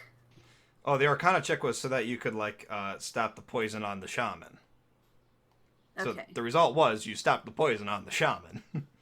Then I'm gonna try doing the same thing to stop the poison in the chief. Okay. Do the same thing. Roll me another Arcana.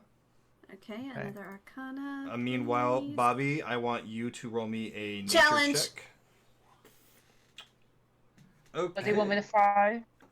A nature check. All right, you want to challenge that nat 1. First challenge out of the entire 5 hours we've been at this. Can't get worse than a nat 1. Oh, the hand that gives. So that is a nat 20. So I'm going to say that chief is cured of his poison.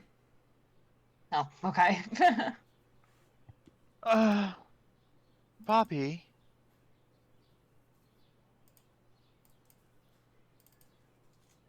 Bobby. Bobby looks around and he's like, what have I done wrong now? You know a bit of the underworld. Do you have any idea what that poison was? Do I? Let's see, with that nature check. Yes, I would say that you do. And I'm going to pull up the one that uses the poison here. Okay, so from what you can gather, given the nature of the poison. Excuse me. The poison globs that the ratmen use are created by. Where is it here? Editor, do you want to jump in on this? Wait, sorry, what was going on? What are the poison globs made out of again? Oh, hang on. Let me get the Globadier stuff up for you. Okay, well, that's going on. I'm going to use Cure Wounds on the shaman. Okay.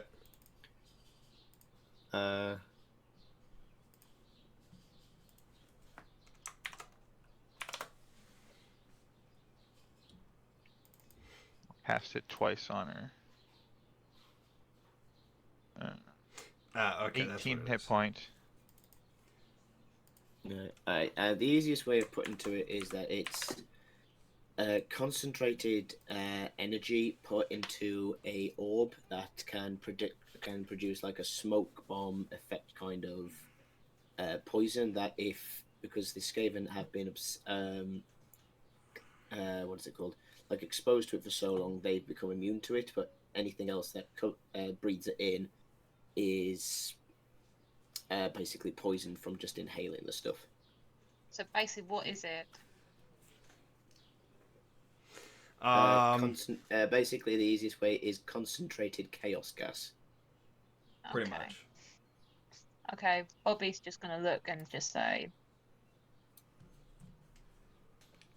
it's some type of chaos gas of some sort. What do you call it? The rats are around it for so long that they get immune to it, but us creatures, it just affects us and shuts our body down immediately. It's quite deadly. Quick question to Gilded. Hmm. Before coming into the hut, did you leave Snitch's body outside here? I left it with Bobby, and Bobby did something with it. If you scroll up. I cutted half of it up. Okay. Like, started taking lumps out of it, but yeah. Okay. You can see, like, the bodies around here. Like, you can see, like, the chest and, let's say, like, most of the limbs are, like, attached, but you can see, like, bits have already started being cutted away. All right. The dagger's even left there. Keep going. So, yeah. Well, they failed at what they were attempting to do here.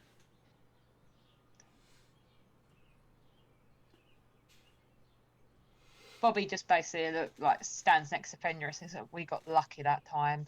Michael's going to I knew there was stand something. up. Oh, go ahead, sorry. I knew there was something wrong with that little rat. Maybe you'll listen to me next time. Don't trust rats. And just take it from my perspective. I am a cat after all, but it wasn't biased. Well, maybe it was biased, but still. I'm I not can just invite him along. Neither did I. But he still came along. Well, that's all fine and dandy, but now we have the issue of other Skaven attacks in other countries. Basically, Bobby sees what Rosalie's doing. He goes, hey, what are you doing? Sending him to the deepest dungeons of the 9 hells. And I cast Create Bonfire. I wanted to... And he looks and he was like... And he watches just this thing blows up. And he was like, Rosalie, I kind of wanted to eat the bastard. Actually... Then he's well cooked. It's just a fire. It's just cooking him. He's not even cooked yet. And Bobby just basically gives a whiff of, like, the dead rat cooking. And he was like, when rats cook, they stink. When they're alive, they stink.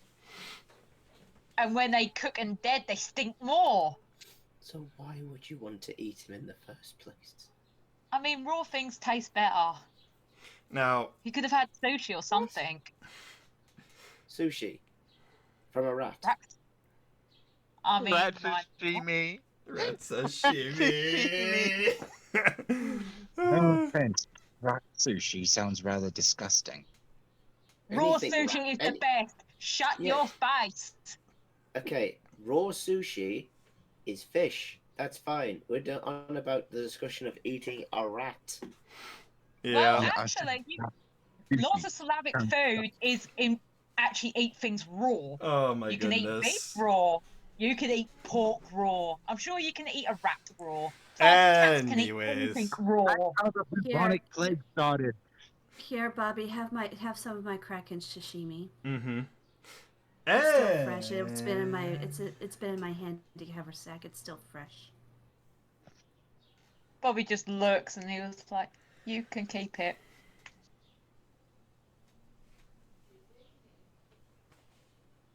And he just looks at the bonfire and sees that rat burn. He's like, Well, he's in the hole in the bonfire, so the bonfire's not spreading. That's the reason why I took these 2 cantrips in particular. So Michael is going to step out and just kind of look at everything that's happening, everything on fire and whatnot, and he's just like, we can't let this happen to the other countries, no matter what happens. Absolutely not. We should get some rest, though. Fires will be put out by the town folk themselves. It's been a Bobby long just day. looked at the fire again. And was like, I agree, we should rest, but we should also celebrate this. Are you eating the rat? Nope. I don't Nope. know. Nope. That's where I draw the line. I'm not eating a dead rat. Nope. Good luck with that. All of you have fun. Meryl. I never said about eating a rat. I meant dancing around it. Oh Go my ahead. goodness. Go ahead and dance. Nope. I'm going away. Meryl, I need you to get the things. I need to build this airship right away. Oh, heavens help me. So, Chief, now that is Did I Meryl just still in scare there? him by dancing? Yes, I'm still. Meryl is still just sitting there. Well, I'm Chief, still since here. I just most cannot people. control. Well, is Meryl going to act? No, is your character leaving the hut, or is your character? Well, I've been summoned by Michael, so I'm gonna follow him. I just cannot control my token right now. Oh, I just wanted to check. So Chief, now that seems everybody else is taken off, I do have to warn you to save your daughter. She may have a dragon soul in her now. Oh, is that the case? Yes. I will keep an eye on that. I'm sure Oh, it will be fine. It should be. It came willingly. It was asked, and it offered its assistance. I see. Just no. Fenris. What was your name again? Dear Shaman, I can't get you. I'm terrible with The names. lady shaman walks up and goes, "My name is Nofsi, and thank you, dear Fenris." And she kisses your Nofsi. hand. Thank you. Just be kind to it, and I'm sure it would love the company. So it's your friend for now until I don't know until it leaves. I don't know how long it will decide to stay with you, but I'm not sure this is either. it is its choice to stay with you until it decides to pass on to the next part of its afterlife. I'm not sure either, but we shall see where it goes. The chief then steps forward. Fenris, for your innovation and your bravery and your courage in helping my people here today, if there is anything you ever need, all you have to do is ask. Thank you, Chief. I won't put your people at risk anymore. I will take but I will remember that if I need assistance that I can come to you, but the thing we discussed earlier, I will not ask for assistance in that The chief again, then because kneels down and puts a hand on your shoulder and then just stares in your eyes. If you need anything, please ask. I will remember that. I've got to sort out what damage these Skaven have done. Not that I care much for the Dwarven Kingdom and the Elven Pride at this point after what you told me of them. But I understand. still, Oh, trying to cause war between everybody. She holds up the thing. I told you, you stupid rat, you picked the wrong ones. oh, and before I forget, Fenris, that hut you've been staying in, consider it yours. Oh, why thank you. That is generous. Yes. Now then, I think it is best if we all take our leave and get some rest. My men will take care of the fires around the city. You both need your rest. It has probably been very strainful on you. Yes. Yes, it has. By the way, Meryl! Yes. A thingy happens. Oh dear. DM. So Meryl, you're making your way out to everybody else, and then out of nowhere, this like gold portal opens up beneath your feet, and you fall right through it. Right before I fully fall through it, I'm just like, God damn it again! I swear Io has a sense of humor that nobody understands. Did Meryl finally make it? Oh, where the blast did he go? The gods took him back to where he was, to wherever. Fenris, To a portal. Fenris, please make a mental note for me. If I ever encounter any of the gods, Io, Tiamat, Bahamut, any of them, please remind me to have a good stern talking to about portaling people in and out of existence. You had your opportunity during this battle. I was preoccupied. I was lobbing a rat's head off. Michael, just a heads up, you may not want to get on their radar before they decide to start portaling you around. I swear, if that ever actually happens, as he says that, kapoo, kapoo, bloop, bloop, bloop, bloop, son of a bitch! And he falls right through the portal. Oh, he left his ship here. I had questions for him. DM. Yes. Check your DMs. Checking my DMs. I have lots of DMs.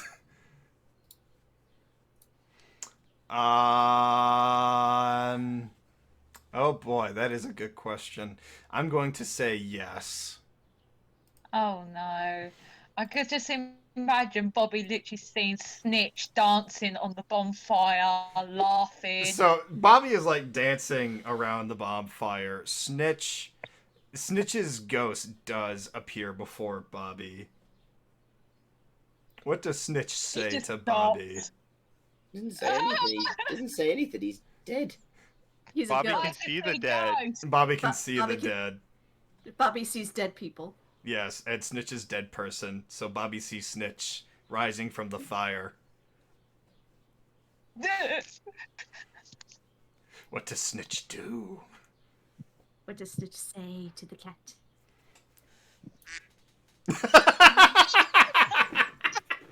Squaw! Gosh, that is... Oh my gosh.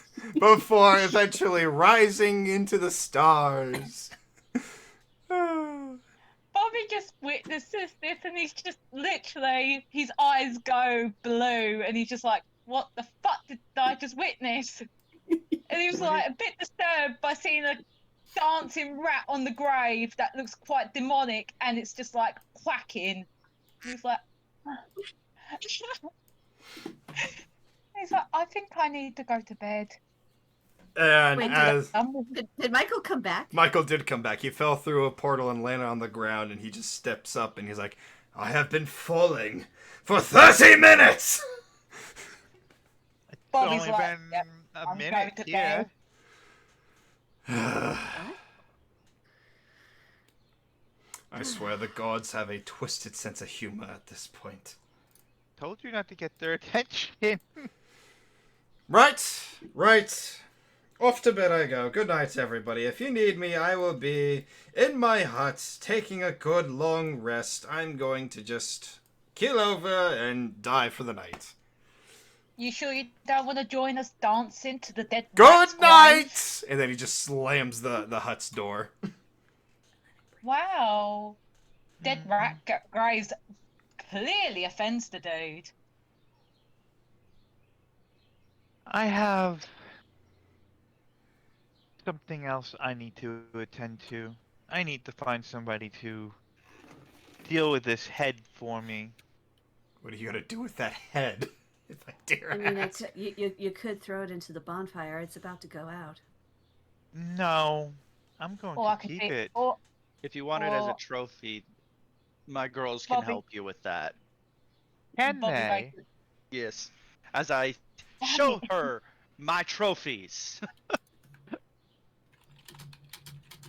Like the what was the skull that I took? The skull and spine I took from the what was it, 2 sessions ago? I don't remember if it was an orc or a hobgoblin. Oh gods, I'm having a hard time remembering. It was probably a hobgoblin. If you Bobby. I think it was a if you had gotten an hobgoblin, orc, the yeah. chief would not have been happy with you. Yeah, I think it was a hobgoblin, but it was a bar. That's all I remember. But Bobby, you were trying to say something. I could de-skin it, but I suppose my dear, well, he literally was going to call them whores for a moment. He said, my dear lady companions can sort that out. Bobby. Oh, Bobby. Oh no. Would you be a dear and work with your lady friends and tend to this for me? Oh no. Bobby basically rolls his eyes, and he was like, fine. And he goes right up to Fenris, takes the rat's head, and just walks in. It's like, oh, Let's girl. step into the bonfire. Oh, he walked through the bonfire, yeah. He just walks around As the Bobby bonfire. just casually walks through the bonfire. Yeah, let's rewind that. Yeah. No. It's even better. Bobby goes to walk through the bonfire. He just walks over the bonfire. No, it's Kind a of hovers over. It's a 5-foot hole. I cast That's what mold earth first. That's what I'm saying. He just Oh kind no. of steps on it and walks over it. He levitates over it. Oh, girl. As you see, as Rosalie would notice with her passive perception, Fenris moved her hand just slightly. I really wish that one would pay more attention to what she's doing. Or he's doing. Clever kobold. Hey, y'all, I'm gonna head out. Alright, have a good one. Bye. Alright, later. Please. Alright, Rosalie. Yes. You do notice Michael kind of like leave his cabin and kind of like walk towards his contraption that he's been working on for pretty much the whole day before the attack. Where is he going now? Well, I gotta walk that way anyways. He was working on it by my hut, so. True. I'm gonna cast mold earth again to move the dirt that I had moved in the first place over the bonfire and snitch his body and essentially bury it and put out that fire. You just hear a tiny voice in the distance go, "Freedom!" Rat And then- tastes nasty. No. And then I'm gonna find out what Michael's up to. Alright, here we go into the roleplay section. The theater of mind. So you walk up to Michael and he's kind of just under his machine. You hear like the clicking of the wrenches going and like a couple of bangs from a hammer. He's just like, God fucking damn it. I could have sworn I calibrated that earlier. I guess I didn't. Ay, ay, ay. Ow! Oh! Ow! Damn it! Fuck! You need a hand? Or a lay on hands. Unless either of you two know trigonometry, geometry, or even a lick of calculus, I don't think you could be much help here. I can turn all a I hear- wrench or two. All I hear are words. Yeah. I can turn a wrench or two. I mean, kobolds are. I did grow up in a kobold clan. That is true. Kobolds are Clan. mechanically inclined. All right. Fenris, You can you just tell take what to this do. wrench? All right. Go to the nose, and I need you to tighten the rudder on the nose. Thank you. Okay. What's a rudder? Just explain it. Describe what it looks like, and I can do it. All right. I need you to go to the front. All right. The nose and on the wings, there's going to be about 4 rudders. Those are the things that hold the propellers, the fans that go whoosh whoosh in a circle. So it's the 4 different, the 4 odd things on the wings out there. Got it. Yes, I need you to tighten each and every one of those on the nose. Thank you. Got it. Go do that. Fenris will go tighten those up. All right. And then, meanwhile, he's going to grab his own wrench and just start tightening up his own odds and ends under the thing. Well, I don't know about technology, but I'm not a stranger to hard labor. I use it to occupy my mind. Keeps me from succumbing to weakness. I'm sorry. He just sighs and drops the wrench. I'll go and catch it. Oh, sorry. Sorry, I must be tireder than I thought. I'm sorry if that weakness is partially my fault.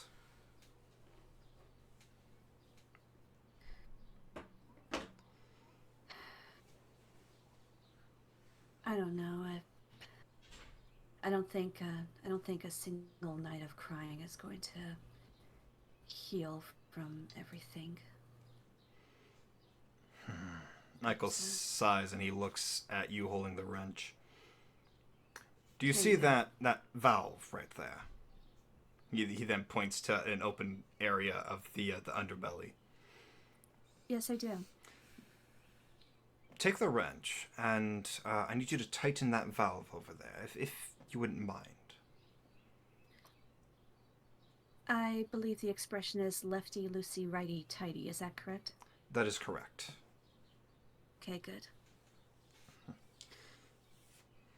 I have to admit, I didn't even think you were still alive until Selenar had delivered your letter to me. Well. So, I was surprised at...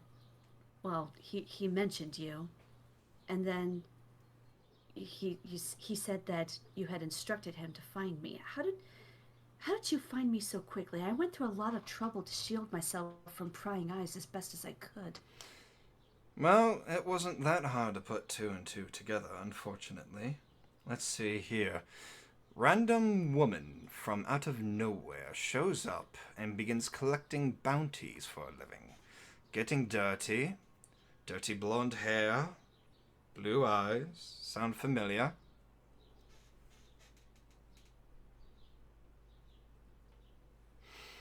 Hiding herself in a cloak.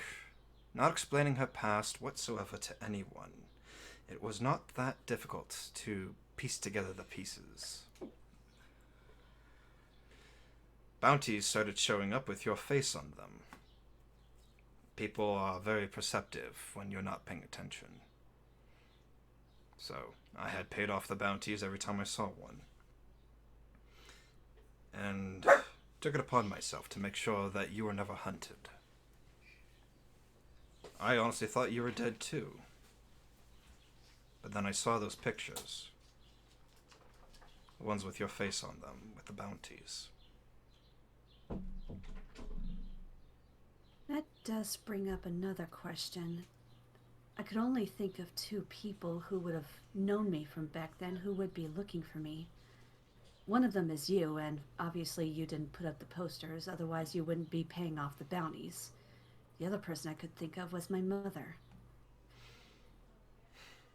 So, if my mother put them up, why would you inhibit a possible reunion between us? I mean, out of all the people who had a chance of surviving that attack, I can well imagine it would be her. Rosalie, it's not your mother. He then stops what he's doing and he gets down from the scaffolding that he was sitting under. And he walks over to you. He reaches into his vest and he pulls out an insignia and hands it to you. What's this? It was your mother's.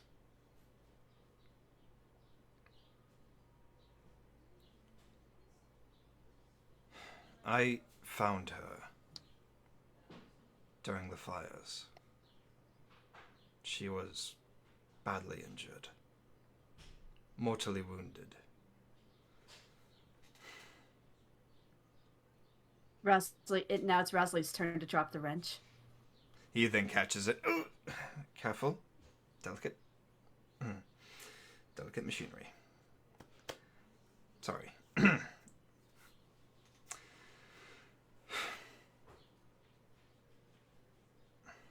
She couldn't say anything. She just gave me that brooch.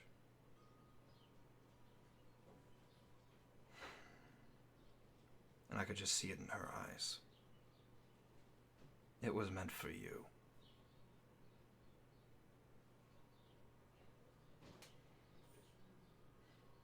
But if it wasn't my mother, who could have... I don't know. Rosalie, I wish I could tell you, but I don't know. There are so many things at play right now. That order, those rats.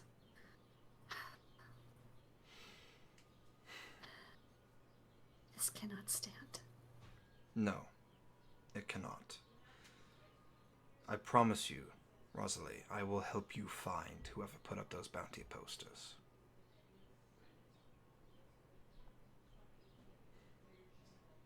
But I also do have my own missions to attend to.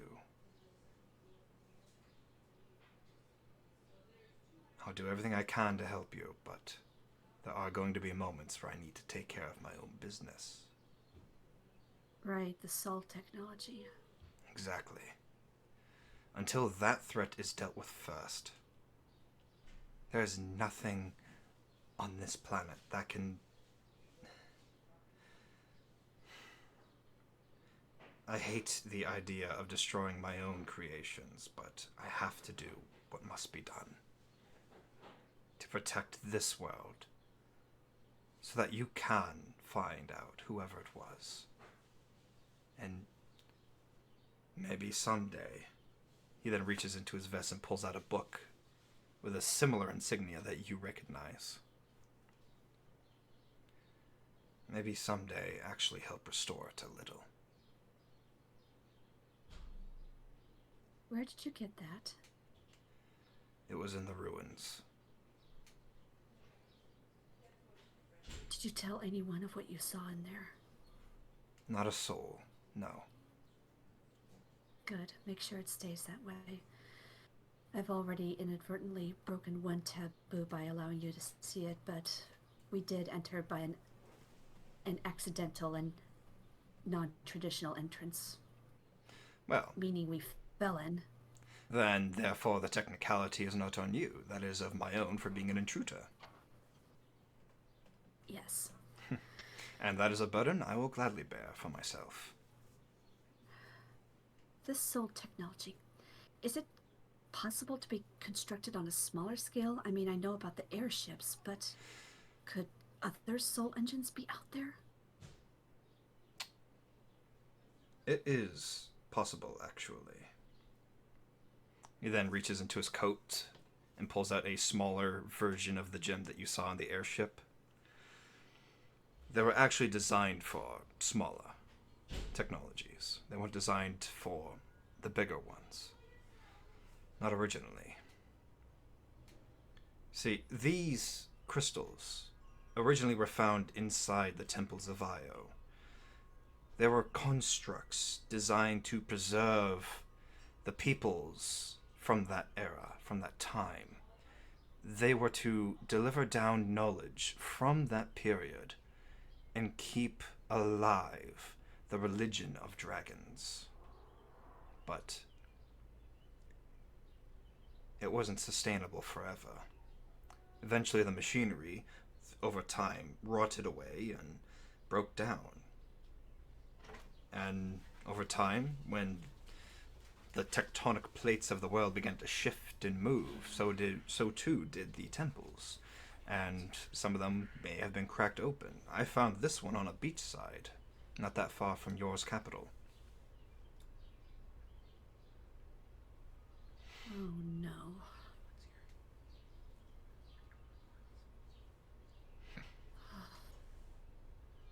That must mean that one of the temples is located there. More than likely.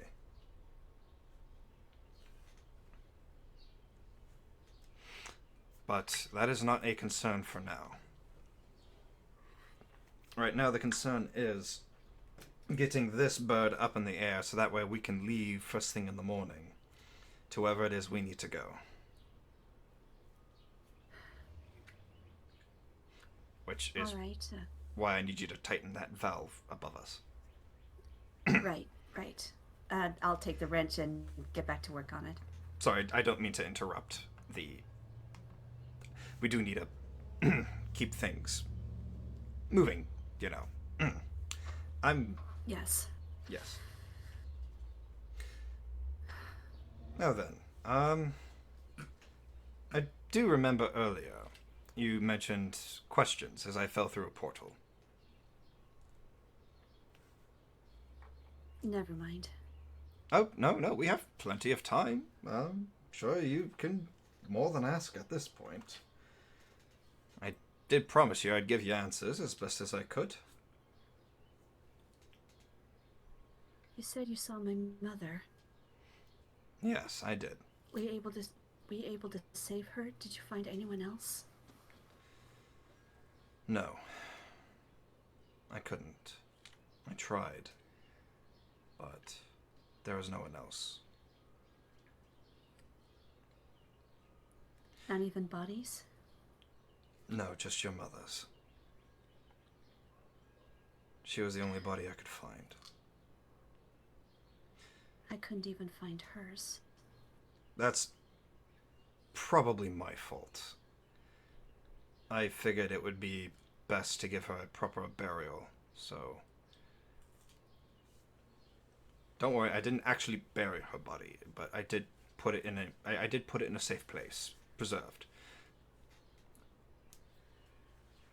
Once I saw your pictures, I figured one day I'd see you again, so I kept her body for you. Well, between this insignia and one other memento from her, I think I'm good. When we get back to Yor, I will also be sure to give you the coffin that holds her body, and you can give her a proper funeral, if you'd like. I have a friend who is a worshipper of Bahamut, and I'll make arrangements with her.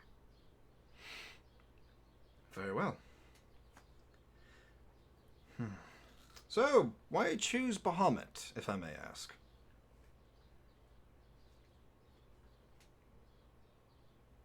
DM, I honestly did not hear your question properly. Can you say that again? Why choose Bahamut, if I may ask? What do you mean, why choose Bahamut? It's part of my family tradition. It's part of my family history. I see. That makes sense. Wait, do you hear that? I have a passive perception of 19. I should be able to hear things. Let's see here.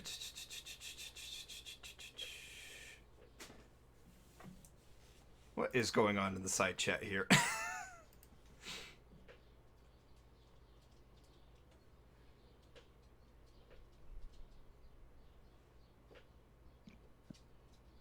I'm falling asleep on you guys. No, I may you're have good. to leave you for the night.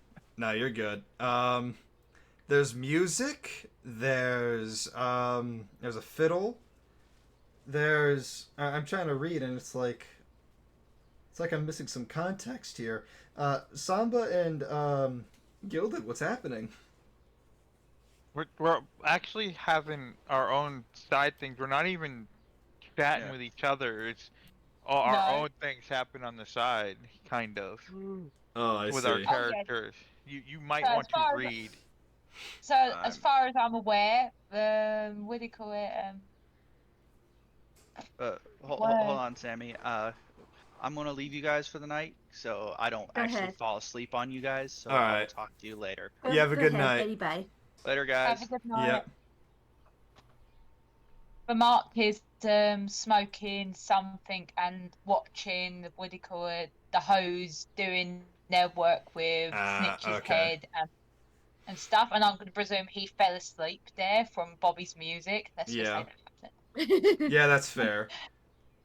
And Bobby's just basically he started playing something that was quite upbeat and plucky, and it just turned a little bit depressing. I see. So yeah, he's playing his violin. I did play performance too, so I presume that passed very much. Ah, okay then. All right. Sounds like the cat and the fiddle. As for Fenris, she's working on the wing. She sent Nirvana over to comfort Bobby, but she is kind of, after the events of the day, she's relapsing a bit back to, well, it's there, but she's relapsing into kind of a mindset back to before she was actually away from the Cobalt clan. So, Michael, hearing the music, is going to step forward and just look at Fenris and just see Fenris's stature and just be like, Fenris, are you alright up there? When she responds, because like I said, she's up there muttering to herself, but it's all in Draconic. She's just completely forgotten to speak in Common, so she will respond in Draconic and be like, yes, it's fine, just working on the wings as you asked. Does Michael speak Draconic? No, he does not. Michael is just going to tilt his head and just be like, I'm going to reply in Draconic. Well, be careful up there, Fenris. Yeah, no, I'll be fine. Just, yeah, no, it's fine. It'll be done. No problem. I promise. Michael looks to Rosalie and just goes, is she alright? She looks upset, I say in Common. Should we do something?